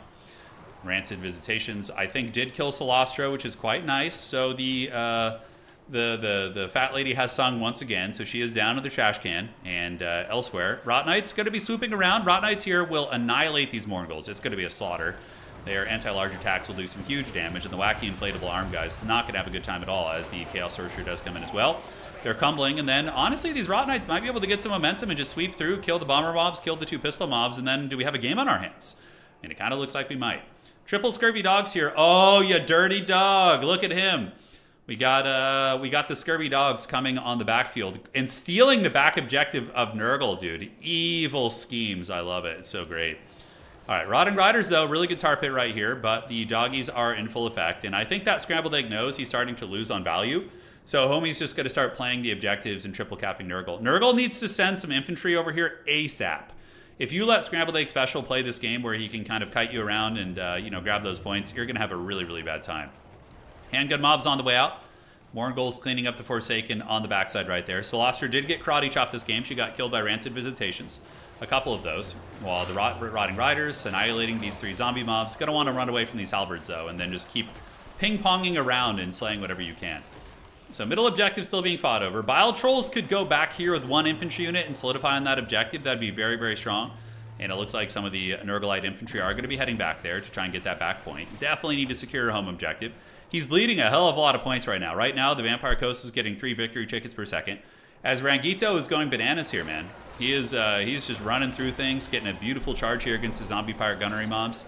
Kiting the Halberds, which is exactly what you want to be doing. And Furies, at this point in the game, Furies are amazing. And in this matchup, I usually see Nurgle take a beating early on, then sometimes in the late game they can start to rally, and I rarely see Nurgle go to an early lead against Vampire Coast. It's almost always the other way around. Alright, so Morghuls finishing off the Forsaken. Gun mobs coming up. Bloody Reaver Depth Guard, a good choice, considering there's a troll in the battlefield and there are some scary, scary boys. The Rotting Riders, having a halberd unit that's quite elite, is going to be excellent at screening them out. But Nurgle needs to get objectives. I mean, now we see scrambled over 1,000 points. It's going to become a triple cap situation before you know it, and then you're going to have a really, really terrible time. Rot Knights are not bad. They're incredibly good. They're incredibly good. They are vulnerable, though, and here's the thing. Everyone right now is like, oh, Rot Knights are crushing it, but the only reason the Rot Knights are crushing it is because of how hard Scrambled blundered his cannons. He had 3 cannons, which were pretty easy to defend against that Nurgle push. He didn't see it coming. He lost them, but if those cannons were online, these Rotting Riders would be dead right now. They would be in the trash can. So the game would probably honestly be over, if they had survived. The Nurgle looks like it's going to get his back objective back. The Pestigores, the Nurglings, the Bile Trolls should be able to push those Scurvy Dogs off the objective right there. And Nurgle is in the process of flipping this middle objective, though. The Furies, the Beasts of Nurgle, very dreaded in there fighting. And where are the Bloody Reaver Depth Guard? I don't know where they went. Are they still fighting around here, or did they kind of alternate to go somewhere else? Looks like the Bloody Reaver Depth Guard caught the Rotting Riders. A bit of a micro blunder by Rangito. And now these elite Depth Guard are going to just absolutely prison shank these Rotting Riders into the ground. And that is a huge loss for Rangito there. That was kind of his late game carry piece, like this big 2,200 gold cav unit just running around and steamrolling everything. But now that they're gone, it's a tricky pickle. Yeah, so Nurgle gets the back objective, and they are in the process of flipping this. Scrambled will win on just 1 objective, so he could just anchor down on objective 1 and defend it if he wants to, which is probably going to be what he does. I mean, he does have the Scurvy Dogs waiting in the bushes, but Nurgle needs to make sure they leave at least 2 units back here to make sure the back cap doesn't happen. And but what's going to happen then is the Scurvy Dogs will just ignore them and run across the battlefield and come over this way. He did forget to run them. I mean, really, really good game. It went from being, very favored for Coast to the cannons being taken down, Nurgle being back in the game with that, to now it's so tumultuous. Yeah, it's just back and forth. So where do we see the deckhand mobs coming out? It looks like they're going to keep fighting in the middle. Is Nurgle going to start a back push? Honestly, calling a couple Forsaken or Nurglings out of the woods here and heading towards your opponent's back objective would be a good call, since it's a triple cap situation. And leaving a Pestigore and a Nurgling back here basically is going to guarantee that you have that objective. So then Nurgle just needs to find a way to get that back point. We got Marauders, we got Forsaken coming from all the way across the battlefield. Is the dreaded Rangito going to pull off an upset here? I don't know. Maybe he will, man. Maybe he will. Bile Trolls are coming in, and, you know, they may eat my words a little bit. At least they've survived, but only 200 value on them is pretty rough. But they should trade well into, you know, things like Mourngulls. And here comes the Forsaken. More Forsaken coming over here as well. Mourngulls intercepting the Forsaken with a little bit of Scurvy Dog support probably would be very good. Like, charging in the front with these guys and then Scurvy Dog around the back could be nasty. But Vampire Coast is a little bit resurgent here in the middle. They got a lot of capture weight coming in. Yeah. Those gun mobs also are lurking nearby as well. Scurvy Dogs, you know, waiting in the wings, trying to maintain and get some capture weight where they can. Will Nurgle be able to win the fight on the objective? They got the Forsaken heading to the back point. And as it currently stands, we do see Mourngulls and Scurvy Dogs prepping the defense on that objective. But time is really not on Nurgle's side right now, ladies and gentlemen. They really, really aren't.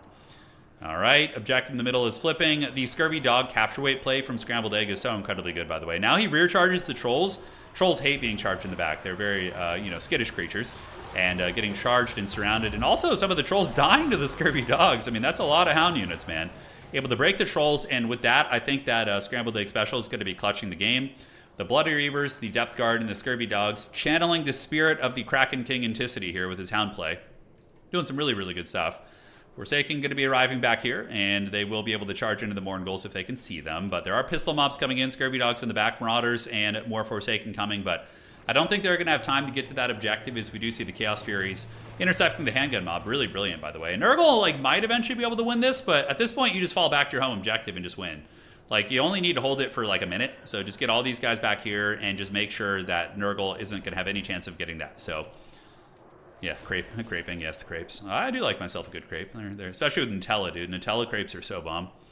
All right, Furies intercepting here, and we do see the Forsaken of Nurgle are chewing it up. So the Scurvy Doggos getting nibbled on nice and good lack, and that is going to be it. Oh, that's a cool banner. Yeah, the Dead Flag Fleet. Yeah, it's fun. GG, well played. Really nice match. It looks super favored for both players at various points in the game. It was just a really nice back and forth. Blunders were made on both sides, but that's what made that game interesting. All right, guys. So the Forsaken were big performers. They did really good. 1,600 and 1,000. The Noxbringer was a disappointment, as we expected. We were right about that. I think if Rangito had just had a wider army, he probably would have won. It was really those guys that cost him. And arguably, you can... The Rotting Riders are good, but I think Chaos Knights fulfill a similar niche for like 1,000 gold less. So sometimes just using a Chaos Knight could be good too, I think. Hey, Grandfather tried. He had a good run. It was a good game. He had a good game. All right, so now we have finished the rounds of regulation. We just got to wait for the rest of the games to finish. By the way, look how freaking thick and a half this tournament is today. Just so many rounds. Look at all the games that have been played in this tournament. Glorious, glorious carnage here. So we have a couple games here and then a couple matches here. And yeah, they should be wrapping up in the next couple minutes. That one was pretty quick. Oops, wrong button there. Sorry about that, guys. All right, Forsaken are very good. Yeah, they're probably one of the best Chaos Infantry in the game. Their speed is just so powerful, their damage, and they're surprisingly durable because of their armor, too. Yeah, Rot Knights are almost an auto-take in a lot of matchups. As a reserve unit, I wouldn't say starting with them, but we had a really interesting game today. For anybody who's just joining a little bit later on in the stream, we had a crazy cool game where Berserk brought Be'lakor and Rotting Riders in his opening army. And it was badass, dude. Yeah, it was badass. It was really good. Yeah, the domination community is doing very well. We have like active tournaments, tons of new players coming in, lots of new blood, and a lot of great champs who stick around and keep playing. It's good. It is good. Nurgle's been doing all right lately. We've been seeing some Nurgle chads do some work. When will we get servers? Oh, probably never. I mean, I think there's a glimmer of hope that we get dedicated servers for 40K, like maybe like a 25% chance, but I'm not holding my breath. I've been like trolling about that for like 10 years and just not going to happen. Well, more like 7 years. Yeah, give or take, but yes, it could happen for 40K. Maybe, I don't know. Like, okay, let me ask you guys this. When you play a game like Company of Heroes 3 or Age of Empires 4, like how do they do their servers? Do they like have their own, or do they rent some servers from like Steam or something? I have no idea how it works, but yeah. It ain't Total War unless it's 400 plus ping, that's right. The classic Total War experience I noticed we don't have as much lag as we used to. Like in Warhammer 2 we had more lag. I think a lot of that was because some of the players active back then were from pretty areas with, a lot of lag, but I don't know. You are the Nurgle chat. I'm one of them. Yes. Co is hosted locally. Okay, so Relic hosts their own servers. Hey, Schmarty, thank you for subscribing, dog. Thank you. I don't play the games. You have a guy that does that for you. That's my job. I will play for you, man. Why have you forsaken me? Dude, that song is so good, man. I've always felt like of the early 2000s, like nu metal era, I feel like System of a Down is like the acquired taste of nu metal. Like, they're not a band you hear like right out of the gates, but like they grow on you, you know? They grow on you. Yeah. They've got some real bangers for sure. Okay. Good news, 40K will have dedicated servers. Bad news, they're maintained by the Adeptus Administratum. Yeah, 40K is such a big IP. Maybe they reach into the pocket for it. Dude, it can't be that much more expensive to have dedicated servers. I don't know. I know there's some, like, it needs to be, like, the game needs to be designed with that in mind, right? Like, the framework of the game, but I don't know. So top 4 should be clear cut. Wow, Stinger's undefeated, I think. No, we'll see if he actually wins this game. Is he undefeated? Let me check. Toxicity, yeah.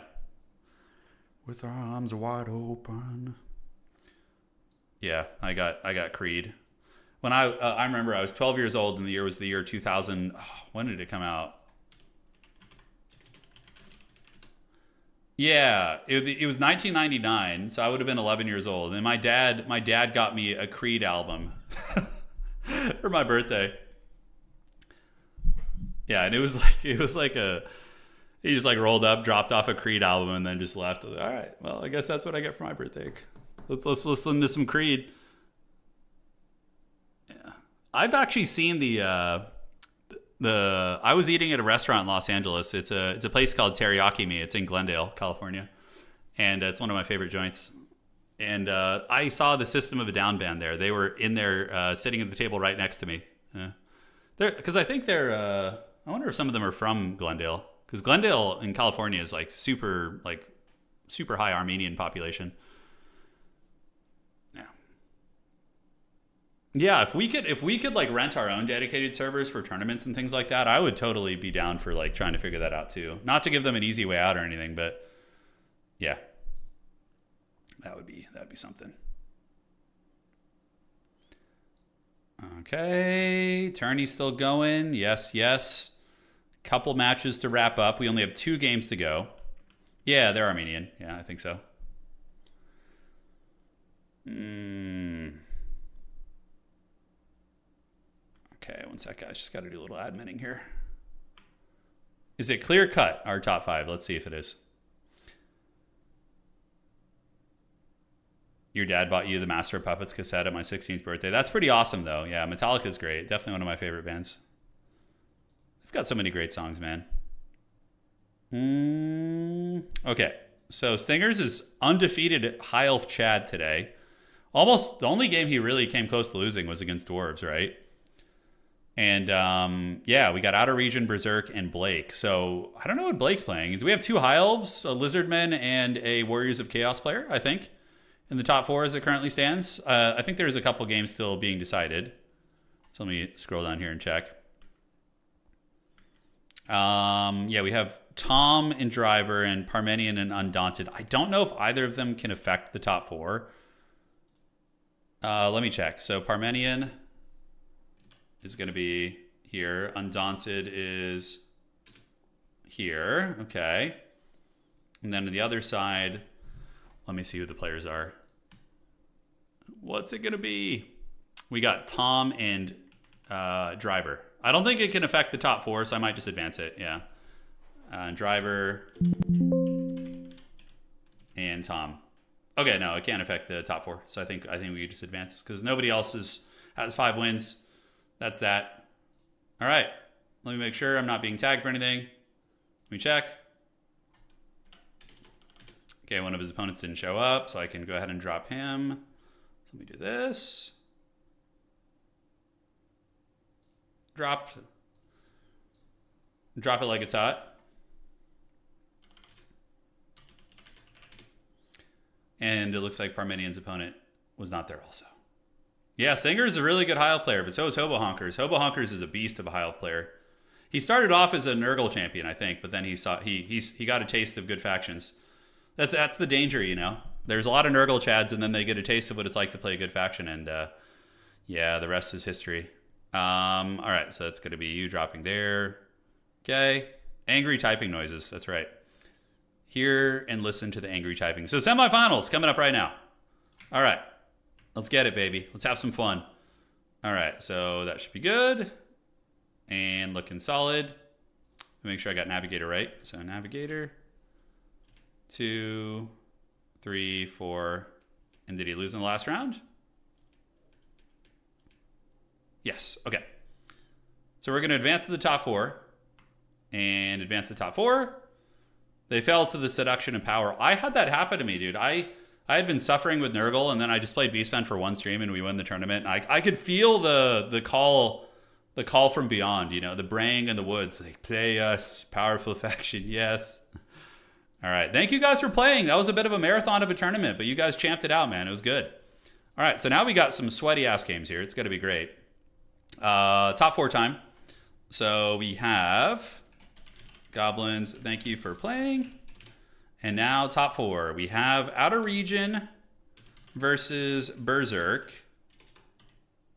And then we have Blake versus Stingers. Let me see what they're both playing today. Let me see what Hobo's playing. Probably will do the Berserk game because it could be a High Elf mirror match on that side.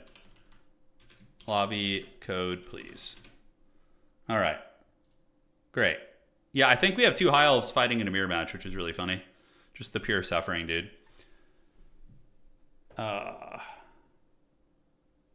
Got it, Jerbear. Thank you. Thank you, thank you. And... Oh, shit! We have a Nurgle chat in the semifinals! Oh, dude. Yes. What a hero of the people. Nurgle hasn't won the last time Nurgle won a tournament was me, and that was in frickin'... Oh, God, that would have been 6 months ago. Nurgle hasn't won a tournament in like over half a year, I don't think. And now, will the curse be broken? I'm going to cast other side. So we got Nurgle versus High Elves here. Oh, dude. Grandfather rises again. Yes. Rise, champion, rise. All right. So we're going to go find it. It's going to be these guys here. Yes. And we'll get Stinger's lobby there. Stinger's lobby code, please. All right, let's go, baby. Come on. Give it to me, precious. Now you're rooting for Nurgle. You didn't think you would catch yourself doing this, did you? But here you are. Here you are. Nurgle, to be honest, I wouldn't probably buff Nurgle right now because they're most likely going to get new stuff. You know, down the road, because Nurgle has a lot to do with the end times, I would wager. So Putrid Blight Kings, I would just wait and see what they get before we talk about buffing them. I don't, like, it's very, you don't, because Nurgle can still win. It's not unwinnable. It's just an uphill battle. So you got to be careful with that stuff. All right. Let's do that, and we're going to get in here, and there we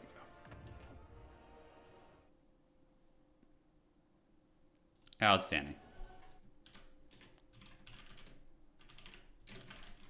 And in.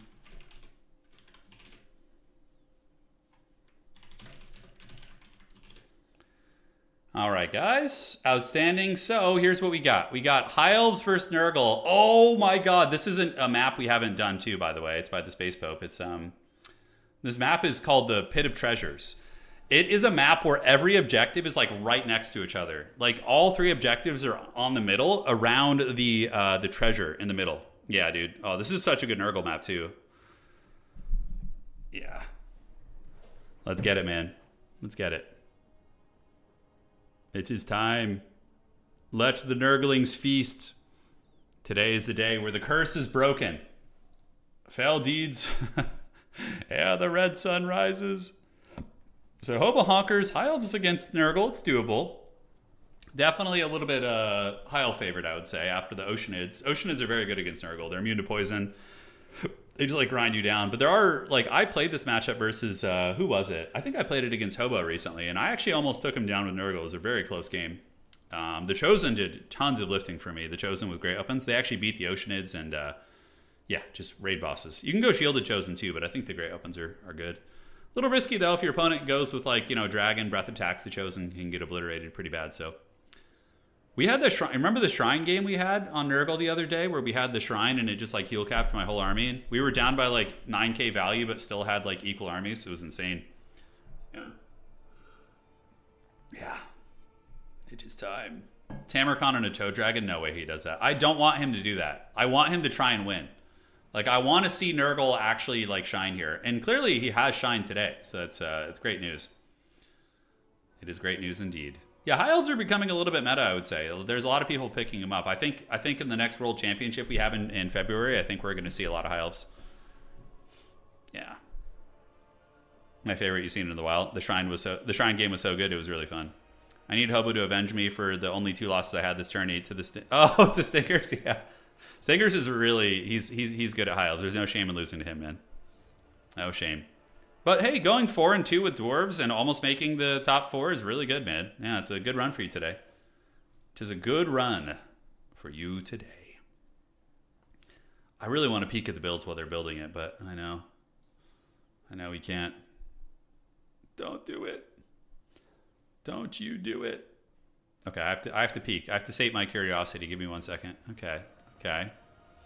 Yeah, I like that. That looks pretty good for both players. Yeah, it's fine. That is something there. All right. Interesting matchup this one is. Oh, no, they're not playing on that map. What a shame. They're just playing on Imperial Ambush, which is like a normal map. I am now sad. That profile is haggard. Wookiee is? You love Wookiee. Stop. If we can't see, you can't see. Yeah. Nothing too off the chains, really. Nothing too off the chains. Dude, if they gave Nurgle Spearmen, that would be such a game changer. If Nurgle just got like a cheap Marauder Spearman, dear God, that would be a game changer. Like, Nurgle's anti-large is just so haggard. You have to just, like, what has anti-large on Nurgle? That's cheap. Nothing. It's like, to get anti-large, you have to pay like $14.50 for a Plague Ogre. Like, and of course, Rot Knights are more expensive than that. Yeah. Change the map admin ruling. I know. I'm going to do it. But that other map massively would favor Nurgle, actually, because the way the layout is. Dude, the quad beast of Nurgle can surprise people sometimes. It's actually good in a couple matchups, I think. I really do. Oh, they should give Nurgling spears. Yeah, like the little like demons, just give them little plague spears. I do agree. I think that'd be pretty fun. Just like haggard little prison shanks to get in there with. On the subject of elves, do you think we'll get elven units in the end times?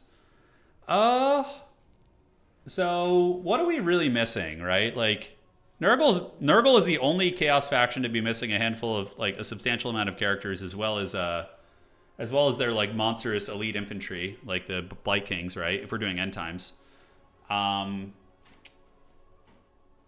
mean, I feel like the Empire has a lot of like stuff that could be like, the Empire is missing a lot. Like, you have those like Knightly Order stuff, and then of course Ulrich. Like, you can usually look at what Games Workshop does with their tabletop game, and it gives you a good parallel to what Creative Assembly is going to do, right?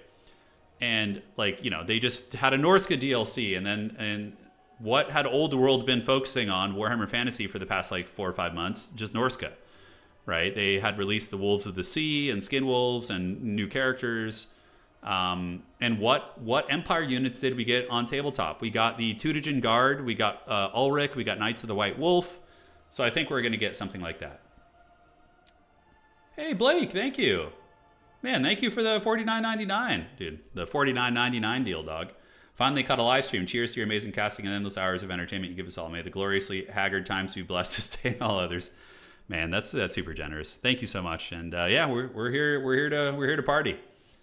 We'll be having some fun tomorrow as well. Don't know what we're going to be doing, but something good and something tasty. Thank you so much, Blake Kirst. And yeah, let's keep it going, dude. High Elves ready? Unreadying. Hobo Honkers getting ready to party as well. And who will emerge victorious? So it begins. Nurgle is already OP for me. Nurgle is OP IRL for sure. You know, like in our worlds, Nurgle is definitely OP. I think the DLC will be Chaos Skaven Undead Empire. Yeah, that's not a bad guess. I think we'll get, you know, obviously chaos stuff. I think maybe obviously. Well, is the Nagash thing is it separate? No, or is that part of the end time stuff? I don't even know, dude. I'm so out of the loop. Most of these like other people who cover Total War will like, as soon as there's like a news drop, there's like a video about it, but I just don't even know what like the next update is. I'm just like, yeah. Just no idea, dog. When it comes out, we're like, oh shit, let's have some fun. Let's do it. Hey, thank you again for that donation. Yeah, no, the map changed. Creeping Swamp. This map is good for a Nurgle stuffing strategy, but also very rough for the mobility. Nurgle, it's big, so Nurgle might have trouble playing the wide game. Toddy getting fleshed out would be very cool. Yeah. All right, ladies and gentlemen, welcome. So it begins. Tyrion is ready to go. Arabinarian, right? That's his thing. I think that's what he calls himself. But welcome to the semifinals of today's tournament. It's going to be High Elves versus Chadley Nurgle. We got Ship's Company in the front, backed up by Spearmen, and a pretty good killy core in the ground. We have a Henry Cavill with Earthblood and Melkoth. Both are very good spells. Earthblood just to heal in general, and Melkoth is good against anything, really, that isn't a single entity. So I like this. Tyrion and the Loremaster, going to be a problem to deal with. And then we have Caradhran. Caradhran is a menace. This man, he did not bring the Mark of Asuryan or any of his items, so just using Caradhran as a dedicated character hunter. So using Caradhran to bully, you know, Kha'Zix and bully, you know, the Exalted Hero and the Chaos Lord, I think is a brilliant choice. So I like that. I think it's very, very good. Yeah, nice build with some skirmishers to go grab objectives against Nurgle. It's a good call. Oh, this is actually not as big of a map as I thought. Yeah, okay, this one's fine for Nurgle. And for Grandfather's Chosen, he is going to be doing a warrior wall, which makes sense. Nurgle warriors are really, really robust. They don't really care about archers, and they will beat most high elf infantry. So, yeah, it's good. Now, a lot of this battle is going to come down to the character fight. We have a Chaos Lord of Nurgle, who's going to be here using what? He's got his Rot or Die, and does have the Icon of Eternal Virulence, as well as Paragon of Decay. And he's going to be teamed up with Kha'Zix and a Chaos Sorcerer of Nurgle, who has a spell spam.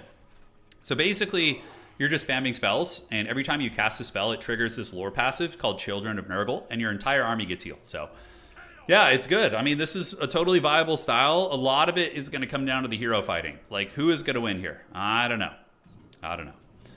Should be fun, though. Tyrion is a bully, though. Tyrion is an absolute beast. And one of the big issues Nurgle has versus high elf characters is fire damage. Caradhran does fire damage and also has Warp Flame. And Tyrion himself does flaming attacks, too. So when the Nurgle characters are trying to heal, they end up paying the troll toll a little bit, which is quite scary indeed. All right, objective number 1 here is going to be getting taken by the forces of the donut. So the Illyrian Reaver Archer is going to be grabbing those goodies. Elsewhere in the middle, it is going to be advancing up. Tyrion and Caradhran going to be jumping up on objective dose, while the rest of the High Elf army preparing to advance.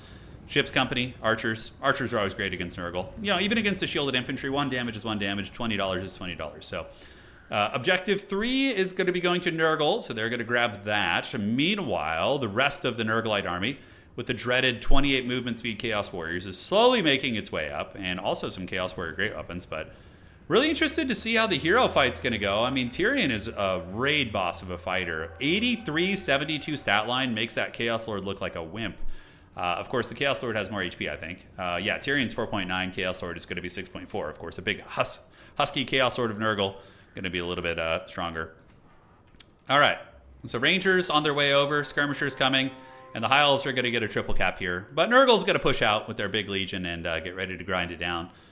But like I said, I think the battle's going to come down to the heroes. The High Elf army, obviously, in a straight fight, without the heroes involved on either side, would get folded. These Chaos Warriors would just march over them, and it would be no mercy. But obviously, the Elves have invested in quite a character core here with Caradhran, Tyrion, as well as a Loremaster. Loremaster is a good AP fighter, too. Bonus for his infantry. He knows how to scrap. But Nurgle really doesn't want to lose this objective. You don't want to flip this one. And it looks like we might have our first fight here. Are they going to go for it? They are. And Tyrion trying to run away. The Nurgle character is a little bit too slow to catch him on his speedy horse. So he does get away, and the wall of armor has arrived. These Rangers are going to get crushed. and are probably going to run. Stinger's, you know, playing like a true elf, only taking the engagements that are favorable for him. So he's going to want to run away here, get these guys back, and basically just camp them over here, and then if Nurgle ever leaves, you just jump on with your Rangers. Rangers will beat Marauders, and they beat Pestigors and Nurglings, but they do lose to Chaos Warriors and Forsaken. So that's kind of the paradigm of that infantry exchange there. But yeah, Nurgle's just preparing its big push, just gathering up. They got objective number 3, and Hobo Honkers stands at the ready. Good Fury micro, going to be retreating them away. Karadron on the hunt. But here comes the Wall of Metal. Big old warrior wall coming in. Furies, losing a Fury unit like this sucks pretty bad. Furies are very squishy, and that's just basically donating 600 gold to the High Elves right now, so it is what it is. But an unfortunate blunder. Chaos Warriors with great weapons coming out while the Furies get caught. Hobo Honkers, his micro is elsewhere. Looks like he's trying to get away, but I don't think they're going to get away. Karadron is all up on him, and the Reavers can definitely chase him up in the sky. Tyrion charging in and able to bash some of the Chaos Warriors, so he attacks in, and then he's going to be using Sunfang on them right there. So that's going to be ripping through those warriors. Hold on a sec. Was that an earthquake? Oh man, hold on a sec. That's like, there was like a bit of rumbling. I was like, are we about to get a fat earthquake? Oh man. Yeah, you never know. In California, you always got to kind of sweat bullets with that a little bit, but I think we're okay. All right, Chaos Warriors moving up, Marauders as well, and the Chaos Lord and Kha'Zix the Befouled, they're hot on the tail of Tyrion. Going to be chasing that man down there, and this is where the Nurgle character squad can pull the game in. If they can get a really good pick on Tyrion while Karadron is out of position, that's pretty massive. And some of the Furies also survived as well, so the Furies are going to be able to come back in, potentially dive the Archers. And Tyrion kind of getting bullied a little bit, but so too is Kha'Zix. And remember, Henry Cavill is here too. The Lord Master of Hoeth is lurking on the ground right there, but Tyrion does have that fat heal, which is very, very nasty to deal with. And here comes Karadron. Karadron coming in like a freaking Avenger, just flying out of the skies like Thor in Wakanda, and does jump on top of the Chaos Sorcerer of Nurgle, and perhaps Nurgle has overextended itself a little bit. We'll see if they can actually escape here. Rot or Die is activated. Damage Reflection not so good in SE fights. And the Nurgle Infantry Corps is going to win their fight, but honestly, if Nurgle gets blasted here and loses their caster this early, that's going to be very, very rough. Yeah, and it looks like the Chaos Sorcerer getting broken and terrified. Karadron and Tyrion establishing dominance and flexing on that Nurgle Sorcerer there. In the front line, Chaos Warriors doing all right. Great weapons have arrived as well, and honestly, if the Nurgle Sorcerer had not been just pounded like that, I would say this is a pretty good situation for Nurgle. They have a lot of infantry fights that they're winning, but man, oh man, losing that Sorcerer is rough, and I would wager that Hobo is going to resave for that character and bring him out later. Now, Tyrion kind of getting bullied a little bit. Karadron slowed by the Curse of the Slug, but is going to make it in, and Kha'Zix is most likely going to want to disengage right here. Some great weapons do come in. Tyrion, oh man, is he going to get his healing proc, or is he going to break? This is actually really, really big here. As Kha'Zix the Befouled now getting the counter surround, and Swordmasters of Hoeth moving in. I do like that. Those Chaos Warriors going to get dominated pretty bad in that fight. Oh my god, Tyrion healing the full health just about with the Heart of Avalorn. Absolutely disgusting, while Kha'Zix the Befouled is going to need to flee the scene and get away from Karadron right there. Now, the Chaos Lord is doing some good heavy lifting, but overall, I think the character fight is going very, very well for the High Elves, and you can kind of just throw Tyrion in there and let him take a beating like that. But that item is very, very good. And now Kha'Zix is going to retreat, and we do see the Nurglites getting good trades. Forsaken annihilating Ship's Company. Chaos Warriors winning their fight against Ship's Company here. Chaos Warrior Great Weapons fighting against the Swordmasters. A bit of a tough fight there. But Chaos Lord is getting attacked by Karadron, and Kha'Zix the Befouled, he does have passive regen, so Homie is going to be able to heal. Maybe going to charge back in there. Tyrion still has a little bit of room before his healing cap, and losing that Sorcerer early was a disaster. I honestly think Nurgle would be in a winning position if their Sorcerer had lived, because he would be spamming spells and healing his entire force, but now without that, he's just missing such a crucial element. And Hobo Honker is going to resummon his Sorcerer here in a minute and try and get some spell spam. Karadron getting attacked by Kha'Zix the Befouled, who has Rot or Die. He's only at 900 HP, but Karadron kind of getting his butt kicked a little bit by these two, but we will see if he's able to get Kha'Zix down. Kha'Zix at 900 HP, healing a little bit. Tyrion trying to get through, Earthblood activated as well, and Kha'Zix the Befouled is going to be breaking, and it looks like the Nurgle Sorcerer is going to be resummoned. So he is back, which is going to mean some healing. Probably Rancid Visitations is better in this matchup. Now Oceanids are on their way out, and Nurgle is kind of running out of steam as their characters are just being bullied so freaking hard. But kind of deactivated. Karadron, like I said, an absolute raid boss of a SE fighter. Tyrion, one of the harder, SE fighters in the game, honestly. He's really, really tough to deal with. And now the Rotman is going to have to retreat. I don't know what he can call in for support. Rotting Riders would obviously be good, but they are weak to fire, which makes them rough against these characters. And looking on the objective here, the High Elves are slowly starting to win this one. The Swordmasters of Hoeth are chopping through these Chaos Warriors. It's a bloody affair, and they're taking big casualties, but they also have Henry Cavill in here, and he's doing a great job. He's really able to cleave through them pretty damn well. Oceanids also a little bit tricky for Nurgle to take down. The Chaos Lord is basically Benny Hilling and running in circles trying to get away. Meanwhile, on this side, Nurgle does manage to steal the outside objective with their Sorcerer as well as some Chaos Warriors. So they do hold on to that one, but the high ground objective does belong to the forces of Asuryan. While the Chaos Lord going to be running to the back of the map, and it looks like, I don't know, man, is the curse of Nurgle going to continue? Nurgle is just not allowed to make it to the finals of tournaments. We've made it to the semifinals, and many people have recently, but they always lose in the semis. The curse of the Plague Father continues, maybe. I don't know. He's trying to lure his opponent really far away, and this is smart. He's luring his opponents like really expensive pieces away from the fight, but the fight just like kind of looks good for the High Elves right now, as the entire Nurgle infantry corps is cut to pieces there. Obviously being bullied, not having the character support and the magic support, which was a big part of their strategy, is rough. All right, Frolickers Bubonic moving up. Maybe Nurgle gets this outside point, but Hobo Hunkers isn't really even in a good point position either. I mean, the High Elves are ahead in that regard, and now we're going to get Rahogger's Pride coming out to mulch on these guys. And ladies and gentlemen, I think this probably going to be the end of the road. Yeah, as Karadrin, just janky Total War animations. He should be hitting him right now, but instead the Eagle is just like waddling after him. But, you know, it is what it is. At least it's keeping him off the battlefield, you know. Oceanid's out here, and it looks like the Nurgle Sorcerer Chad is going to be going into the pits again. So good night, my sweet prince. You will be missed, as we do get a Stream of Corruption right there. Going to be tearing through the ranks of those units, but there's absolutely no chance. This game's over. There's healing for High Elves too. High Elves have the Star of Avalorn healing, which was like literally a 2,000 heal. We do see Karadrin and Tyrion coming back now, while the Chaos Lord just shambles around in the backfield, but absolutely no chance. This game's over. And it was a good try, though. It was a very good try by our Nurgle champion. The trading was looking close, but Tyrion is just like so rough. Like if you put all that effort in and try and kill him and he gets that proc, you're just so far behind if you're trading. No, this is a semifinal, so the winner of this is going to go to the grand finals. On the other side of the bracket, we have Warriors of Chaos, and we have a Lizardmen on the other side. So the High Elves, most likely in this game, are going to be going forward to play against either Berserk or Outer Region on the other side of the bracket. All right, and the High Elves are coming in. Narnia Lions are here to feast in the jungle, the mighty jungle. The lion feasts tonight, and tonight they feast on rotten flesh, which is something certainly not ideal for them. But yeah, dude, look how cool Nurgle Chaos Warriors look. They're just so badass looking. Yeah, they're going to get it. They're going to get chewed up pretty good. You can see the decay and the rot. It's going to be their own affliction here, as they do get wasted by some archers. Outside objective held by the Oceanids. Triple cap, points advantage, value advantage. Every advantage is for Stingers. And Hobo Honkers going out on a shield. And he does come in with the Rotting Riders here. So there they go. All right, so there they are. The beasts have arrived. A good choice, sort of. I don't know. I'm like on the fence about them, because Fireborn just steamroll them. It's like Fireborn costs like 500 less, and then they just trade like evenly, if not advantageous, against them because of the fire damage. These guys are weak to fire, so that's really rough. Also, like the Phoenixes, Tyrion, they all do fire damage. There's so many things the Elves get that have bonuses. I'm kind of experimenting with other options in this matchup, like using Bile Trolls instead to try and fight against like the armor, but even that's not ideal. Plague Ogres are also an option, but they're so weak to archers that it's incredibly painful if they have an archer core alive. Yeah. I think that's it. No way to win, but he's going to go out on a shield and see if he can get one last run. Tyrion and Karadrin, the power couple here, they're able to really, really do some nice work.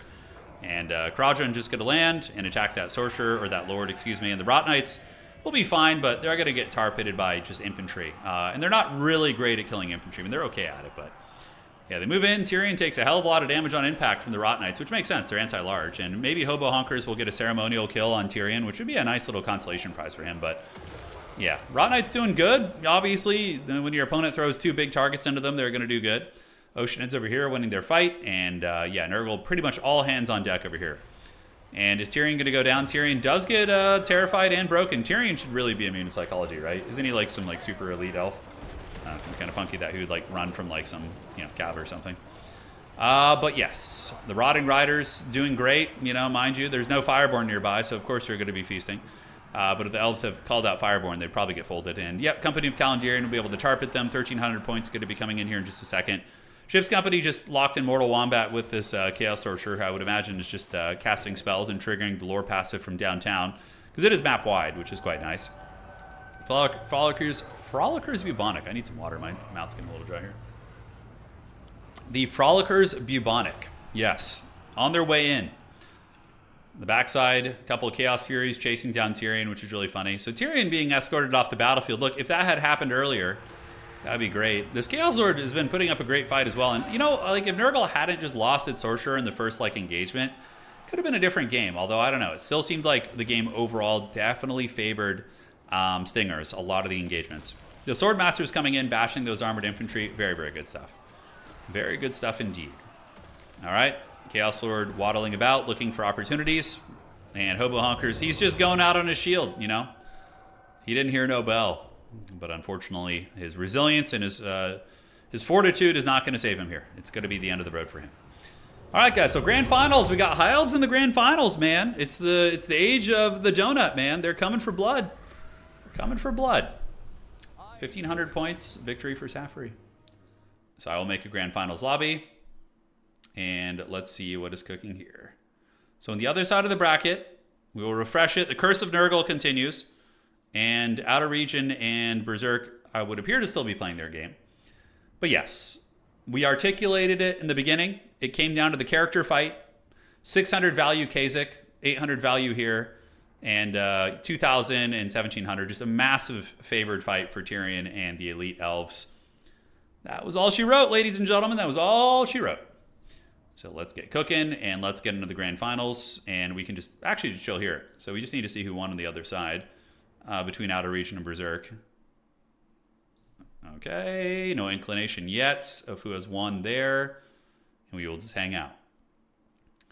So yeah, some folks earlier, you know, talking about High Elves, and hopefully today is a good showcase of how solid of a faction they are. They're very, very good. The age of the donut is now. Yeah, man. They're coming back for it. Let's finalize this tournament here. And let me know when done. I'm Berserk. Let me know when done. All right, so we message Berserk and Outer Region, and we will see when they're done. We'll do some fun team games as well afterwards, guys. Okay, so top 4 time. Grand Finals. All the marbles are here. Let me tell Stingers to report score.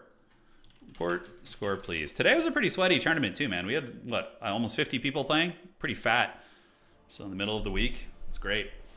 Although, wait, is today Friday? No, it's Thursday, right? Yeah, today's Thursday. Okay.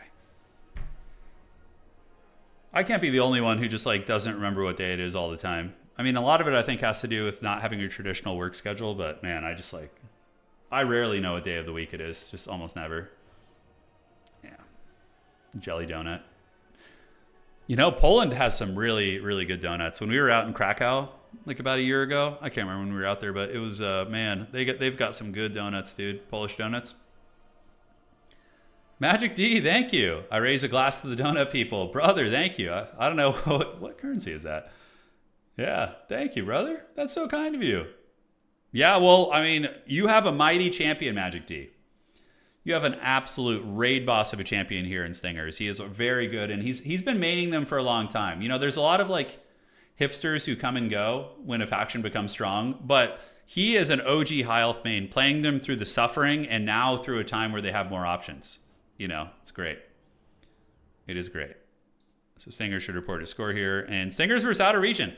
All right. Wow, Lizardmen High Elves. Wait, didn't we cast this in the beginning? We did, right? Did we? Was this the first game we cast today? Yeah, Pachki. Yeah, those. Yeah. I think I'm saying it right. Yeah, maybe I'm mangling it a little bit. High Elves, Lizardmen, Grand Finals, Warhammer 2 coming with a vengeance, dumping on all those evil Warhammer 3 factions and getting nice and far. Hey, Magic D, man, thank you again. Colombian, cool.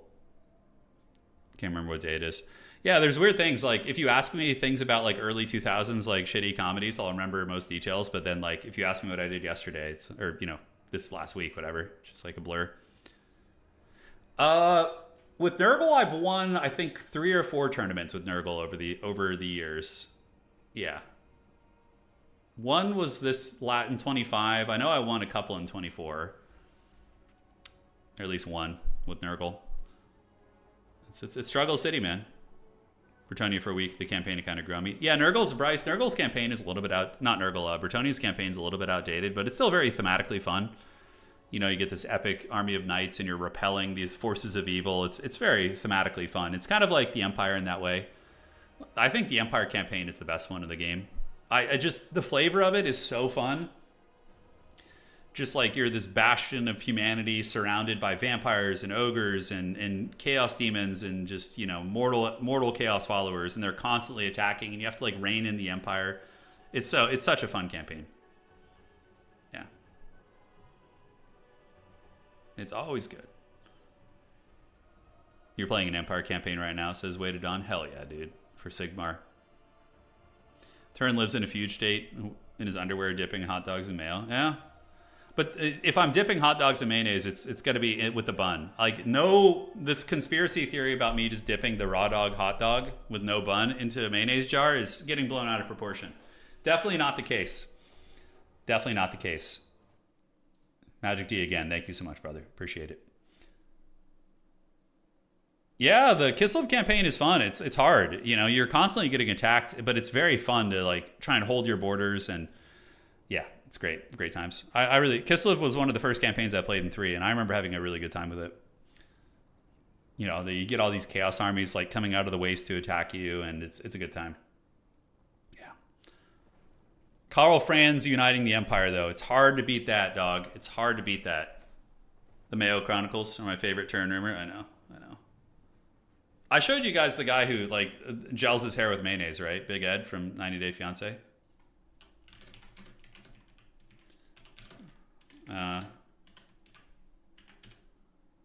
Yeah, so this guy from 90 Day Fiancé. We have this topic every now and then. It's like, it's basically a trash TV show. It's like, but there's a guy on the show, and he like gels his hair with mayonnaise. Yeah, so you can see he keeps a jar of mayonnaise in his bathroom, and then he like puts gloves on, and then like brushes it into his hair, just like straight mayonnaise. Yeah, it's pretty. I mean, I would be curious to like know if that actually has like beneficial effects to one's hair and scalp, but I would wager no. But yeah, no, he's the mayonnaise man. Yeah. So he ended up. I think he's in his like 50s or something. I think he was like 55, 54 in the first season, and he was like getting married to like an 18-year-old, 19-year-old Filipino woman. Yeah. When Anna and I watched that, we felt real bad for her. We're like, man, because this guy was like just rubbing mayonnaise on his hair and just like, yeah. It's a lot going on, a lot to unpack there for sure. All right. Dipping the dog in mayo is a slippery slope to mayo. Yeah. So you're saying like eating mayonnaise with everything is like the pathway to like using mayonnaise as hair gel? You think that's what's going to happen with me? I have really long hair right now. I have like Jesus hair. It goes, is it down to my shoulders? Yeah, it's actually down to my shoulders just about. Like I could definitely get some luscious mayonnaise treatment on that. Mayo's so good though. Yeah. Apparently mayonnaise can help damaged or frizzy hair. Really? Is that just like, what like aspect of mayonnaise does that though? Is it the egg? Is it the oils in it? Yeah, I was actually thinking about getting a webcam sometime soon, or getting one set up here. One of these days. Yeah, mayonnaise hair stream when? Okay. Oh my God. We could put like some goal, like community goal, that if we reach it, you know, like we could, I'd have to ask Anna, but so we have like a goal that we want to reach, and it's pretty lofty. And if we make it, then we could have Anna style my hair with mayonnaise on live stream. I would be down for the suffering to make you guys laugh. You know, I would not enjoy it, but it'd be very funny. I would enjoy the humor of it, I guess. Yeah, maybe. And Anna would just have to be like the mayonnaise all over her hands. Oh, dude. Turin is sitting there shirtless, just glistening. A mayo hot tub stream? Mayo hot tub stream. Oh, dude. Just in the... All right. How about just sitting in a... How about sitting in a hot tub with my pot belly sticking out and just like eating mayonnaise, like with my bare hand, just like scooping it out of a jar and just eating. Oh, it's so foul, dude. Oh, it's so disgusting. No, by the way, none of that is happening, for the record. None of that is happening. We're just joking here. Like, we're not doing that shit. No. All right. Hi, Elves Lizardmen. and hot dogs floating around me. Oh, man. No, thank you. You picked the wrong day to sub. No, this is the best day, dude. What are you talking about? Yeah, you're in good company here, man. No, we're not doing any of that. No. All right. So I hate that my first message in your chat was that. Yeah. Wait, man, I'm happy to have you here, dude. You picked this is the right day to subscribe. That's right. This is when all the magic happens, you know? The behind the scenes. Yeah. Do sub gold? No, I'm not doing that. No, I'm not gonna do that. I would never subject my wife to that, you know? Yeah, when you're married, like you gotta like treat your partner with dignity and not look like a complete gnarly mayonnaise creature, you know? And it deserves better than that. All right. Hey, Trevader, thank you for resubscribing. Thank you. Let's get it. You were here 100%, yeah. Oh shit, a sea elemental. Damn, what the hell is that? Hey, Angela, thank you for the donation, man. Thank you. So Reaper says, as a Midwestern white boy, even you hate mayonnaise. That's shocking. You know what shocked me the most of everything? Okay, yeah, so there was an earthquake that hit LA. I felt it. Yeah, I felt it. I don't live in LA, but I'm close by. I was actually shocked when I learned that Professor Pone doesn't like hot dogs. I was shocked. He actually loathes hot dogs. He hates them. I was very shocked to learn that. All right, ladies and gentlemen of the old world, welcome. Spawning in the northwest corner of the map in today's grand finals, we have Stingers, the champion of the donut, the High Elf Lord. And he's going to be coming in with Ship's Company, as well as an archer and a fire mage to burn through all the skinks and the chaff units. Eltharion the Grim, Arcane Unforging against Mazda Mundi. So he's going to be going for a snipe. Look at that. He's going to snipe Mazda Mundi with Arcane Unforging. Apotheosis as well. And a freaking sea elemental. I mean, I guess it's good against the infantry. Like, for sure. For Saurus and Skinks and things like that. It's not bad. All right. So, spawning on the southeast side of the map, it's going to be our Lizardmen, Chad. Outer region. Skink Skirmishers.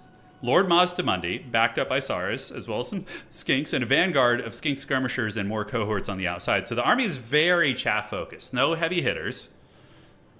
Mainly just chaff units. Oh god, hopefully it's not the dreaded hiccups, guys. Let me get some water here. But, coming in the back here, it is going to be a Bastillodon Rev Crystal to heal up Mazda Mundi. Mazda Mundi, the big chungus himself, going to be rolling dirty on his big beast here. His lack is quite strong, 130 armor, pretty good melee defense for a monster at 42 as well. So that man can do some heavy lifting. All right, guys, in the woods, we do see the Sea Elemental pushing back this outer region tactic, which is very interesting. So outer region this entire tournament. Oh, that was right. It was game one. Outer region took down the High Elf player by using the Chameleon Stalker ambush. But, you know, unfortunately for him, Stingers is very privy to this, and the Sea Elemental spots them, but... yeah, the triple Chameleon Stalker ambush on the back. Very, very cool. Okay, that's what I'm remembering from the first game we had today.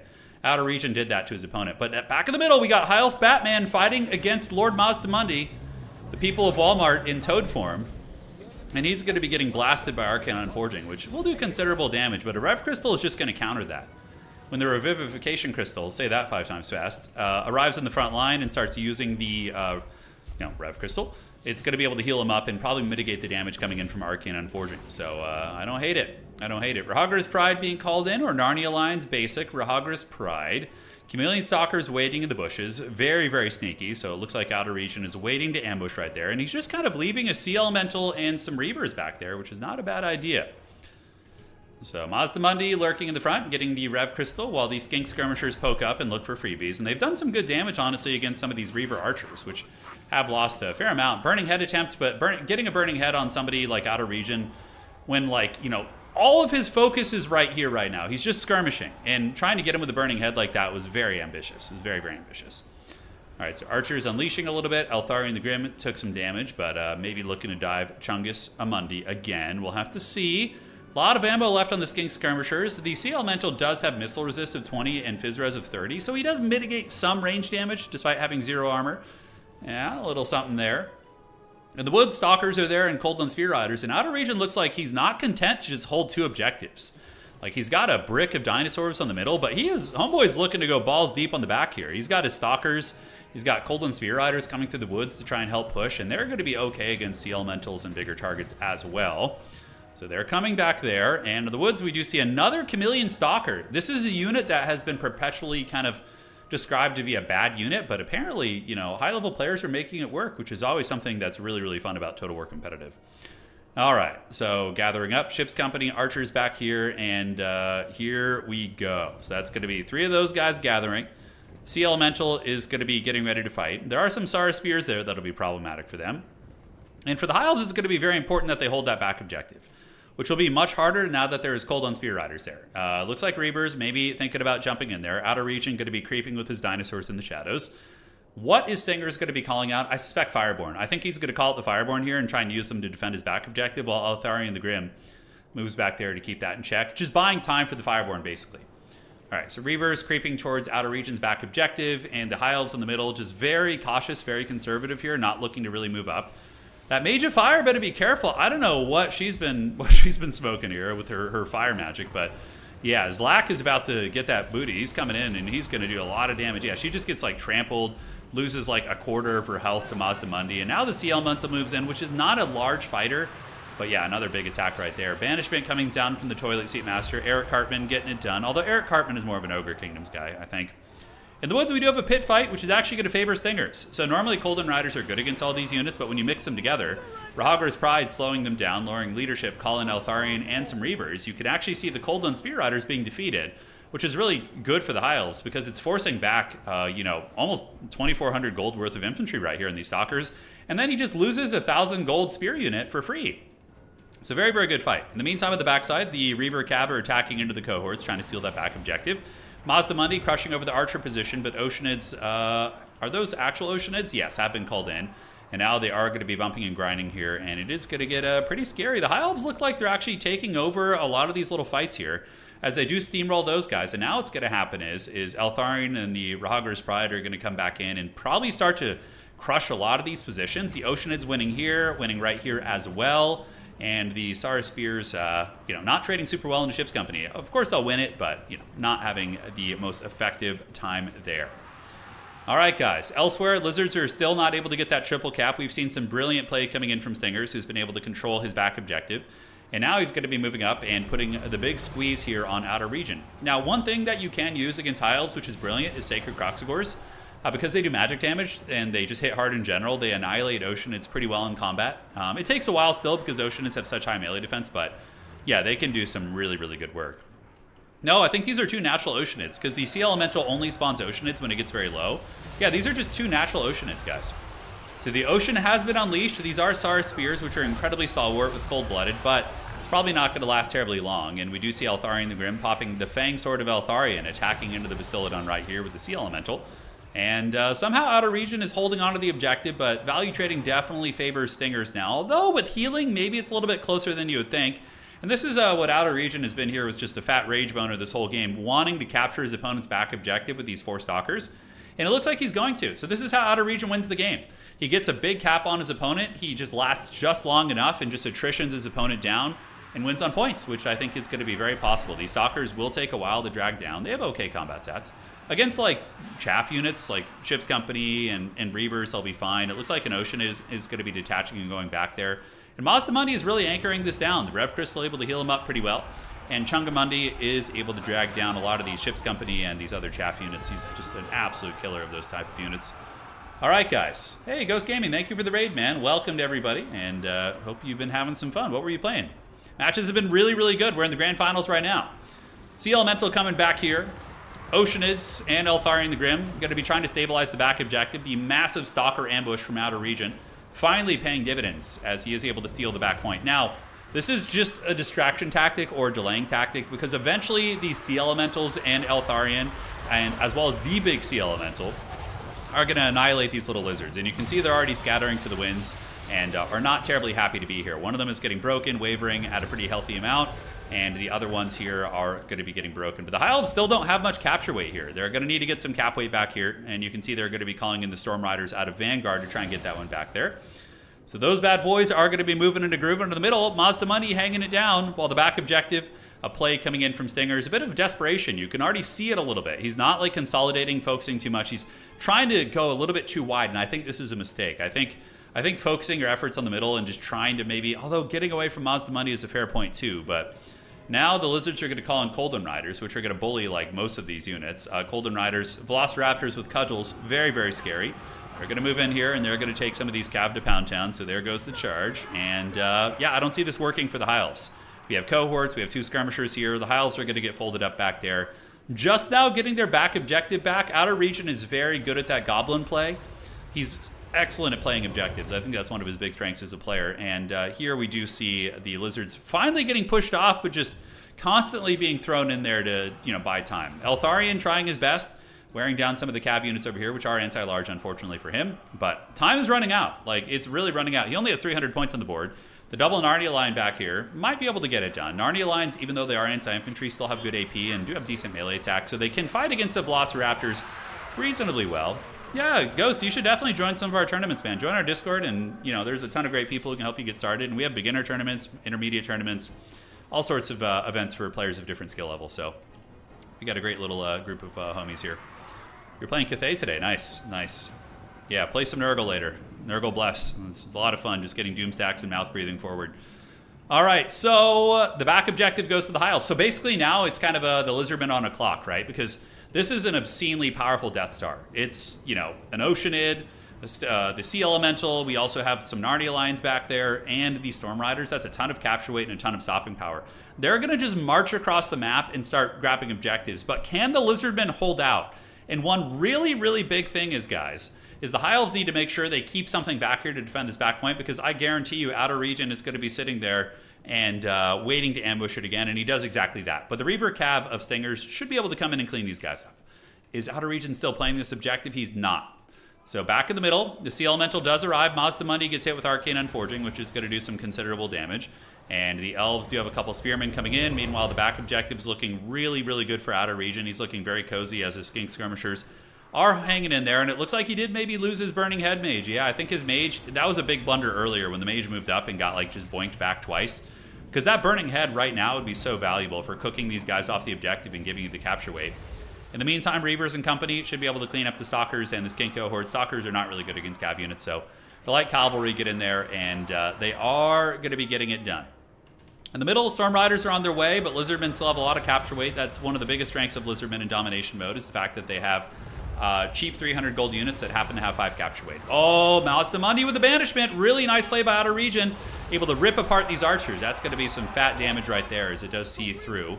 And also, we've seen a lot of investment from Stingers trying to kill Mazdamundi between Arcane and Forgings and targeting him with big monsters and stuff. And yes, the High Elves are ahead on value overall, but there's been a lot of healing. Apotheosis on Mazdamundi and Rev Crystal with a bunch of charges, so it's been very good. Cav coming in, it's going to be Illyrian Reaver Archers heading to the back point, Spearman heading this way, but he's just bleeding too many points. And he is in the process of like winning the middle over time, but it's going to take a lot of time. Really cool to see the Sea Elemental actually do pretty decent, though. 1,600 value on that thing, not looking bad at all. Mighty roar on Mazdamundi, but he is no coward. Mazdamundi will fight to the bitter end. His cold-blooded instincts keeping him going. Is Outer Region looking to be the winner of today's tournament, as he does pull out a big W for the Lizards here and getting it done. So Cold on Spear Riders going back here. Cohorts coming back here as well. Desperation coming in from Stingers, but not able to get it done. Congratulations to our big tournament today. We got about 40, 50 people. Won by Stingers. Or excuse me, Outer Region. I was looking at Eltharion's Chadley face. I was like, yes, it's like in the UFC when they announce the wrong winner. But Outer Region getting the dub today. Beautiful back pressure play. The Chameleon Stalkers like threatening that back point the whole game is so annoying. And it's even stronger because of the fact that the High Elf army was, indexed into monsters. Like it had a big Hippogriff, it had a Sea Elemental. So that was very nice. What needed to happen is Stingers needed to find a way to not lose his back objective. If Stingers could have held his back objective the entire game, he probably would have won. If he could have just parked like a couple infantry and maybe one Oceanid back there, I think he would have eventually won that game. But just letting that back objective flip cost him, I think. Congrats to Outer Region. Great Goblin play, guys. Very, very good Goblin play. And if you guys enjoyed this tournament, please do drop a like. It helps out quite a bit. Helps let YouTube know people still like this stuff. All right, so now it is time for our finale. It is going to be the Turin team battle. So we're going to do a big team battle right now. So we're going to go ahead and do we could just do a land battle for this because nobody's going to, attack cheese. And we will do probably a 3v3 is going to be fine for now. We're going to do sieges after, yeah. So right now, go ahead and join up, and we're going to do good versus evil. So we will do the Galbaraz, yes. So we will be on team good guys down here, and Max out of region and Hobo Honkers. That is a team of killers, by the way. This team is so strong. I know some of these guys from tournaments as well, but these are like folks who win tournaments on the regular. All right, so let's go with our beloved Empire. Sigmar calls. Sigmar calls. And then we're going to do a siege after this. All right. So evil up top, vampire counts, great, yeah. And then good guys down here. So Baldwin and Drexel, we need you guys to go with some good guy factions. On Troll Country, pure chaos. That would be probably really bad for us against Nurgle and vampire counts. Yeah, Ogre Kingdoms, they're mercenaries. Yeah, Ogre Mercenaries works. I like that. And then Drexel, we need you to get some dwarves. Okay, great. The Ancient Alliance is here. Nurgle, I don't know if I would call them good guys. Probably not. Probably not. All right. So let's do this. Do a little bit of that. And we're going to get you and this. Sigma preserve us. Sigma bless this ravaged body. All right. So what do we want to do here? I think we're going to do this and this. It's going to be fun. All right. It's going to be something. Evil team looks stacked. It is really stacked. Yeah, I'm like sweating bullets, dude. It's going to be rough. All right. We're probably going to get steamrolled based on the... But, we'll do what we can. Mercurial shot. Great. I think that's fine. And then we want to get a Harry Potter 2. Trying to think what's good against all these factions. A fire is good against Nurgle and against vampires too. This isn't a siege. This is an open field battle. So we're just doing a big thematic... battle here, which is going to be fun. Okay, so I'm looking at what my allies are bringing. Okay, so we're going to chill out there. Yes. War wagons are always good. War wagons are always pretty solid. A lot of Nurglites are going to come for us. It's going to be frightening. Thunderbolts and lightning. Yeah, probably need to get some cav to kind of protect things. Oh, what the hell? Oh, that's the wrong lord. Jeez Louise. I almost just threw the game. That would have been funny. All right. I knew his abilities looked off. I was like, that's not who I'm looking for here. Yeah, let's try this out. This will be fun. We're going to have a good time with this. This is going to be great. Okay, so get you there. Yes and yes. And then we can get that and that. All right. So we're bringing like a bit of a fun build. It's not like super sweaty. But hopefully will at least be feasible. Against Nurgle, we have obviously a lot of problems with infantry, right? That's going to be I got to see what my allies have. Okay. I can dig it. I feel like I need to get a little bit of a cat presence as well. Blood Knights could be rampaging about, lots of scariness. Okay, we'll get one of you guys, and then we're gonna get these guys in reserve. All right.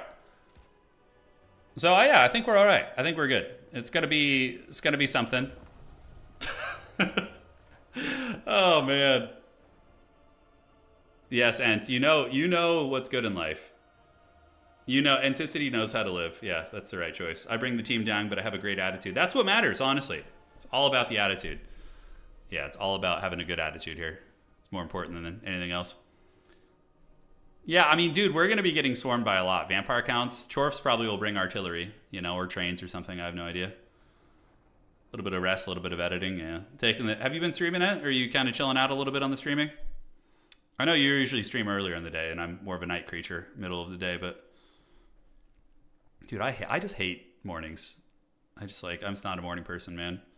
The only good thing about mornings is the breakfast. Breakfast food is just the best. I often will just make fry up some eggs and make like a breakfast sandwich for dinner. It's just the way to do it, man. Okay, so let's do this. And we're going to finalize that. Victory for you. And let's get the blocker down now. Eggs and cheese on an everything bagel? Yeah, dude, that's great. That's super good. All right, so good luck, have fun. Let's see how bad we get punched in the dick here. Probably going to be pretty bad. No lag though, so this is good. So it means we could do some siege battles and stuff. All right. All right, Noblar's in the front. Noblar's front and center. All right, we got double Luminarch, of course, because we're gonna just lay into some slow characters. We got Dwarven Cannons from Drexel. Dude, look how sad our front line is, though. It's just Nobblers. I have you to restock the Luminarchs, and then we have... I went with Ulrika, just for fun. She's not a good choice, but it's going to be fine. All right, boom, boom. So we got the heavy cav ready to defend as needed. Boris Todbringer, Ulrika. Dude, I am not feeling confident about our front lines. Okay, there are some Dwarves, actually. So we'll put our spears behind the Dwarven lines and use them as, like, the last buffering line. Luminarchs, honestly, pretty good in these kind of battles. Oh my god, we have a freaking Thunder Barge too. Our army's we're so fucked. We're so fucked. Dude, we have to protect 2 Luminarchs, a Thunder Barge, 2 cannons, and lead belchers. Like, our army has so much to protect. It's gonna be brutal, dude. Alright, Ulrika can run around with the engineer. Alright, let's get it. Let's just put the pressure on them, dudes. Alright, so we're gonna get this out here, and we're gonna get the demis over here, and yeah, this is going to be a disaster. This is going to be a quick one. Luminarchs sometimes work. They're like Sex Panther. They work 70% of the time, 30% of the time, you know? All right, we got to ready up. Really let them know that we mean business. All right. This is going to be... We're going to get stomped so fast, I think, based on the army comps and, like, how we are... Yeah, look at that. It's just like a wide-ass army here. Okay, so let's move up. Put a little bit of hurt down. These are what? These are Chaos Sword Warriors with great weapons. All right, guys, fire everything. Fire everything. Let's get the Thunder Barge in. So we're going to go ahead and put one of you here, and then we're going to get one of you guys on the Castellans right here on the ground. He might not be able to juke at all. We're going to see. All right. So are they shooting? Yeah, they are. We're shooting 2 separate targets. Let's see if we hit anything. Oh my god, we just friendly fired the Nobblars. Hey, we hit something. All right, great. I think there's like a hill or an elevation right here. All right, let's get that cultist offline. That's going to be fun. All right, so Demogryph Knights probably going to be needed out here. Oh, that Chaos Dwarf army over there is going to get hammered pretty hard. All right. Okay, 1 shot into the cultist. Hey, direct hit. Not bad. And Boris can come over and help, and it looks like we are going to shoot it. I don't know if we're going to. I mean, at least they're shooting. You know, that is something. They are shooting here.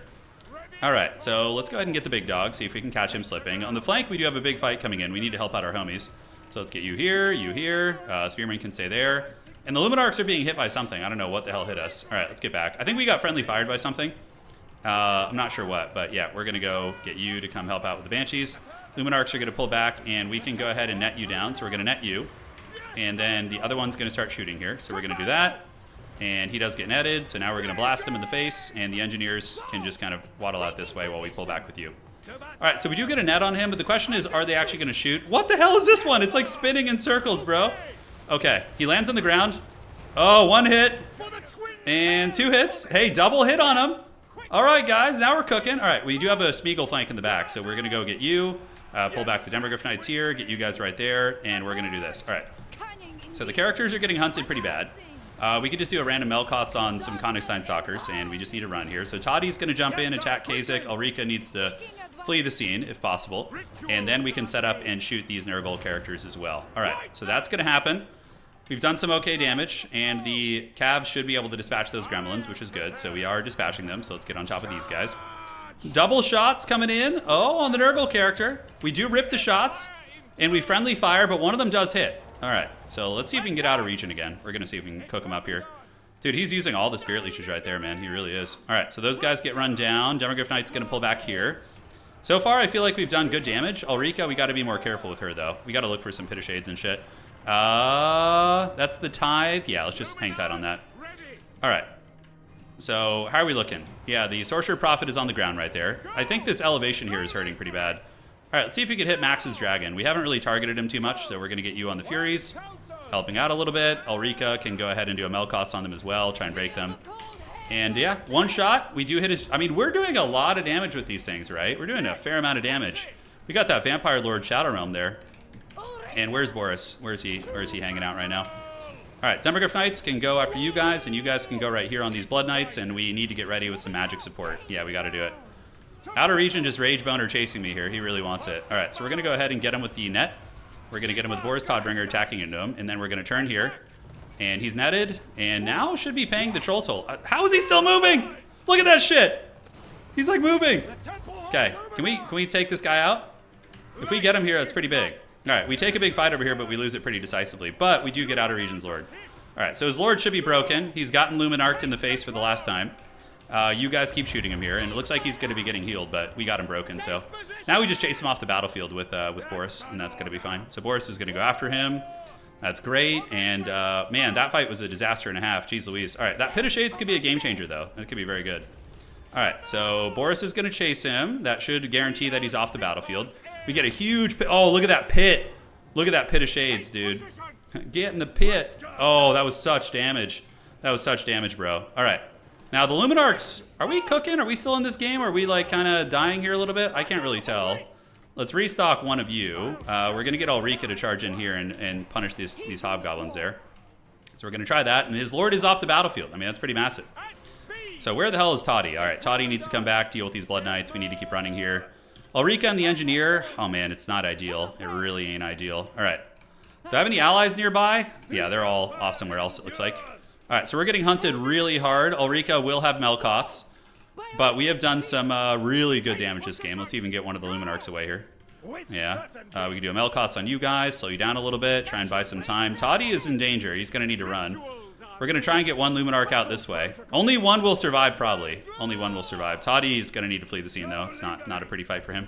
All right, so let's get our pet Luminarch out this way. The Dwarves still have the Thunder Barge going, man. They still have it. They do indeed. We took the Chaos Dwarf Lord out of the battle. And, yeah, do we want to turn and shoot?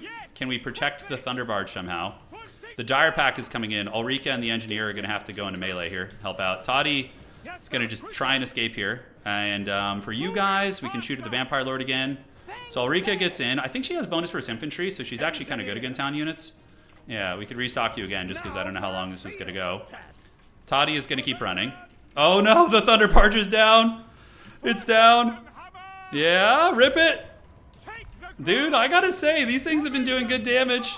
They've been doing very good damage. Do we have another Melkoth? We do. So we're going to go ahead and drop it on the Blood Knights, slow them down a little bit. And Toddy's going to keep running. We're going to keep kiting.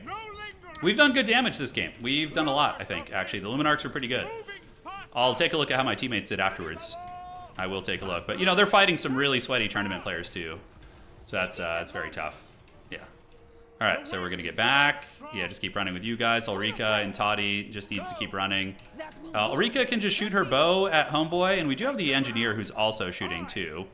The Luminarch finally goes down. I think we're about to get army loss. We just don't have much left. It's just kind of bare bones here, guys. Bare bones. Yeah, we did good. We did good considering. I mean, this is definitely like probably a mismatch in terms of player levels, I would say. But we held our own, which was good. All right, I have my Engineers. That's basically it. And Boris Todbringer being a Chad. We can get up next to this pillar and then use it to try and get up in the sky. It's kind of a weird, janky thing. But army loss is going to be kicking in soon. And let's get up if we can. Can we? We might as well just fight these Blood Knights, really. I think we just kill them. Ulrika is, like, kind of decent in some situations. So the Blood Knight's going to get dragged down there. The future isn't looking very bright. Yeah, there's a lot of evil on the battlefield. There is. And Toddy did get back up in the sky, which is great. The Blood Knights there should get crumbled. I mean, he could invo them. I don't know if it's worth it. Yeah, the crumbling damage probably will outpace it. All right, Toddy's still full health, though, not giving a shit. And we got the Engineer. He can restock Ulrika with her bow. Scalendir, or whatever the hell it's called. Something of that name. We just keep running in circles. We have the Ogre Lord. I think that's my ally's Ogre Lord being chased off in the corner.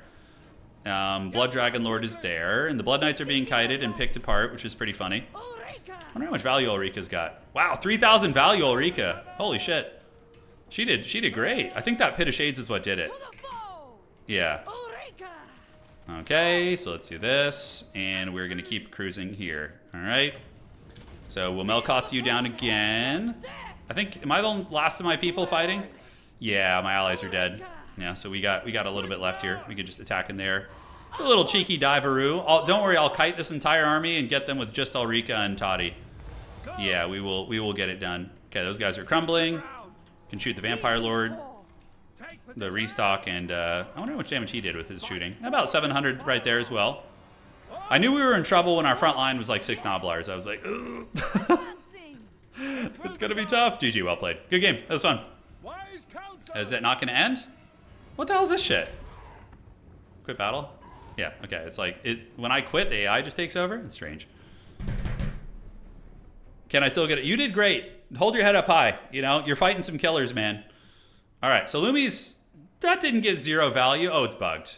Oh, it's because I left early. Damn. Those things probably got like at least 2 or 3K value, though. They were very good. Yeah, very good. Pretty sweaty armies on the other side, too. Yeah, very meta stuff. Nothing too funny. Yeah, we can't see the value. It bugged out. Okay, so I got to remake the lobby then. So anybody's welcome to join. Turin siege battle. Anybody's welcome. And now we're doing a siege defense. So we're going to do siege battle. Siege battle. Siege battle. All right. And we're going to be defending.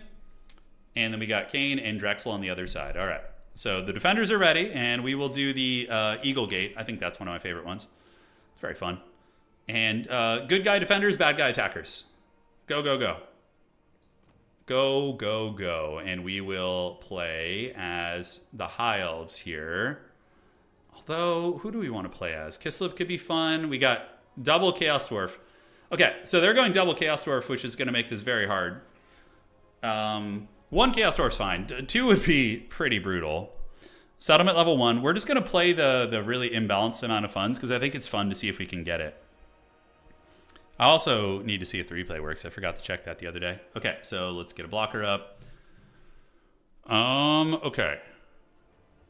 So the defense is on of the Eagle Gate. Yes, and we can get you as well. Get you there.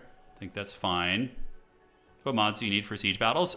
We just have the Total Tavern map pack, so it's the only mod that it's just the same mod we ran the tournament with, basically. No, I haven't forgotten Morty. Sea Lord, does Sea Lord do anything for us? I don't think so. Bretonia and a siege defense. I don't know how good they'll be, but we'll try it. I guess they can control the skies pretty well. So dim-witted, yeah, you probably just got to control skies. Beastmen have minimal air force. Vampire counts have air. That's pretty much it. And yeah, we will see.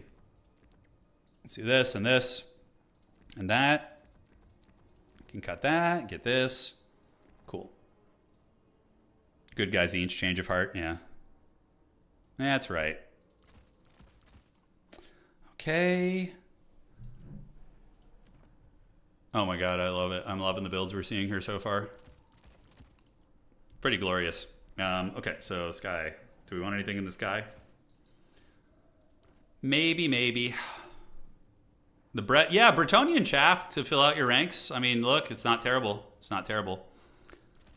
I have a philosophy about siege defenses now that I've kind of adopted. Like, it's fun. Like, I love the uphill fight nature of the fight. I think that's my favorite part about it. It's just knowing that it's like a hard situation and trying to like scrap your way out of it. You know, it's a good time. Yeah, let's do that. And then on the ground,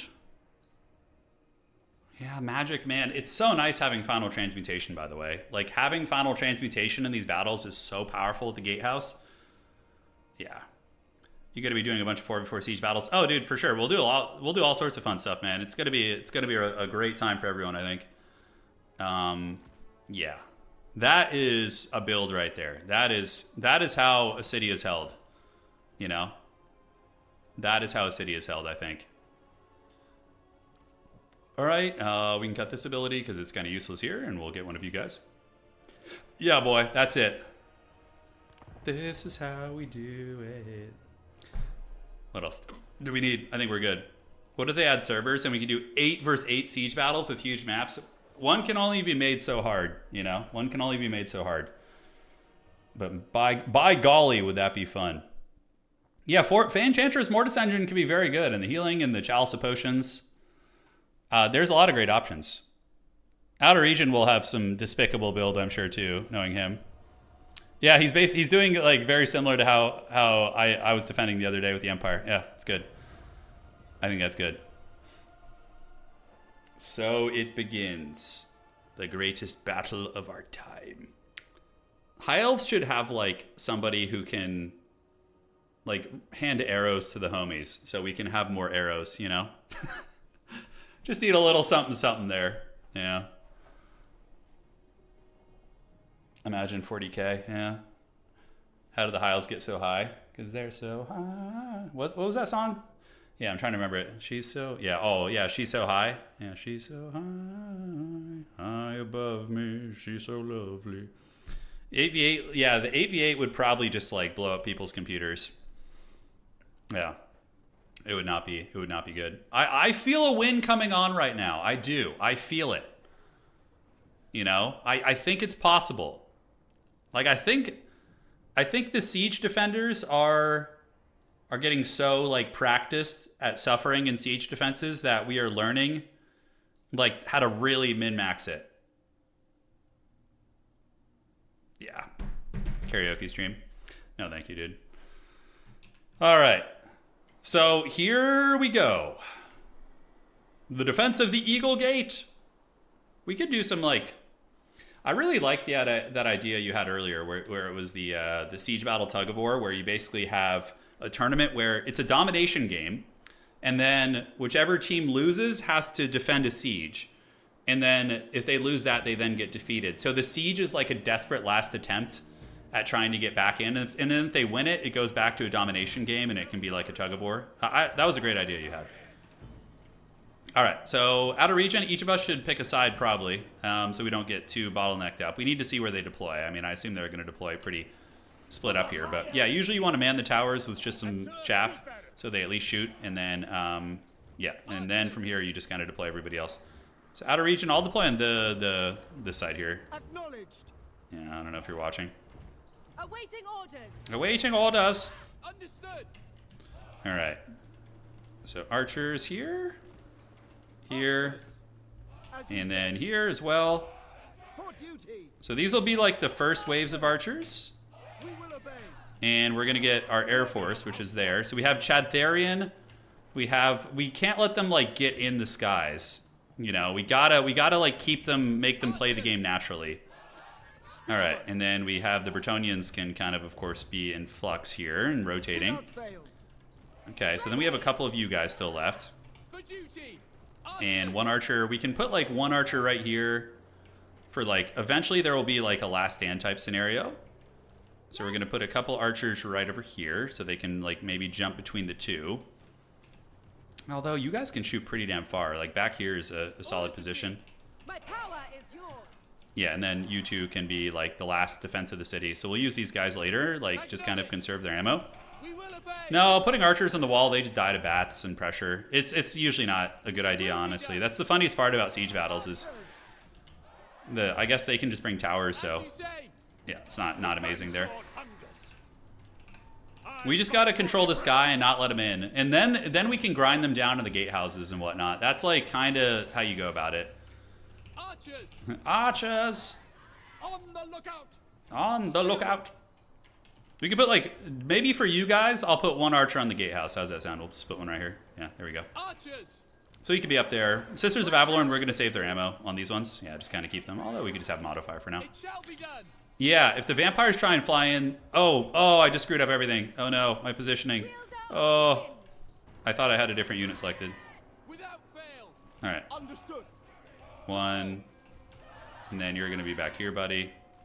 Archers. 2, 3. Okay, 3. There we go. Here we go.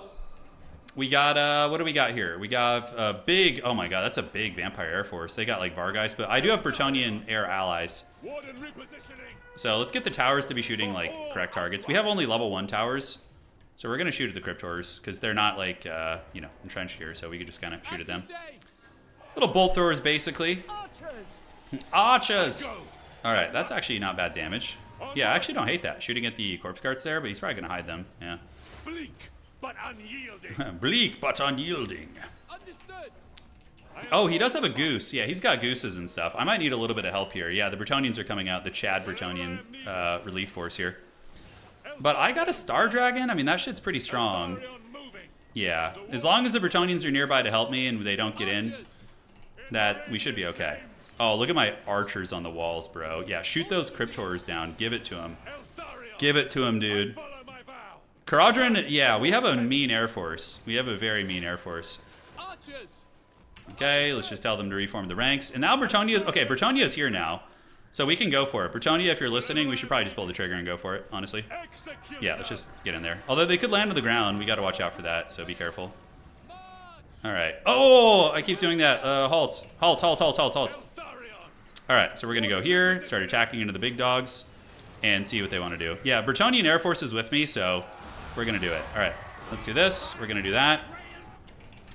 All right, big Haggard Air Force fight. Oh, but the Tempest is so erect, bro. Oh, yes. Oh, yes. Give me the value. All right, so let's just keep grinding here, attacking these guys. And, yeah, these guys started to waddle. But if we can win the Air Force fight and crush their air, that's pretty massive. It looks like he's trying to land a lot on the ground here. So that's nice for us. And I don't know if we actually, like, crumbled anything outright, but one unit of Vargeist is almost dead. Yeah, so we'll pick those guys. The Bretonian Knights are so useful here. Yeah, we gotta... In order to win siege battles, you have to have massively favored engagements. Like, it's the only way to win. Yeah. So the defender's sallying out, and the vampire's trying to land on the ground. You gotta make sure that we don't get pulled on the ground. Hopefully the Bretonian player's watching. All right. And now the archers at the walls. Yeah, isn't that cool? Shooting at the gores. Yeah, I love it. All right. Yeah, good play from Baldwin here. He didn't land on the ground and get baited. Yeah, he didn't get masturbated. That's really good. All right, so we're going to come over here. I don't know how the other side's going. Outer region is going to be very good on the defense, though.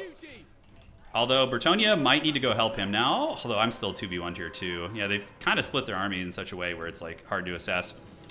All right, so let's get a breath attack. Is he going to come back? Yeah, the vampires are coming back for it. Okay, I mean, look, if they want round 2, man.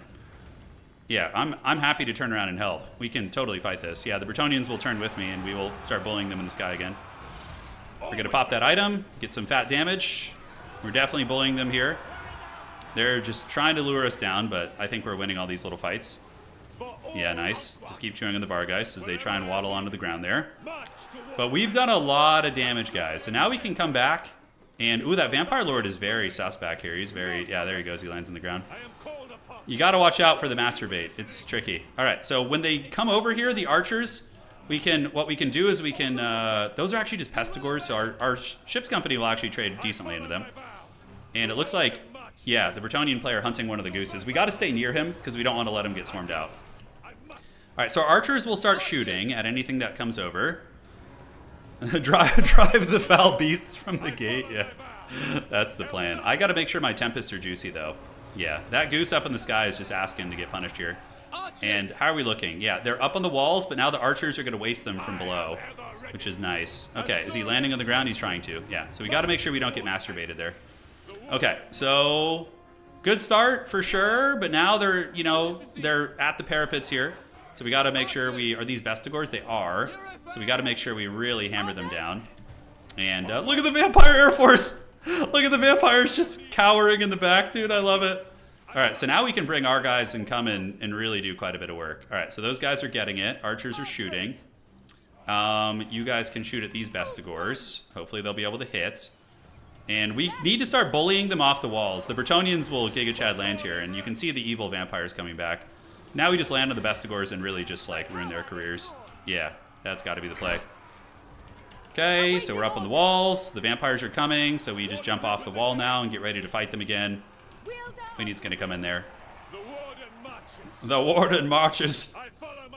All right, is he going to really run in range of me here?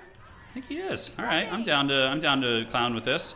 That's going to be nice. So we're going to do this. We're going to get you with a little Tempest, and then we're going to go and jump you here. Unfortunately, I can't really get range on him. All right. Okay, we get him with the Tempest. I thought my archers would be able to hit him, but sadly they weren't. But we're going to still go after him here. Yeah, the Bretonians are nearby, and he just got a purple sun on one of my archers, which every elven life lost is dearly felt. And, ooh, that Tempest is doing work. Yeah, he's getting his eyes pecked out right now. All right, so let's keep fighting these vampiric monsters. And so far, our archer corps is mostly online. I got to check in on the other side of the city and see how the defense is going. Max definitely regrets going Air Force, for sure. Yeah, he 100% does. So we got archer support. The archers are putting it down. We can shoot at the terror guys here, shoot at these guys. Do a little bit of that, and our Archer Corps still very much at the ready. But the Bretonnian Air Force Chad is helping a lot, but oh man, the other side does not look good. The Empire's lines are potentially breaking here, so we're gonna have to reform. Outer Region should probably fall back here. Yeah, probably is gonna want to fall back. Okay, he's landing on the ground. Bretonnia, man, I wish we could like type to our allies at least. It's so shitty we can't do that. All right, so let's get you guys to do this, and you guys need to shoot at the Cairn Race on the walls. And the Haggard Count Chocula force is feeling it pretty bad. All right, so let's charge in, get on these wraiths with our big boys. I do have breath attacks. I'm probably going to save them for late game blobs, and we're still kind of holding the walls, which is pretty insane. Count Chocula has been not having a good time. All right, so let's attack these wraiths. And how are we looking elsewhere? Yeah, a couple guys getting in, but these guys are okay on ammunition. I think we have a couple archers left here too, so let's have you save your ammo for the last stand. Always ready. All right, and the Cairn Race are going to get crumbled, and Max will be back eventually as Haggard vampires are licking their wounds. This side's dodgy though, man, but it looks like Outer Region's holding. Yeah, he's got his Empire Knights and Marcus Wolfhardt's still alive. Cairn Race down here going to be crumbled to ash, which is good. And I just need to get him with one more big Tempest, and he's probably dead, that Vampire Lord. Yeah. The Star Dragon is doing it. All right, so that's good. Let's get this Archer back here. These sisters are doing great work. Let's shoot at the best of boards up on the walls. And we're going to get back up in the sky now and go after Count Chocula. We gotta just finish him, you know. He's landing amongst his Cryptors. It's so funny. Yeah, it's hilarious. All right, so let's get up on the walls, do a breath attack over this way. So the dragon's going to fly over the walls diagonally, and we're going to try and get a breath attack on that Festigor herd. Kraudrin and company standing at the ready, but there's a lot of Cryptors over there. Bretonnia still has some tools here, and it looks like Outer Region may be able to hold this. All right. So how is the Air Force situation looking? The dragon's struggling with breath attack angles. Look at Max just hiding, dude. Just like an absolute gremlin on the ground. All right. Ooh, but it looks like some beastmen actually got in the city here. Okay, we need to switch our focus onto them. All right, so Minotaurs, pull you guys back. And do we have anything else? Oh, shit. Okay, I don't remember giving that order, but that's fine. I guess they're helping our allies out. Ship's company there. We're going to pull back in, and he's actually diving to fight the Bretonnians. Okay, I gotta go with him here. I gotta go with him full on. All right, so we're gonna Tempest him right now. If we can cut the head off the vampiric snake, that's gonna be pretty big. All right, so let's get these archers at the ready here. And now is the time to get the kill on this lord for sure. He's probably cooked. And with the vampire lord being gone, the rest of the army will probably crumble pretty quickly after. All right, so we managed to get him down. Great, and then we can go get this other goose if we can, or just attack some of these air guys. Shit, the beastmen are coming pretty hard in the paint here. Okay, so we got to just form up here and stagger these archers out in such a way where it's like just layers and layers. Oh man, okay. Yeah, they're getting into the city. They're getting into the city. Vampires are having a bad time, but we need to get back now.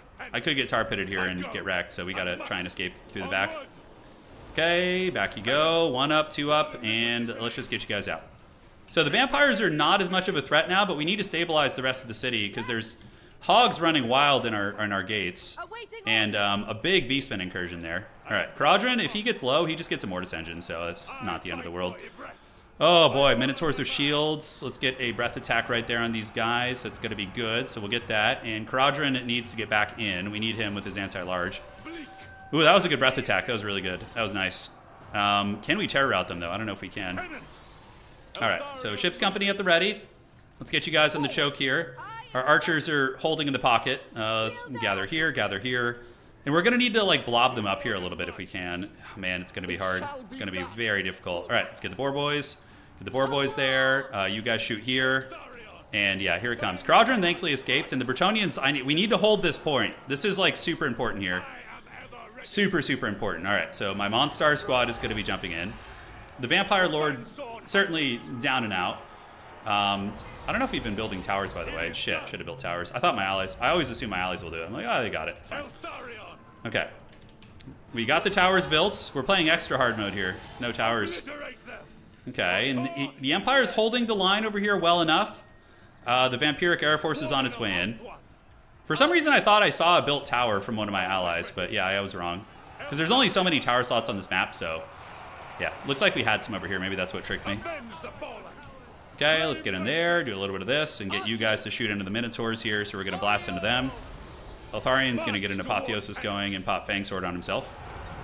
So yeah, archers, everything hands on. Yeah, let's get in there, melt them. Let's melt them, boys. The Pegasus Knights here, incredibly clutch, by the way. Incredibly clutch. So let's shoot at you, and let's shoot at you as well. Okay, so we are melting this pocket. There's still some gooses coming in.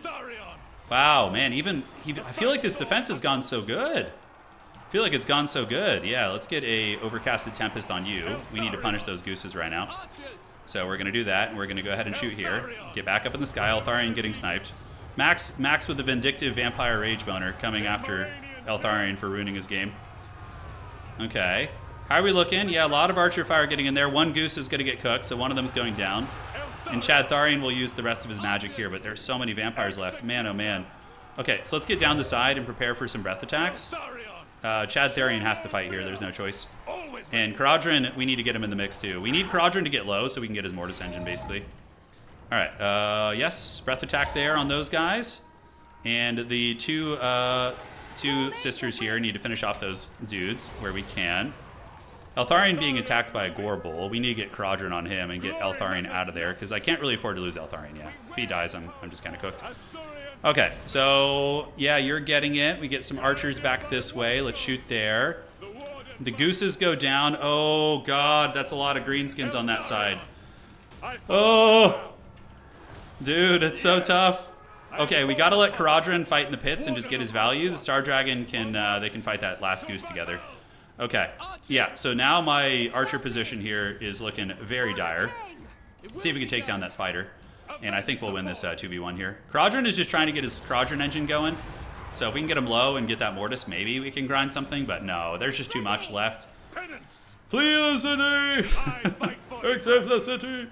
Epic siege defense, though. Very fun. I love these. It's such like a puzzle. I think like if every player on my team had done 14,000 damage, I think we could win it. Like it has to be, everyone has to basically just play out of their mind and like all the gears have to click, you know?